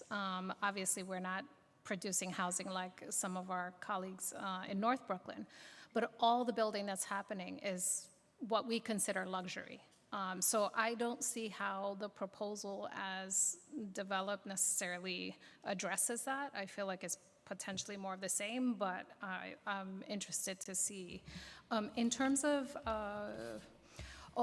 in terms of building more housing everywhere, what I have seen the city not do is take into account the needs of that housing, particularly trash management, right? Right now, with all of the changes around how we are trying to deal with our trash, we have buildings that were never built with places to hold trash. So now they're just collecting on sidewalks all over the place. Is there anything in the proposal that also provides guidance around when you build a building, you actually have to make sure you have these kinds of elements within the building because it's out of control? Yes, we are changing as part of this proposal what was a bonus for amenity space in buildings to a bonus for useful space like trash reception, and other spaces that are needed in a building, so as to move away from sort of the just a bonus for internal amenities, but also actually core needs of a building. So we are making that change here. Okay, and if I may, just to underscore for my district and certainly my community, the deep affordability, 40%, is where we need the biggest support here. The 60 is still out of reach and not at all housing the folks that are getting displaced on a daily basis. And the amount of overcrowding we have is pretty severe, particularly in our AAPI community. So deep affordability and regulations around overcrowding. Thank you. You have second round questions, Councilmember Lewis? Thank you. I didn't mention that Councilmember Krishnan had joined us a few minutes ago. Commissioner, before I go to the next council member, I just wanted to clarify something you stated. Only buildings prior to 1990 can be converted to residential, correct? It's a zoning question. Yes. Zoning question. Today, your building had to have been built before 1961 or here in Lower Manhattan, 1977. We are proposing to change that date to 1991. All right, thank you. Next is going to be Councilmember Lee, followed by Ressler, Joseph, and then Marmorato. Hi, everyone. Thank you so much. Thanks for sticking with us for this long. I know that between today and tomorrow, we're going to have some marathon hearings, so I appreciate you all being here. And I just wanted to especially thank Chair Gorodnick for just all of the time you've given to us and also for addressing and always answering my questions and concerns about this whole plan. And so I just want to say thank you to you and your team for coming out to our neighborhoods and our districts, and very much appreciated. And I too want to recognize that I understand that we are in the midst of a housing shortage, and I'm not blind to that, and I don't think anyone is blind to that. I think that's something that we all agree on, but it's just the question of how we're going to address this issue. And I wanted to emphasize some of the same points that my colleagues have brought up, but go a little bit more nuanced and detailed in terms of the questions based on the conversations we've been having. And I know you keep saying it's an open door, but I sometimes want to think of it as maybe a Pandora's box, and we're opening something that maybe can't be put back in. And so I just want to address some of the maybe unintended consequences that could happen. And I think, and even just the differing opinions, I would say, across different council members shows the diversity of all of our neighborhoods. So I just want to also emphasize that. And I have 3 buckets of questions, one around ADUs, one around the parking mandates, and then another one on the ULURP process, just to clarify a couple questions. And so in terms of the ADUs, I just want to emphasize what Councilmember Sylvina Brooks Powers, Councilmember Holden brought up, because I know the governor tried putting that in her budget plan. There's a reason why our communities, because I represent both Southeast Queens and Northeast Queens on the east side, and there's a reason why the communities fought so hard against it. And I think one of the biggest issues that we face in Southeast Queens, it's not just about the rainfall water, but it's about the tabling of the water underneath that is now coming up because the pumps in Jamaica have stopped, right? So you get water building up on both ends. So for me, I can't even start having this conversation until we actually talk about dollars that are going to be inputted into our infrastructure system that is already failing us. And so I had in my district, one of the families that died had a death as well from Hurricane Ida. And it was in combination of the quick rainfall as well as the water tabling. And so I guess my question is, I know you talked about coastal flooding zones and how they're going to be exempt. Is there a way to even relook at what is considered a flood zone? Because a lot of these families need reprieve.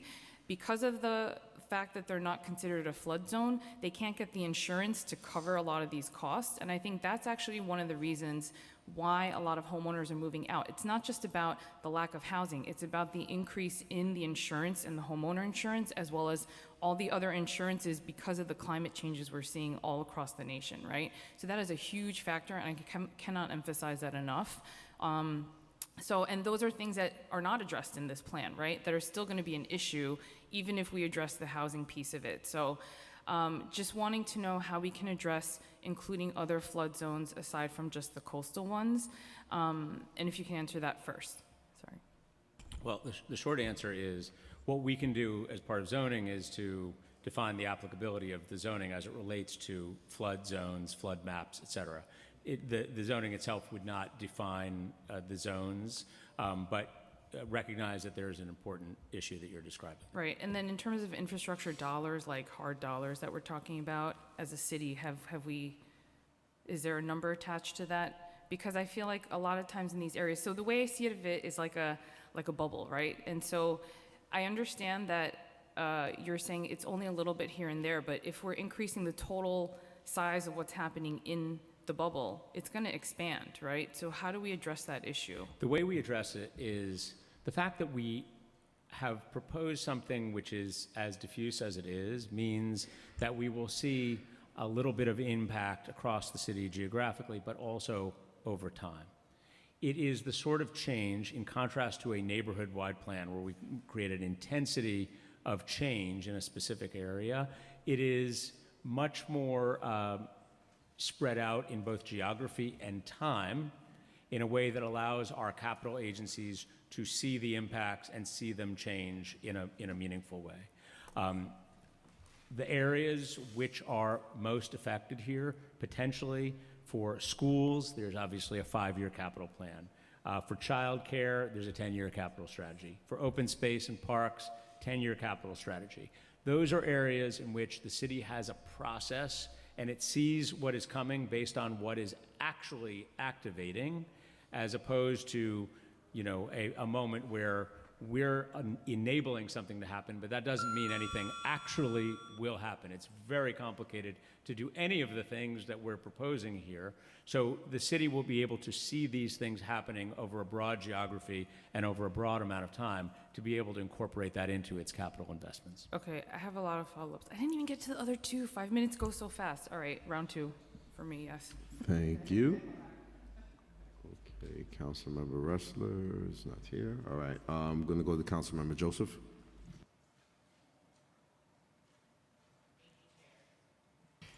Thank you, Chair. Thank you, Commissioner and Chair. My question is, we heard from constituents, especially in my district, and you did a walkthrough in my district and you were able to see.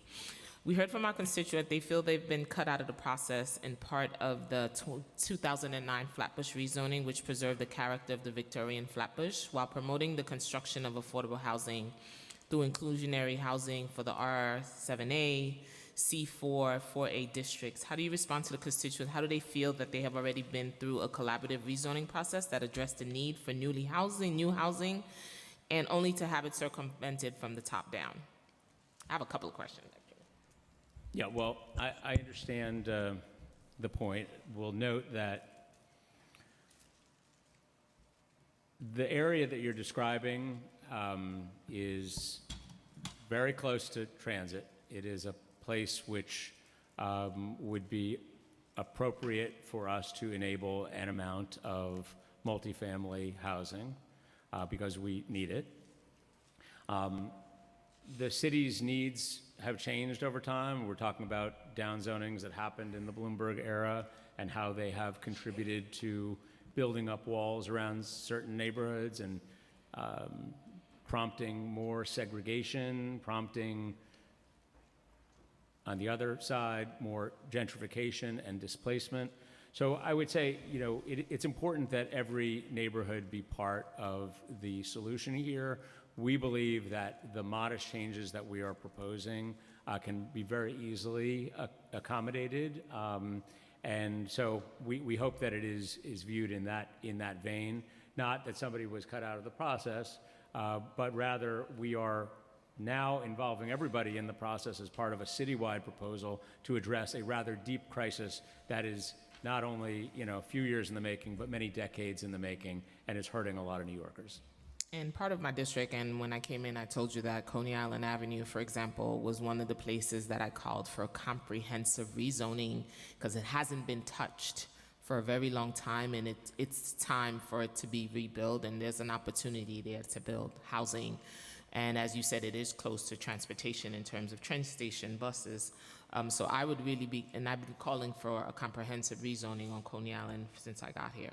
So constituents are also concerned about what you have is called District Fixes proposal, which would allow for an increase in floor area ratios in low density district. That has been done without a district level environmental impact study. So they're also looking for environmental impact studies. Some lying parts of our district already subject to flooding. In Ditmas Park, I have a lot of flooding. Kensington, we have a lot of flooding when it rains. They've been dealing with that issue for the past 13 years. We recently had a town hall on how do we mitigate it. We're working with Prospect Park because it's also near the park where the lake goes up. So what we've been doing is reducing the amount of water that's in the lake to make sure that when it rains, it doesn't overflow. So what does the administration propose to ensure that we're making false choices between addressing our housing crisis and our already existing crisis, environmental crisis in that part of the district? Right. Well, I think it's important to note what the District Fixes piece of this proposal does and it does not do. We looked at low-density neighborhoods around the city and saw that there was such significant nonconformity with existing rules that it was creating real problems for homeowners, whether they wanted to make small changes to their own building, their own home. They found themselves in traps of noncompliance with insurance, with the Department of Buildings, with whoever they might be seeking some approval from. And we wanted to give them some relief. So this is not one which I think would be relevant for a district level environmental review. In fact, that's not something that we would do here. We did our environmental review pursuant to city and state city and state law as it relates to this proposal writ large. But the district fixes are really about those small changes to enable existing buildings to no longer be out of compliance with our existing rules. And what about the floodings that happen in those areas, Ditmas Park, Kensington? Those huge floodings happen. And as my colleagues have said all across the board, we're all facing flooding, whether we live in Brooklyn or not. It's yes. Across the city due to environmental So this is clearly an issue. I've heard it from Councilmember Lee, Councilmember Holden, you, Councilmember, and others that the city's issues related to Coastal flooding, stormwater flooding are significant and in many places pervasive. That is an important issue, and I don't mean to minimize that issue as I sit here. We also have another issue at play here, which is we need to be able to create housing to be able to address our affordability crisis and our housing scarcity challenge in New York. So we need to deal with both.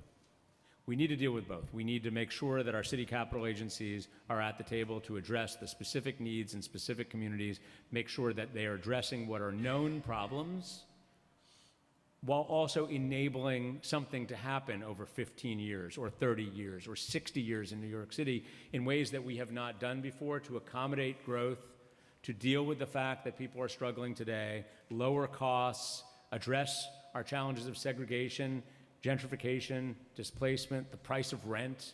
We need to act on this at the same time that we are dealing with those infrastructure issues. And again, I want to be very clear that I'm not minimizing those. I think they're really important and also deserve our full attention. Thank you, Chair. I'll come back for the second round. Thank you. Next, I'm going to call on Councilmember Marmorato. Sergeants, can you just check if Councilmember Palladino is back there and tell her that she's up next too? Councilmember Marmorato? Thank you, Chair Riley. All right, I had a whole bunch of questions ready for me, all listed and typed up, but we're not going in that direction at all, so I'm going to try to be quick. First things first is special district, City Island. Our district includes City Island and the Lower Density Growth Management District, which are specifically designed to maintain character of these unique communities and to protect it against overdevelopment. Will City Island remain a special district? Yeah, special districts remain. We're not taking any special districts and taking them off the map. Special districts remain. Okay, would that also include the Metro North rezoning? Like where I've already done the rezoning in that portion and this won't interfere with that specific? We were very careful to align the Bronx Metro North plan with this proposal to ensure that there would be consistency across the board. Okay, so you know how I feel about parking. We need parking in my district, like Councilmember Holden. It's a non-starter for me. You use these gentle words, and I've said this before, we're likely going to develop housing over a 10 to 15 year span. If you're going to likely build only 100 apartments, parking shouldn't be an issue and should be immediately taken off the table, and we should be able to have parking in our community. But if you're going to continue to push the parking, then it just shows that you're looking to really overdevelop as much as possibly can in our communities if they're bought as of right. Does that not make sense? I don't think that's right at all. I think that even if you enable or expect to enable a small amount of housing in one geography or another geography, we continue to believe that parking will be provided where it's needed. Evidence from other places shows that to be the case. Buffalo is the perfect example. You may not believe it. I'm just giving you I'm just giving you the evidence on the ground. That housing where it was previously not able to be built is built, parking where it is needed is created, and so there's no sort of secret agenda here to actually, parking is a necessity in my district. So then you probably will get it with any new developments, and I think that's what history shows. Because they're looking to develop the life out of my community, and they'll look to not put as much parking as possible, and that's just the way things go in our district. People are just going to come in and do what they want if it's bought as of right. As far as infrastructure, you said that there's $20 billion for DEP infrastructure. Where's that money coming from? If you're asking where the DEP budget comes from? Yeah, they've told me they don't really have much of a budget. Well, I believe that it comes from a combination of the city's capital budget and also from water ratepayers, but I'm not an expert on that. Okay, so that's over time, that $20 billion is going to come from us, the people that are already here and living in the city, in our taxpaying The city needs to fund its own infrastructure projects, if that's what you're asking. But I'm just saying, it's not like a federal grant, or it's not something coming from outside that's already there, set aside. No, New York City. If we're going to build in our community and we're already struggling with flooding, we're not going to be able to continue. My parents' house alone, they bought the house in the early 2000s. They built a couple of hundred apartments right on the next block in about 2006. And the last 20 years, all they do is flood every time it rains. Their infrastructure can't handle it, so. As far as, now, Commissioner Carrion, you're in charge of Housing Connect? Our agency runs Yes. Housing Connect. What are you doing to the Bronx? Because when I go on Housing Connect and I look at other places of the Bronx, it's absolutely unaffordable. And that's like not acceptable. I myself probably couldn't even live in a studio apartment with my salary and what the rents are. So for purposes of this hearing, we're focused on the zoning proposal. Right. But you're talking about needing to build affordable housing. If it's already not affordable, what's going to happen when you continue to build up the Bronx? As I stated earlier, more than 90% of the housing that we finance is for severely rent-burdened people. We're talking extremely low income, very low income, and low income families. We continue to work on trying to deepen affordability, and for purposes of this hearing's proposal, this will help us to achieve deeper affordability in many places around the city and increase the supply of affordable housing all across the city. Okay, it's just going to mean that if it's super expensive in certain portions of the Bronx, you're going to try to find with the rest of the land, which is going to be in my community, because now we have to all do our share of it, and my rents are going to start going up because they have been going up as it is. And that's not fair. Councilman Marmorado, do you have second round questions? I'm done. I'm good. Thank you. Thank you.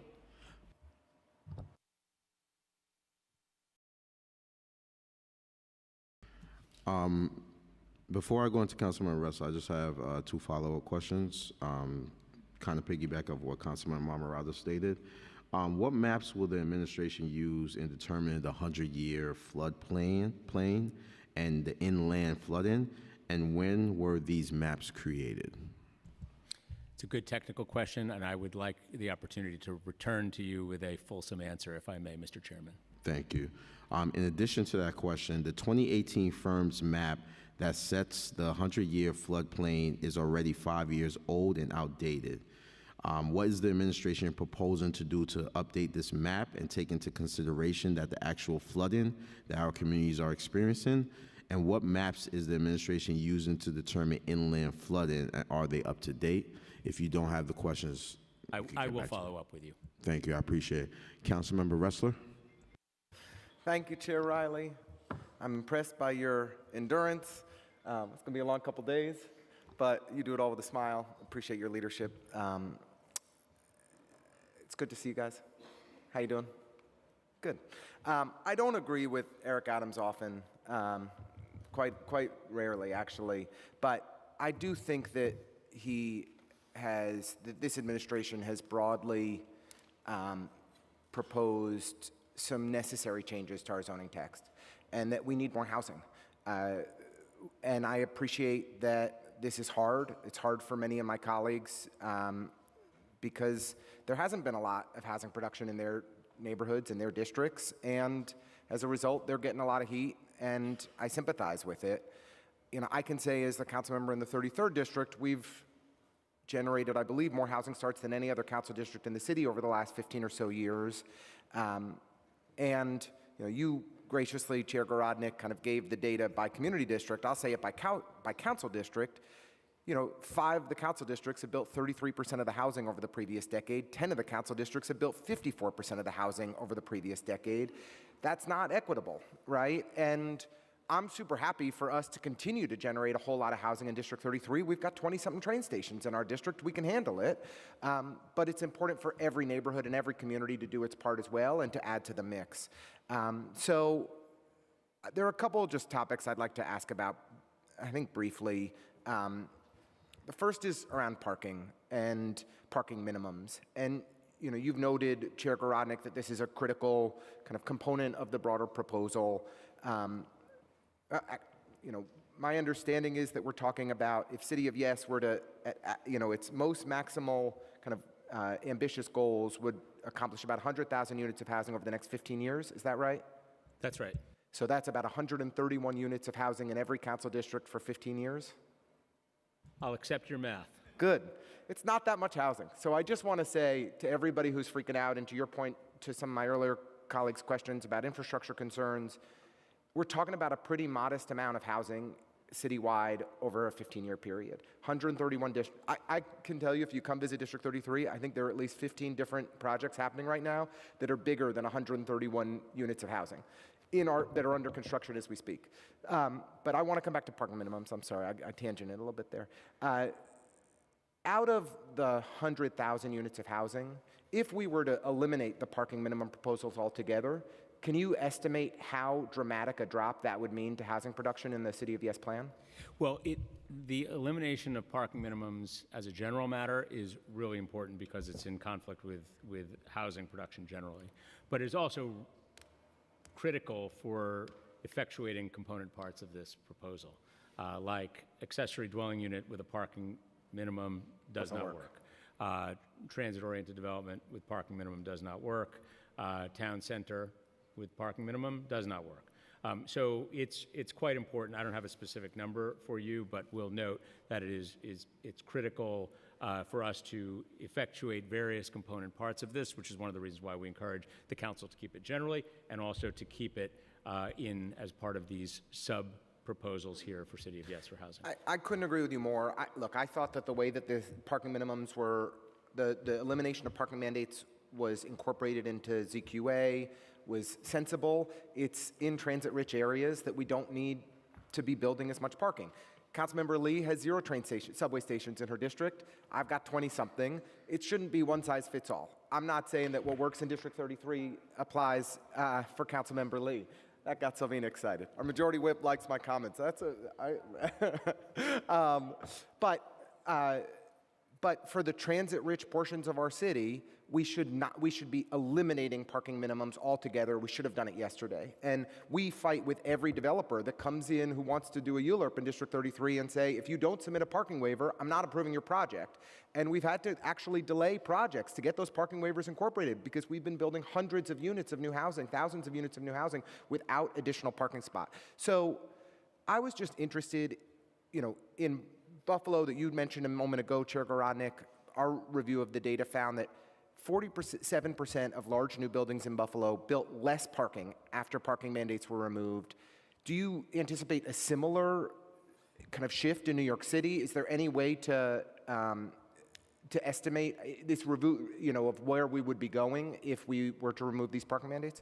Well, most importantly, the Buffalo situation shows that by eliminating the mandate, you get housing, which you wouldn't have otherwise gotten. And it also shows that it is provided at some level where it is needed. To your point about less parking, yes, you might see less parking, particularly in places which have some proximity to transit. That is what naturally happens here. Right. We've seen it in Buffalo. We've seen it in other parts of the country. We believe the same would be true here in New York City. And the last question I'll ask, if that's okay? You have one more question? One more question. All right, go ahead. My colleagues and I, especially thanks to the leadership of our Housing and Buildings Chair, Pirina Sanchez, have been pushing hard that this shouldn't just be a conversation about supply, but also about affordability. And that as a part of any City of Yes package, we should be making new, deep investments in truly affordable housing, strengthening tenant protections. Do you both agree that that would be helpful for a final solution on City of Yes, that would make this an even better, more successful package for the council to adopt? In short, it's, and I included in my presentation, zoning is a tool. It's not the only tool. We recognize that there are a lot of separate component parts which make for tenant protections and investment in the most affordable housing. So yes, we are open to this conversation. As part of this proposal, we're open to this conversation always. We think it's really important. Thank you, Councilman Ressler. We're going to go into second rounds right now. We're going to begin with Majority Whip Brooks Powers, followed by Councilmember Narcisse. Hi, it's me again. Chair, you mentioned earlier that in your review of the ULURP actions, only 1% would have been removed from the council's jurisdiction. Is that correct? less than 1% Less of than- the total less than ULURPs 1%, okay. would not have to come for a ULURP if City of Yes is passed. And while that may seem small, it could be one that has a significant impact. So in that 1%, are those the larger projects? It was only a couple of projects. It was very small. This was not a, this was, we can come back to you on precisely which actions. It would be good to but, be but aware. most importantly, 99+% of ULURPs that needed to come through would still need to come through the council, and that includes all of them over the past 10 years. So to me, that is not a meaningful reduction of the council's power. That's pretty pretty much a wash as far as I'm concerned. So I think we should get clarity, because even like today, I noticed in your testimony about the conversions of the office space, which I've told you I'm in support of, but that was based on our conversations of office space. Today, I noticed you included schools. That was never ever said before publicly, not to me at least, and I've always read it to be something else. But I also wanted to understand, when you talked about the district fixes, what has led to less housing from your vantage point being created, and how will this change now generate the housing? Because you said before, like based on the current zoning, more housing could have been built, yet it wasn't built. So I want to understand that, and then also I'd like you to explain how we preserve the landmark buildings, because if we're looking to create housing, making sure that we're not losing landmarks in the city of New York. Great, thank you. First of all, as it relates to office to residential conversion, notably, office to residential has occupied a lot of public attention because it feels to meet the moment. 19% vacancy rate in office buildings, 1.41% vacancy rate in housing. People rightly make the connection, including this council when it passed a law to create a task force to study this issue. But as part of this proposal, we also wanted to include other types of buildings to be eligible, so long as they are in a zone where residential is allowed.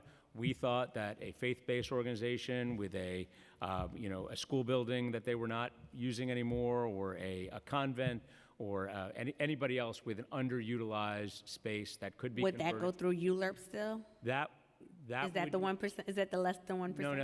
No, that would not. But that was not something that would have been eligible before. It was totally outside of our adaptive reuse rules. So we'll come back to you as to what the 0.8 of 1% was in that category. But in this situation, we wanted to enable more buildings to have the opportunity if residential was allowed. So because it's new, then they wouldn't even go through a ULURP, because this is a new thing. That's right, this is new. As for district fixes, what we have found is that in our existing zoning, buildings are being smaller than what the zoning otherwise allowed.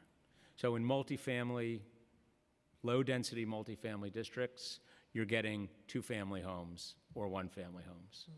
In two-family districts, you're getting single-family homes.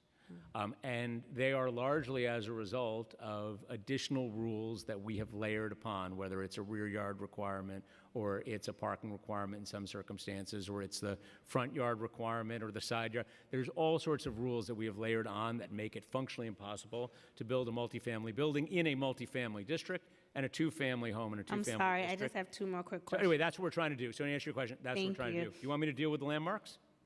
You can answer it, but let me ask the last two Okay, all right, questions good. before my Sneak it time in and I go will out. answer them both. Go ahead. So for the transit-oriented development, it encourages development near transit hubs, but many residents in Southeast Queens still depend on cars because of how long the commutes are. For example, Mott Avenue to downtown Manhattan would be well over an hour, probably an hour and a half commute. The Long Island Railroad to Midtown from Far Rockaway is a solid hour when it's functioning. So how does the administration differentiate between transit-rich and transit-poor communities when envisioning the need for transit-oriented development, particularly the communities that may have access to subway or rail, but still needs their car to kind of cut down on that time? as well as just have reliability of access as well. I'm sure you know that we're going to be without an A train for about 18 weeks in Rockaway. So, wanting to understand what lens you're looking at it, because again, like I said before, these communities are very different. We're the furthest point out in terms of New York City, and so the way we move about New York City is very different and should be nuanced. So if you could answer the question earlier, but also include an answer to this, I would appreciate it. You bet. I'll do them both. First, on how to preserve landmarks. The first on that, by enabling more flexibility for landmarks to be able to transfer their own air rights, we are giving them an opportunity which is functionally not available to them today. When we created our landmarks law in New York City and said, okay, well, we're going to lock you in as a landmark, we're going to give you the flexibility to sell off the air rights which we're trapping you with on your site. But at the same time, we created a special permit process which was so difficult to effectuate that we've only seen about 15 of them over the last 50 years. So we are going to make it easier for landmarks to be able to transfer those air rights a little bit more freely in the immediate vicinity and at the next intersection to give them a chance to be able to do what we wanted the landmarks to do in the first instance. As it relates to transit-oriented development, you are right to note that that access to a subway, access to regional rail, the specific schedule for regional rail, the need in some cases to drive to regional rail are all factors in accessibility for any New Yorker.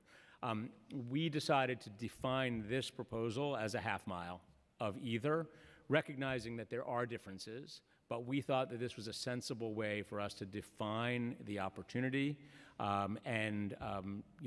that's a generally accepted principle of half mile from transit as a place which can make it transit oriented, but understand your point very clearly that there are differences there. In some cases, it might still take you an hour and a half to access downtown Manhattan or whatever, but that's how we define it. And we're a real life example, right? Because there's been significant development near the Mott Avenue A train station with Far Rockaway Village and Beach 21st housing that came up and has people there now, and they still have cars, right? I think the policy of trying to will away cars from communities, when you look on a subway map, after Parsons and Archer, when you look east, there's no subway, right? So this is just a reality that should not be overlooked.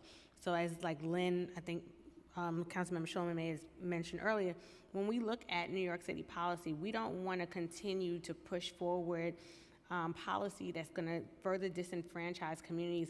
Robert Moses did enough of that.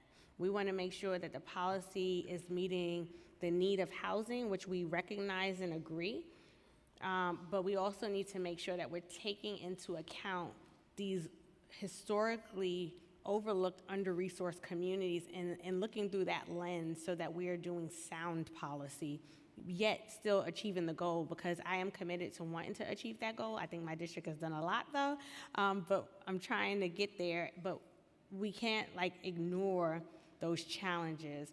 And I just want to thank the chair for the time. Thank you. Councilmember Narcisse. Thank you.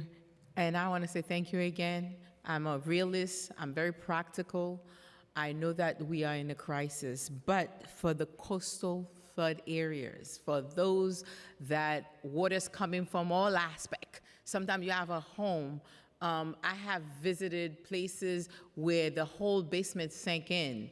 We have streets sinking in. We have flood, like I said before, very graphic. I hate to be like that, but people's suffering, especially Bergen Beach area, Canarsie area. So now, having said all that, I know it's a little increase, is increment in kind of small sizes. Like, we all gonna get a little bit, but we at the fork where you just have a glass full of water, and then you said, I put a drop, it spill a little bit, and then I can put another drop, knowing that it's gonna spill. So now, before it's built, what can we do actually?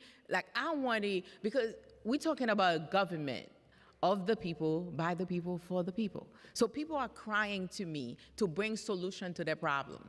And I'm sitting here, I know we're in the crisis we have to build. And what do I say to my community right now that they're scared? I know we run over and over. I did different workshops, seminars, did everything that I could. But they're afraid right now for their infrastructure. It's sinking in. So where is the government? What can I do? Because every problem have a solution.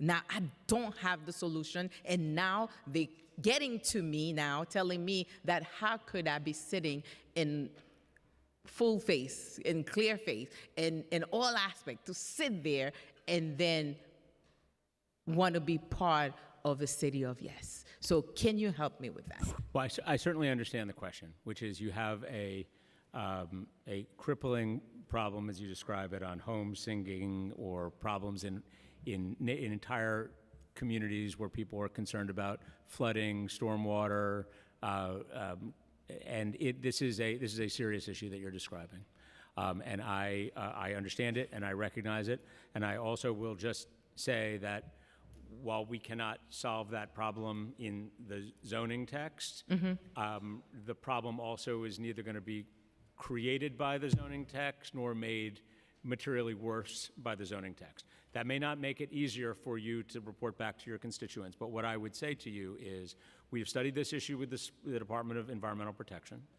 They believe that this can be accommodated under existing systems and their existing capital plans, which, by the way, as we sit here, may very well include some of the areas that you're describing. I do not know. We can look at that together after the hearing as to what their plans are to alleviate flooding in your district.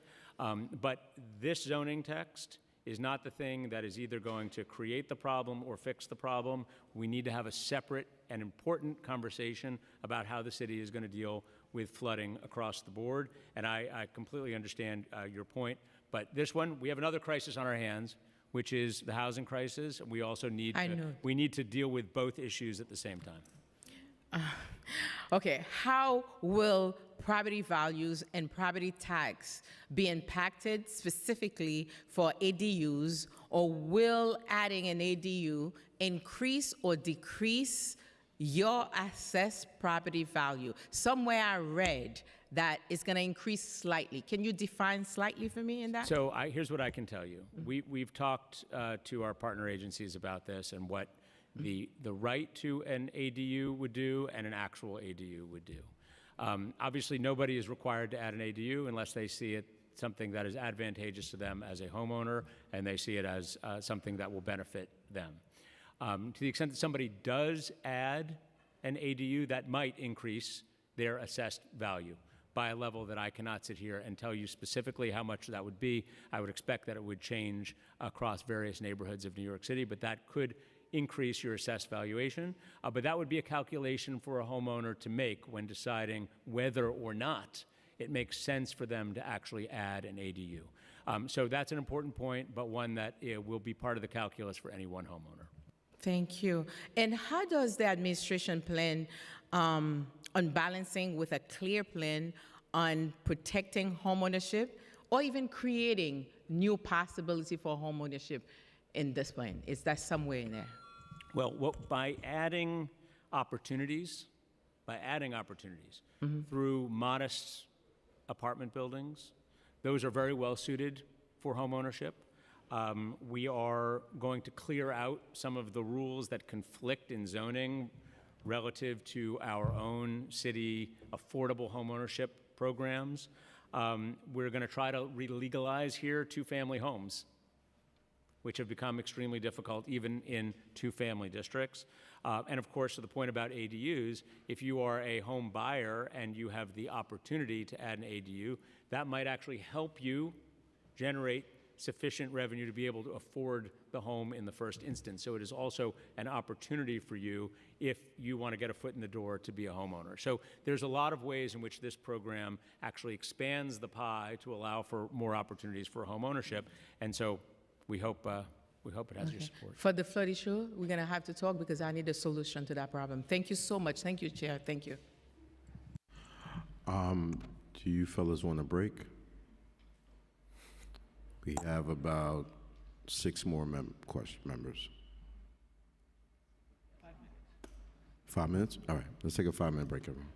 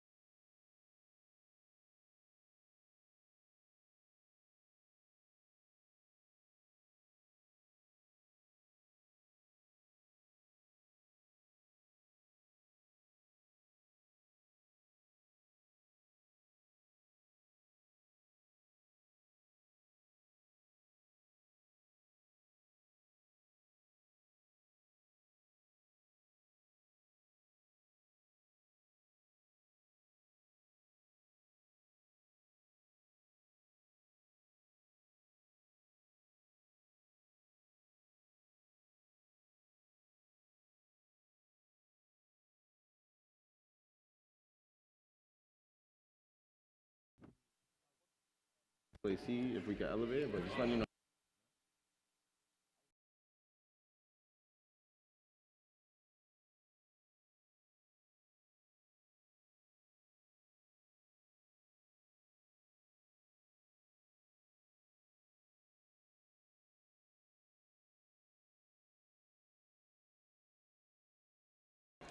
All right. Okay, are we ready?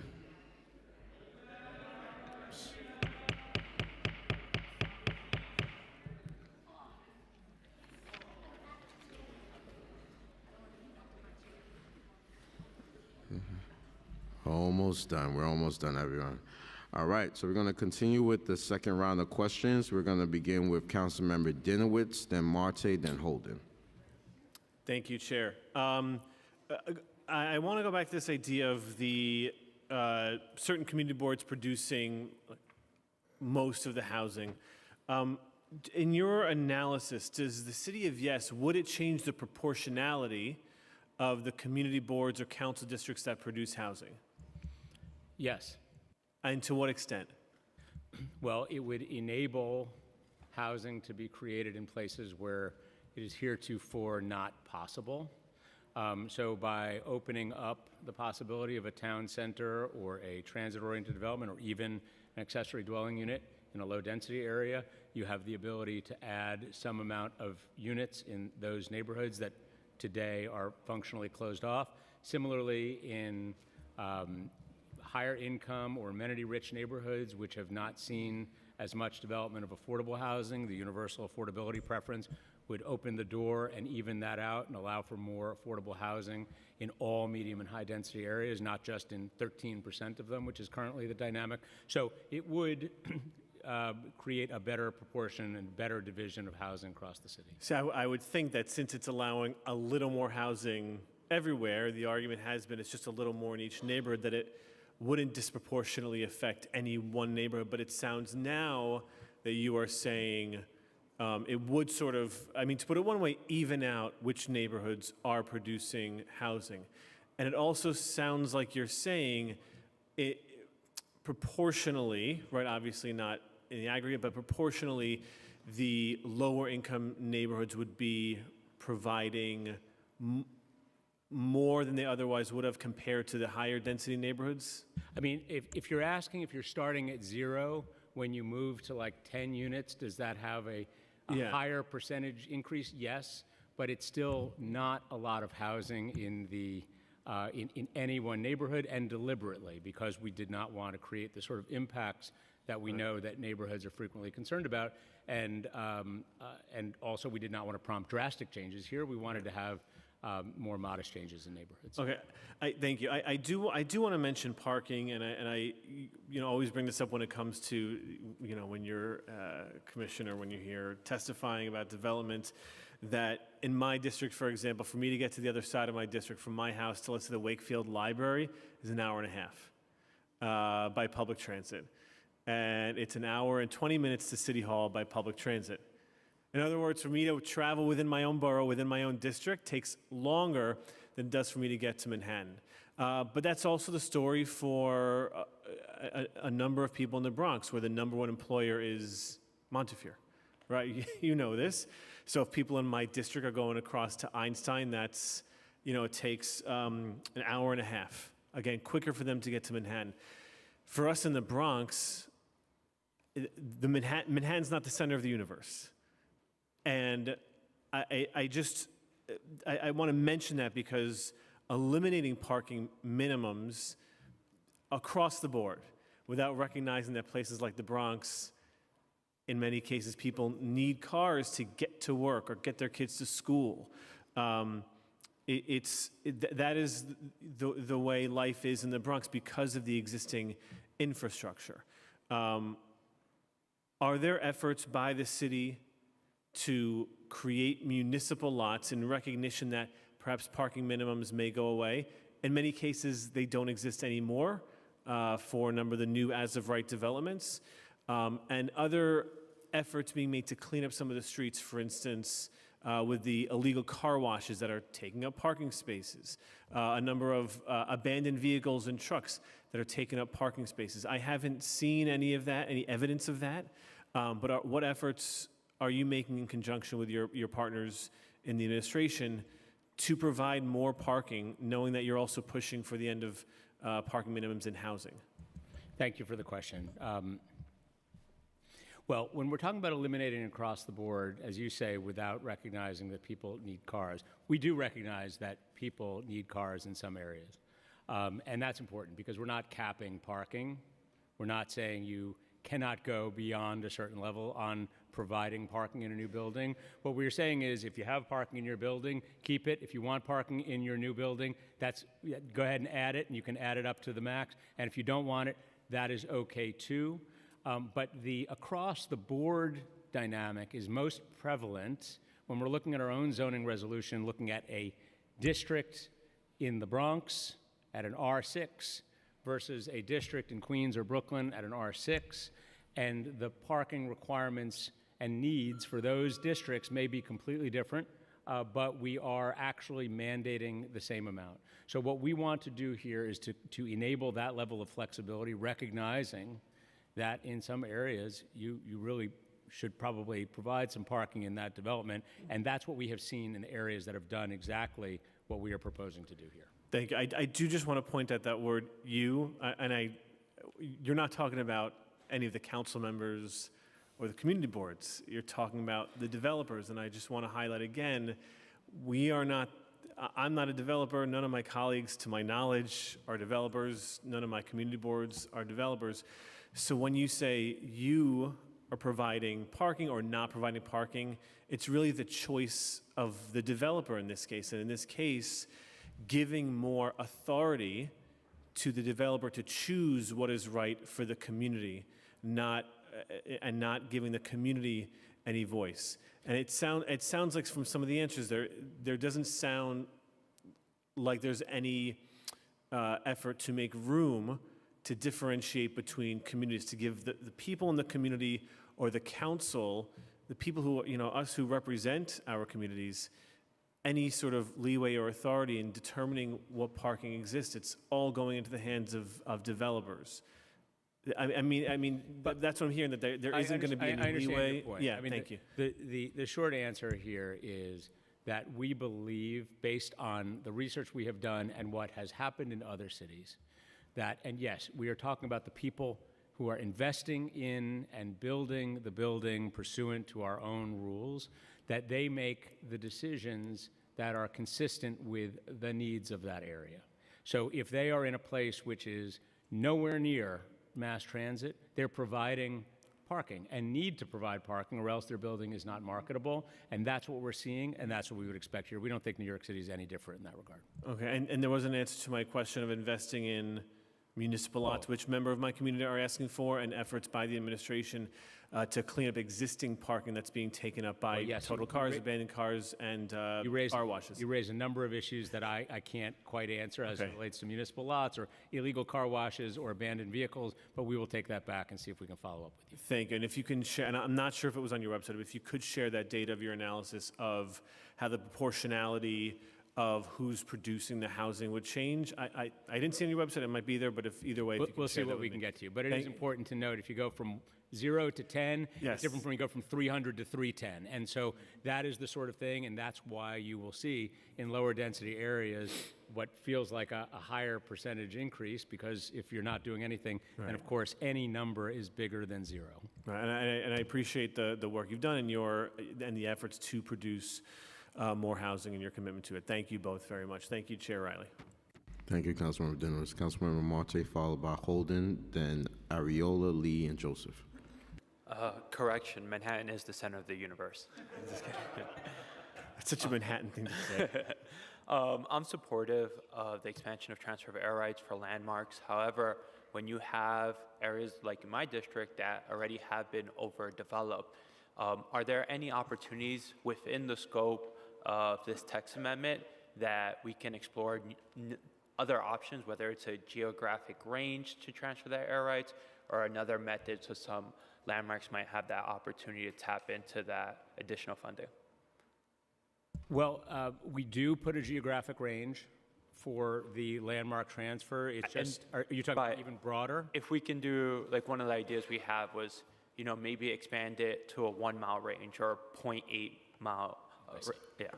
Okay, so we should talk about the opportunities for landmarks and what that might look like. That would be beyond the scope of what we can do here, but we understand why you're saying it. You're saying it for the same reason that we are trying to open the door for landmarks too, which is landmarks are trapped. They don't have the opportunity to transfer their air rights today.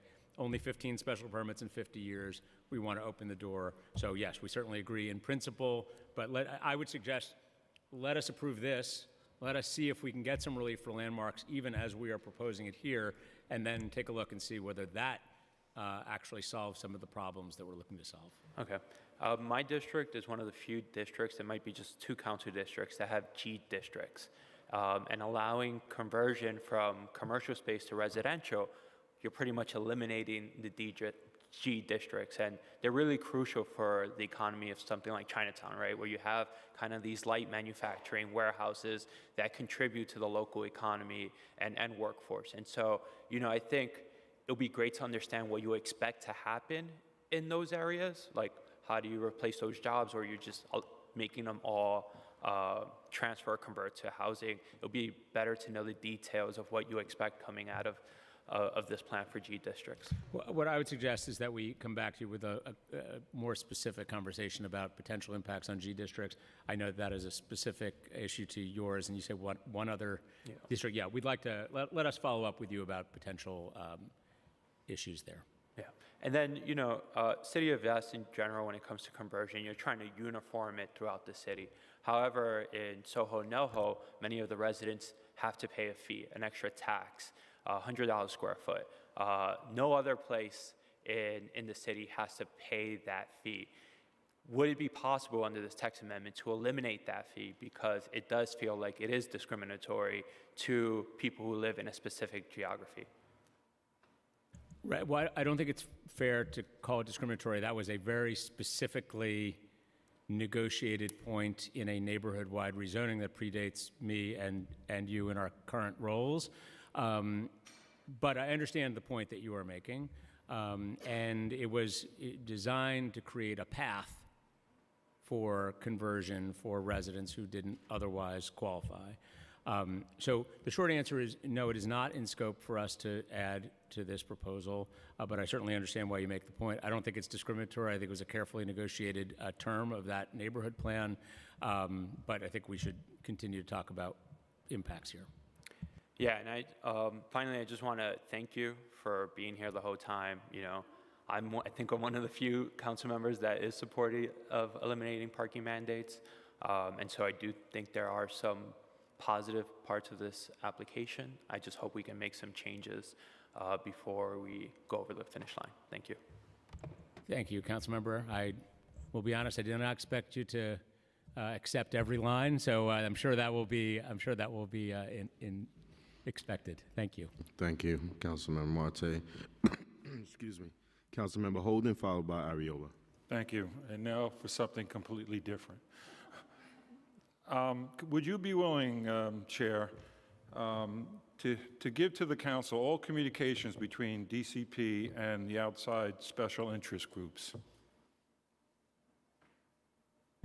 You're going to have to be a little more specific about your question and what is animating again, it. I'm suspicious. We talk to a lot of people all the time. It sounds like a I'd like significant burden that you're asking to impose upon me, but go ahead and pose your question. I'm asking you, would you be transparent as to where this came from, who you spoke to, how, It almost looks to me that this is a developer's dream and a neighborhood nightmare, especially for Queens. But let me get into and I just ask if you are willing to turn over information as to how this came about. I'm willing to tell you right here in a public forum exactly how this thing came about. Oh, you don't want to hear it here? I want records. You don't want to hear how it came to be in a live forum? I have some more questions. Okay. All right, we'll carry on. You could add that at the end, but are you willing to turn over? All right, I'm prepared to answer you right now in a public forum how this thing came to be. After 4 years of engagement, a city fair housing plan, an opportunity to open the door in neighborhoods around the city. This has been in the works for a very long time. Yeah, but you can get on the soapbox, but it doesn't help in what's going on in this city right now in this administration, all right? According to published findings by the apartment search website Rent Cafe, This is a recent article. New construction is set to reach historic national numbers this year, and the New York metro area is leading the country for the third consecutive year in terms of new apartments set to be completed in 2024. That's contrary to what you told us. Nationally, roughly 518,000 new apartments have been built, and 33,000 of those are in New York City, and there's almost 10,000 in Brooklyn, about 3,000 in Manhattan, and over 1,232 in Queens. So they're estimating 150,000 apartments are on track to be finished by 2028 in New York City, without the city of yes, without doing what you're doing. So my question is, are your numbers skewed to what you showed us? You said that we're like down in the middle of the pack in cities that have constructed new housing. So what you saw there was a historic review of what New York City has done relative to other places. And you are correct to say that there are a certain number of units of housing that will be produced even if City of Yes did not exist, even if we had not produced any proposal. We're leading here. the nation. But that, I'm sorry? This article says we're leading the nation. All right, so I hadn't seen the article. Even if you accepted that. If I may interject, if we could ask the question and allow time to answer the question, just so we got some decorum. I'll here. pause for a second and I'll let the Thank question you. come out. You finished? No, I just wanted to I was trying to be respectful of the chairs. Is this my turn or the councilman? Okay. I don't know. So the short answer is, even if the city were to produce some number of housing units, which of course we expect that it would, naturally is what has happened, what you saw on our slides and what you saw through our environmental review is the incremental addition of what we expect this proposal would deliver, and that's where you see the 58,000 to 108,000 additional units over 15 years. So there's nothing inconsistent about that, and there's, and the facts that you see on the slide were about historical production between New York City and other places. But we are doing a great job in building new housing in New York City. We're not like in the middle of the pack. But anybody with eyes can look around what happened to Long Island City in the last decade. Downtown Brooklyn has a tremendous amount of new construction. Flushing, Bronx, Williamsburg, Greenpoint, I can go on and on. There's a tremendous amount. There's entire areas that have been transformed.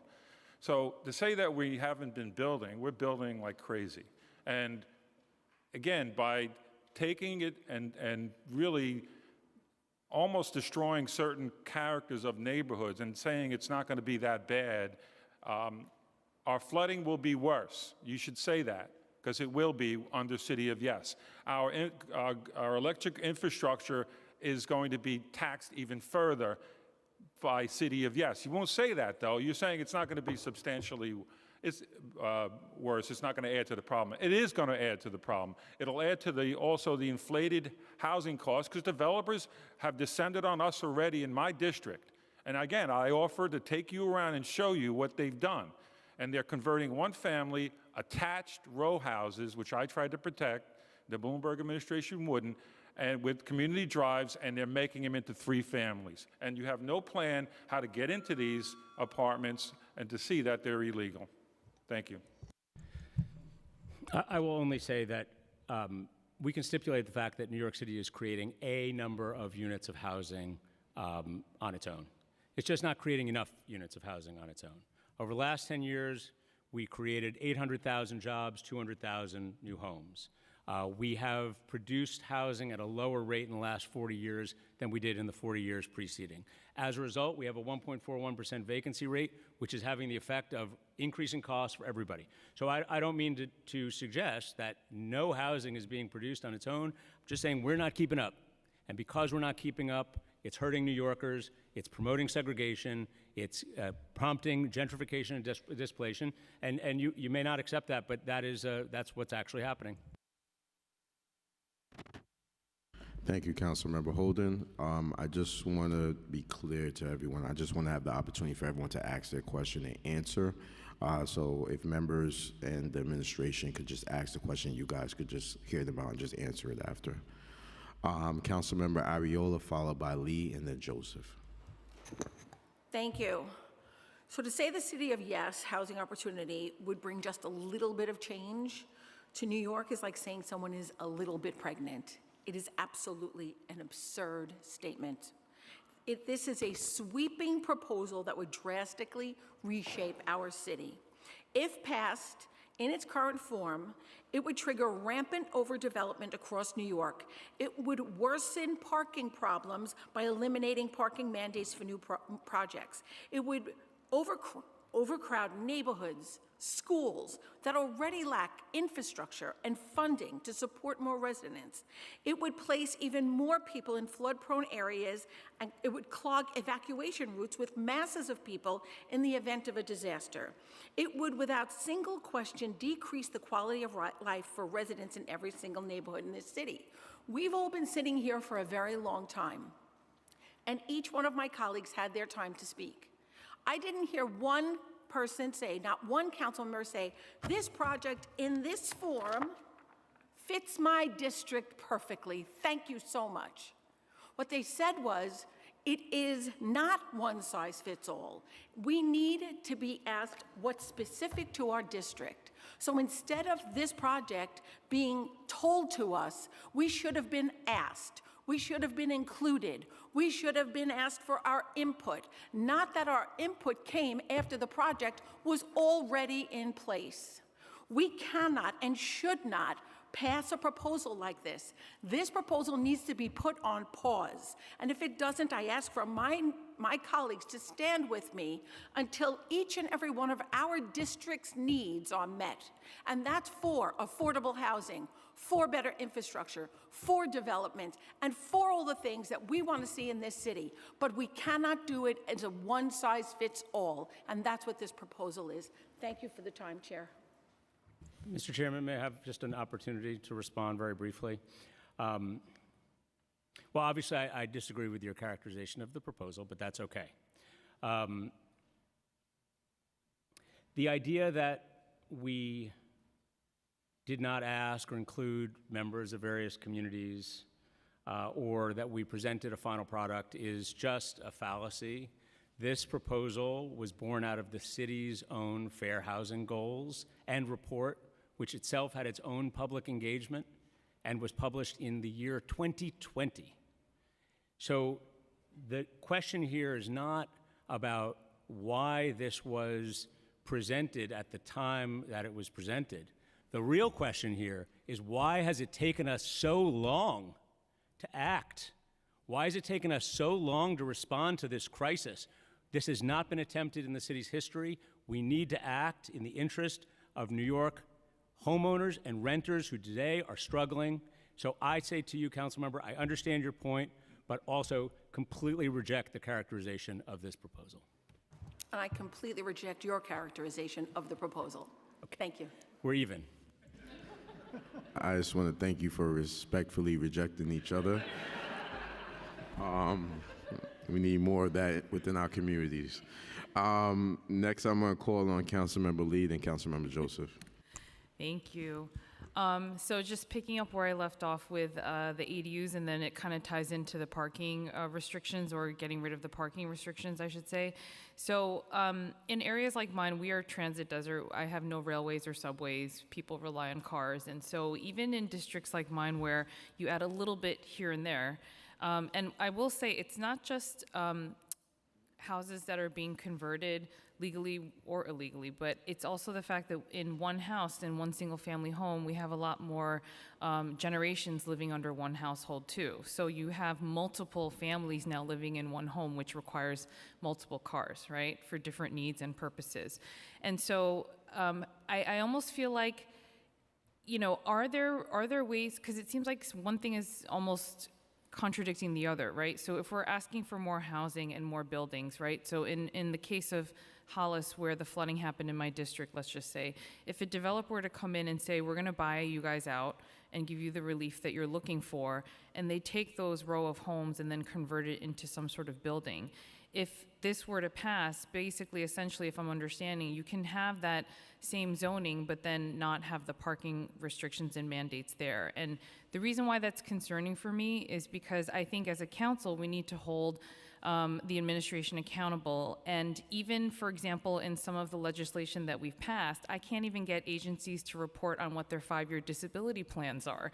And those laws and policies we put into place are for the accountability factor. So my fear is that if we completely get rid of those parking mandates, as some others have alluded to, it does seem like the developers have a lot more control and say. And as Councilmember Brooks Powers mentioned earlier, I know developers in my area also would choose for more units versus parking, but we have no transit and the buses are overwhelmed. We need more infrastructure. We've been asking for it and we haven't gotten it. So I just wanted to know, have you, in terms of the parking aspect of it, have you looked into, because I know you mentioned before you have waivers, correct? A waiver process. So why not just keep that process? But if that's the sticking point that is making it difficult for building, then why not have that waiver in place still, but adjust the process? And if that's the issue. And the reason why I'm saying that is because again, if we lift the mandate completely, my fear is that we're not going to have any sort of controls over what developers will and will not do. Thank you. I appreciate the question, and I'll confirm with my team as to where the waiver is applicable and where it is not, but I probably will need to follow up with you on that. Okay. But the short answer is, yes, we do regularly see applications in places where, and this is not the situation that you're describing here, where you're very close to transit, where the parking requirement is impeding with the housing production, and where we can substantively agree it's better to have the housing. In the example that you are raising about an accountability factor here, we are proposing a change here, and I recognize that it is a big change for New York City. But the prescription of the minimums were born out of a time in which, we wanted to make sure that we wrote all of this stuff into our zoning. The idea that we want to remove the number from zoning does not mean that we either believe that we won't get parking where it is needed or that it will not be delivered to us in these circumstances.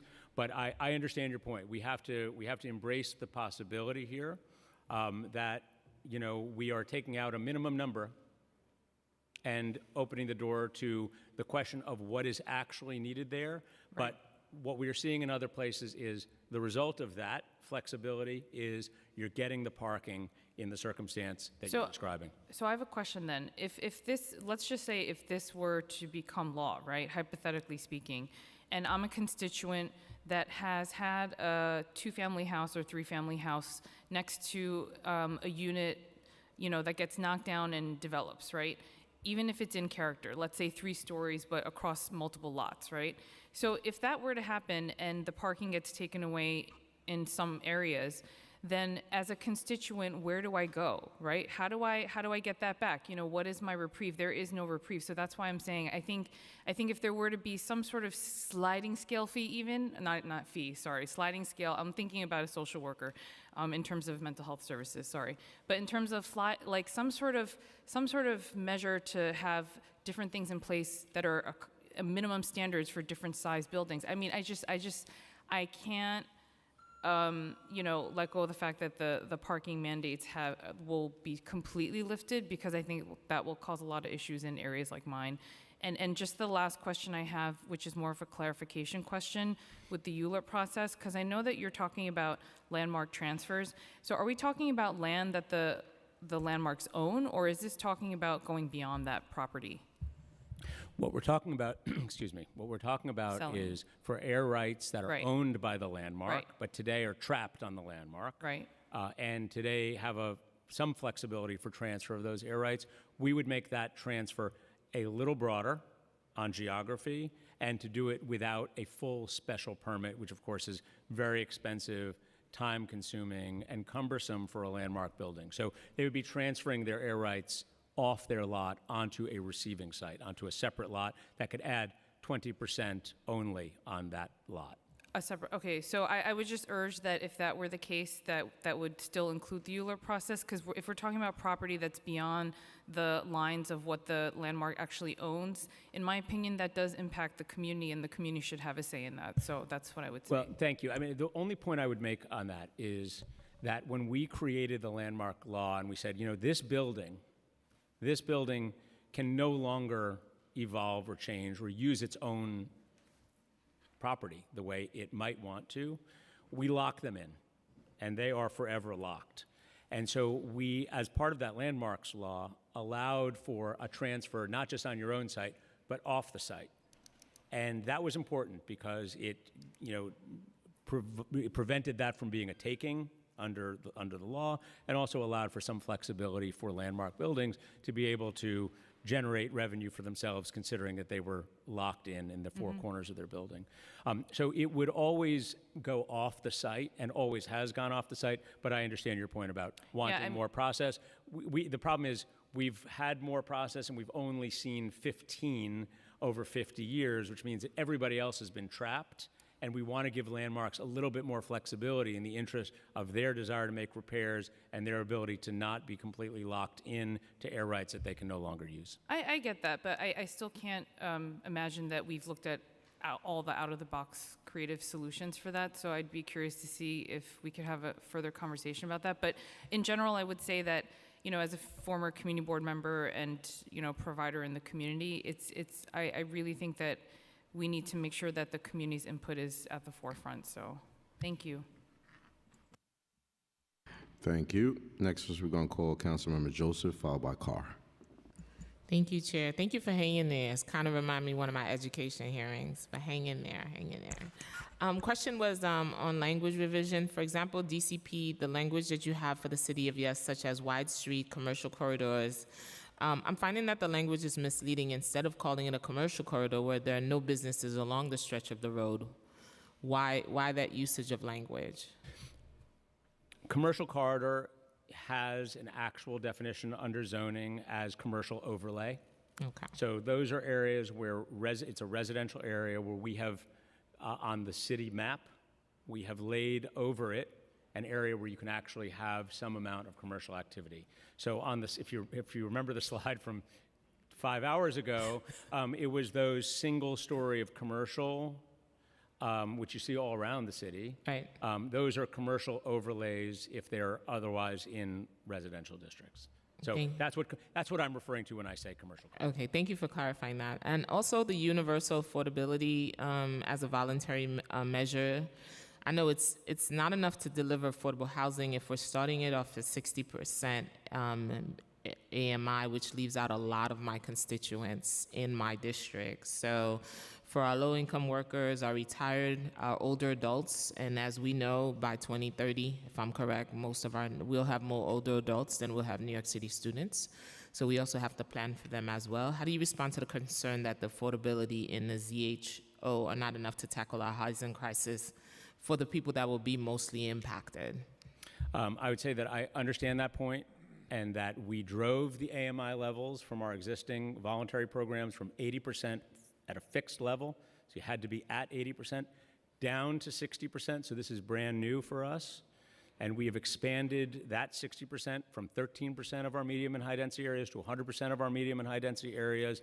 And it's not just 60%, it's an average of 60%. So we can actually get lower than 60% in a way that before you had to be at 80. So we're considerably lower with this program, and we think that it's going to deliver more units of housing through UAP than all of our affordable housing programs in the city's history combined. So 60% is a starting point, but there's room to grow and go, because I do have constituents in my district that falls under the 40%, 30%. How do we meet their needs if we're really building for them? It's correct to say that that is not a strict limit. It is an average, but also it's important to note that UAP and a 60% AMI, even averaged, that's not the whole picture in terms of the city's need, the city's ability to deliver affordable housing, the ability to deliver extremely low-income housing for people who need it. So it's a piece of the puzzle, but it is certainly not the entire piece of the puzzle. And I'm not sure if I missed this, but if we do approve this, how many affordable units will be creating citywide?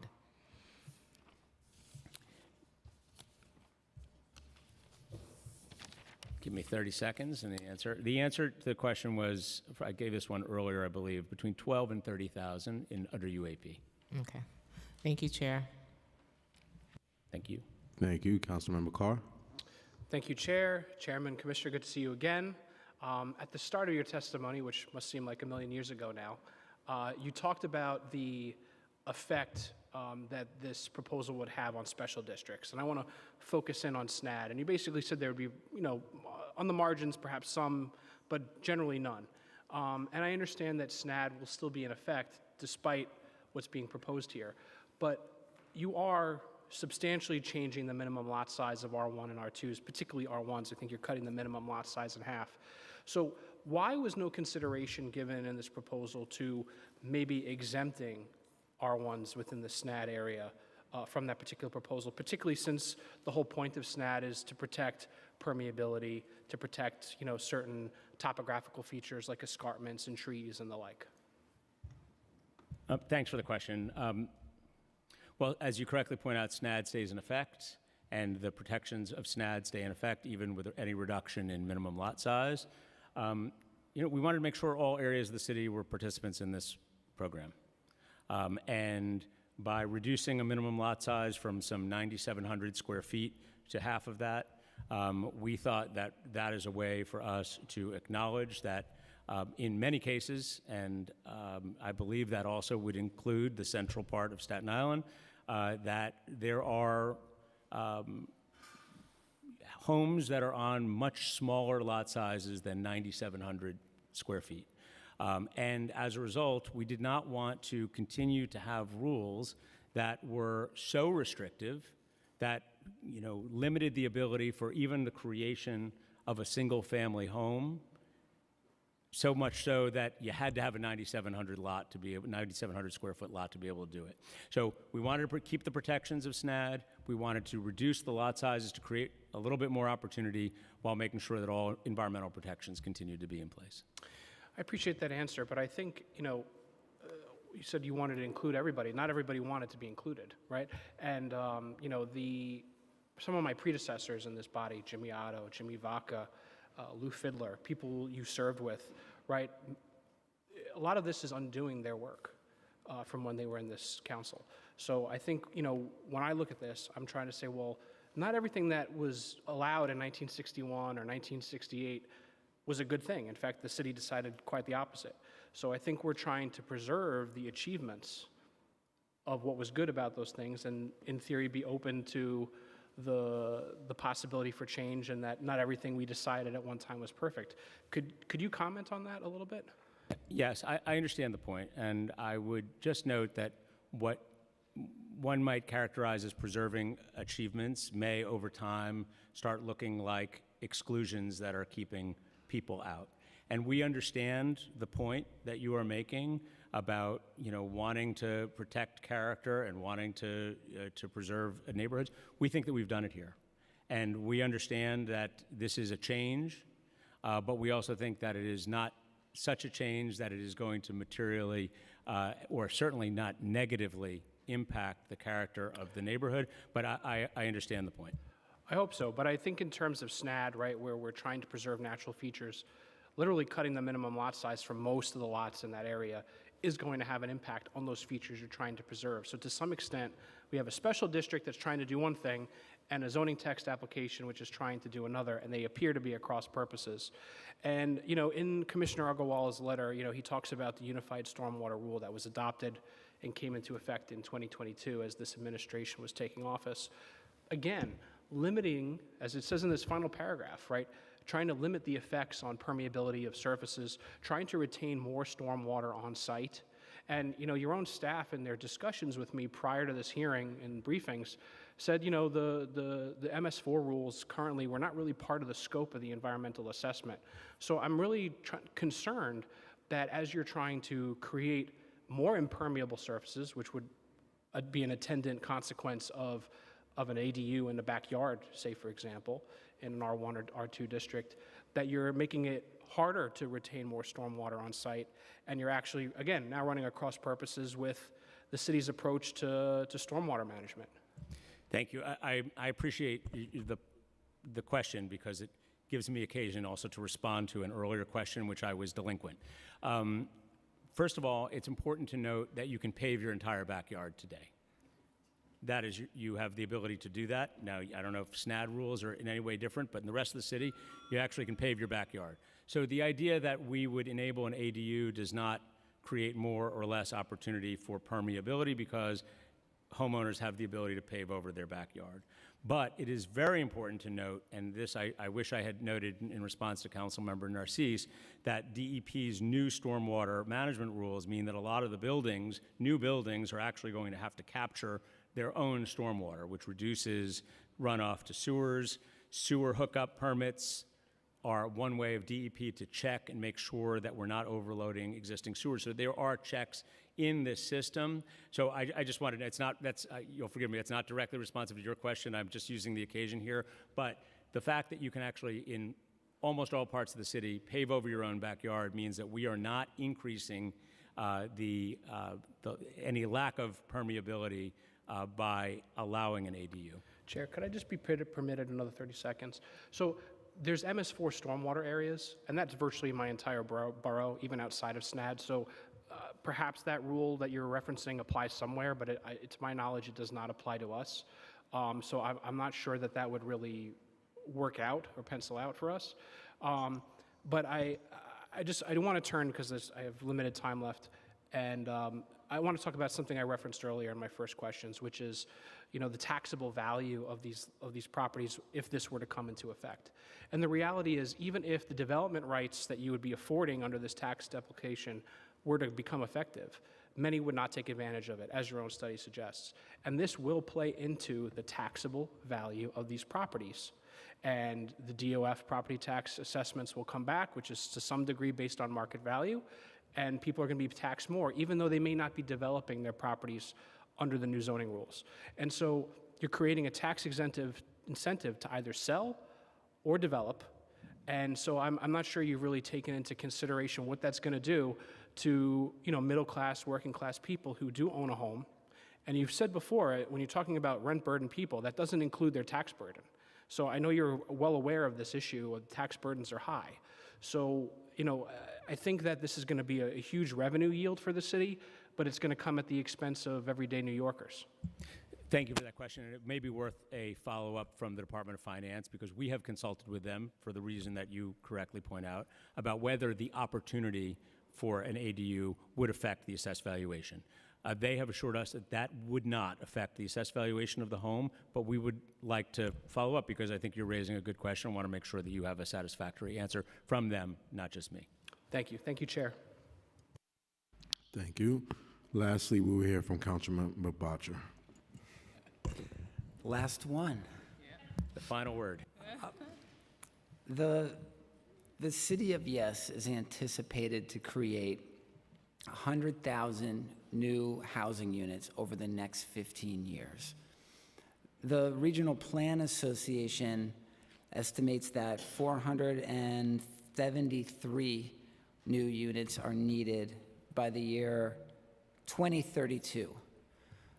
Last year, New York City permitted around 11,000 new housing units in all of 2023. How will this 100,000, first of all, do you agree in the 473,000 estimate from the Regional Plan Association? Will this 100,000 help us reach that goal, or will there still be a large delta if this plan were to pass intact? That's my first question. And my second question is, I think a lot of New Yorkers are open to the idea of allowing more housing to be built in their neighborhoods. The concerns that a lot of people have that I hear is that they're concerned that all of that housing is going to be market rate, and it won't include affordable housing. And also that these are going to be tall buildings with very few apartments, because that's what we've seen go up in many instances, a very tall building with 50 apartments in the whole building, floor-through apartments. Can you speak to my constituents who have those concerns about this proposal? What will actually happen with respect to affordability and the size of the apartments in these buildings and the density within these buildings? Thank you, Councilman, and thank you for all of your leadership on this issue. The answer to the first question, the incremental addition of 58 to 108,000 units of housing, or what we just colloquially call about 100,000 units over 15 years, will definitely help us to get to where we need to be. It is not the end of the conversation, though, because we need more units than that. And that's where we turn to the other tools and sources that we have. Some of them relate to HPD. Some of them relate to our neighborhood planning process. Some of them relate to finding ways to better and more effectively approve private applications through the Department of City Planning or other agencies. This is a moment where we need to be looking at all of the levers that we have. It just happens that we are proposing one of those levers here. It's a big one. It's an important one. It's one that has created real challenges for the creation of housing citywide over a long period of time, and then one that we think is deserving of the council's attention and approval at this moment. As it relates to market rate housing and tall buildings, I will note that in a medium or high density district like your council district, what one would see is a bonus here of about 20% under our universal affordability preference. That 20% is an incremental addition above whatever that building was able to be in the first instance, and that 20% is for 100% affordable housing forever. So I would say to your constituents, I certainly understand the point or concern about incremental changes, but that 20% is important. It's consistent with the city's policy goals and is one that can be easily absorbed in the context of that building as it is already conceived or proposed, and we want to make sure that we get those units right there on site. And these tall buildings with one apartment per floor, where you've got a 70-story building with 70 apartments or 50 apartments in it, what's the implications there? Well, in a medium or high density area, if somebody wants to take advantage of this program, any additional bonus would have to be entirely affordable. So, and similarly, if somebody's taking advantage of the 485X tax abatement program, there would need to be percentage of the entire building that would be affordable. There sometimes, and I would even say routinely, a building with a single apartment per floor is not the building that is taking advantage of these programs, but certainly understand your concern about that. It's also rental versus condo, Correct. right? Those tend to be condos. These programs encourage rental construction. That's right. Thank you. Thank you, Councilmember Botcher. There's no council members going to pop in the door, just making sure. I would like to thank my colleagues for attending, but most importantly, thank you to the administration for answering the questions today and presenting this presentation. We know that it's a very complex proposal, but your presentation today was greatly appreciated. Thank you. I would like to thank my colleagues for attending today's hearing and asking all these great questions. There being no questions, the applicant panel is now excused. That concludes today's business. I would like to thank the applicant panel, members of the public, my colleagues, subcommittee council, land use, council staff, the sergeant at arms, our multi-language team that is here as well for participating in today's meeting. As a reminder to the public, a public hearing for City of Yes for housing opportunity, at which public testimony will be heard, will take place tomorrow, October 22nd, beginning at 9:30 a.m. here in the council chambers and online. Please see the land use page on the council's website for more information on how to sign up to speak at tomorrow's public hearing at council.nyc.gov/land-use. Once again, at council.nyc.gov/land-use. Members of the public are invited to provide written testimony on the proposal. If they do not wish to testify in person or online, by emailing it to landusetestimony@council.nyc.gov. Written testimony may be submitted up to 3 days after the public hearing is closed. Please indicate City of Yes for housing opportunity in the subject line of your email. Thank you, and this meeting is adjourned.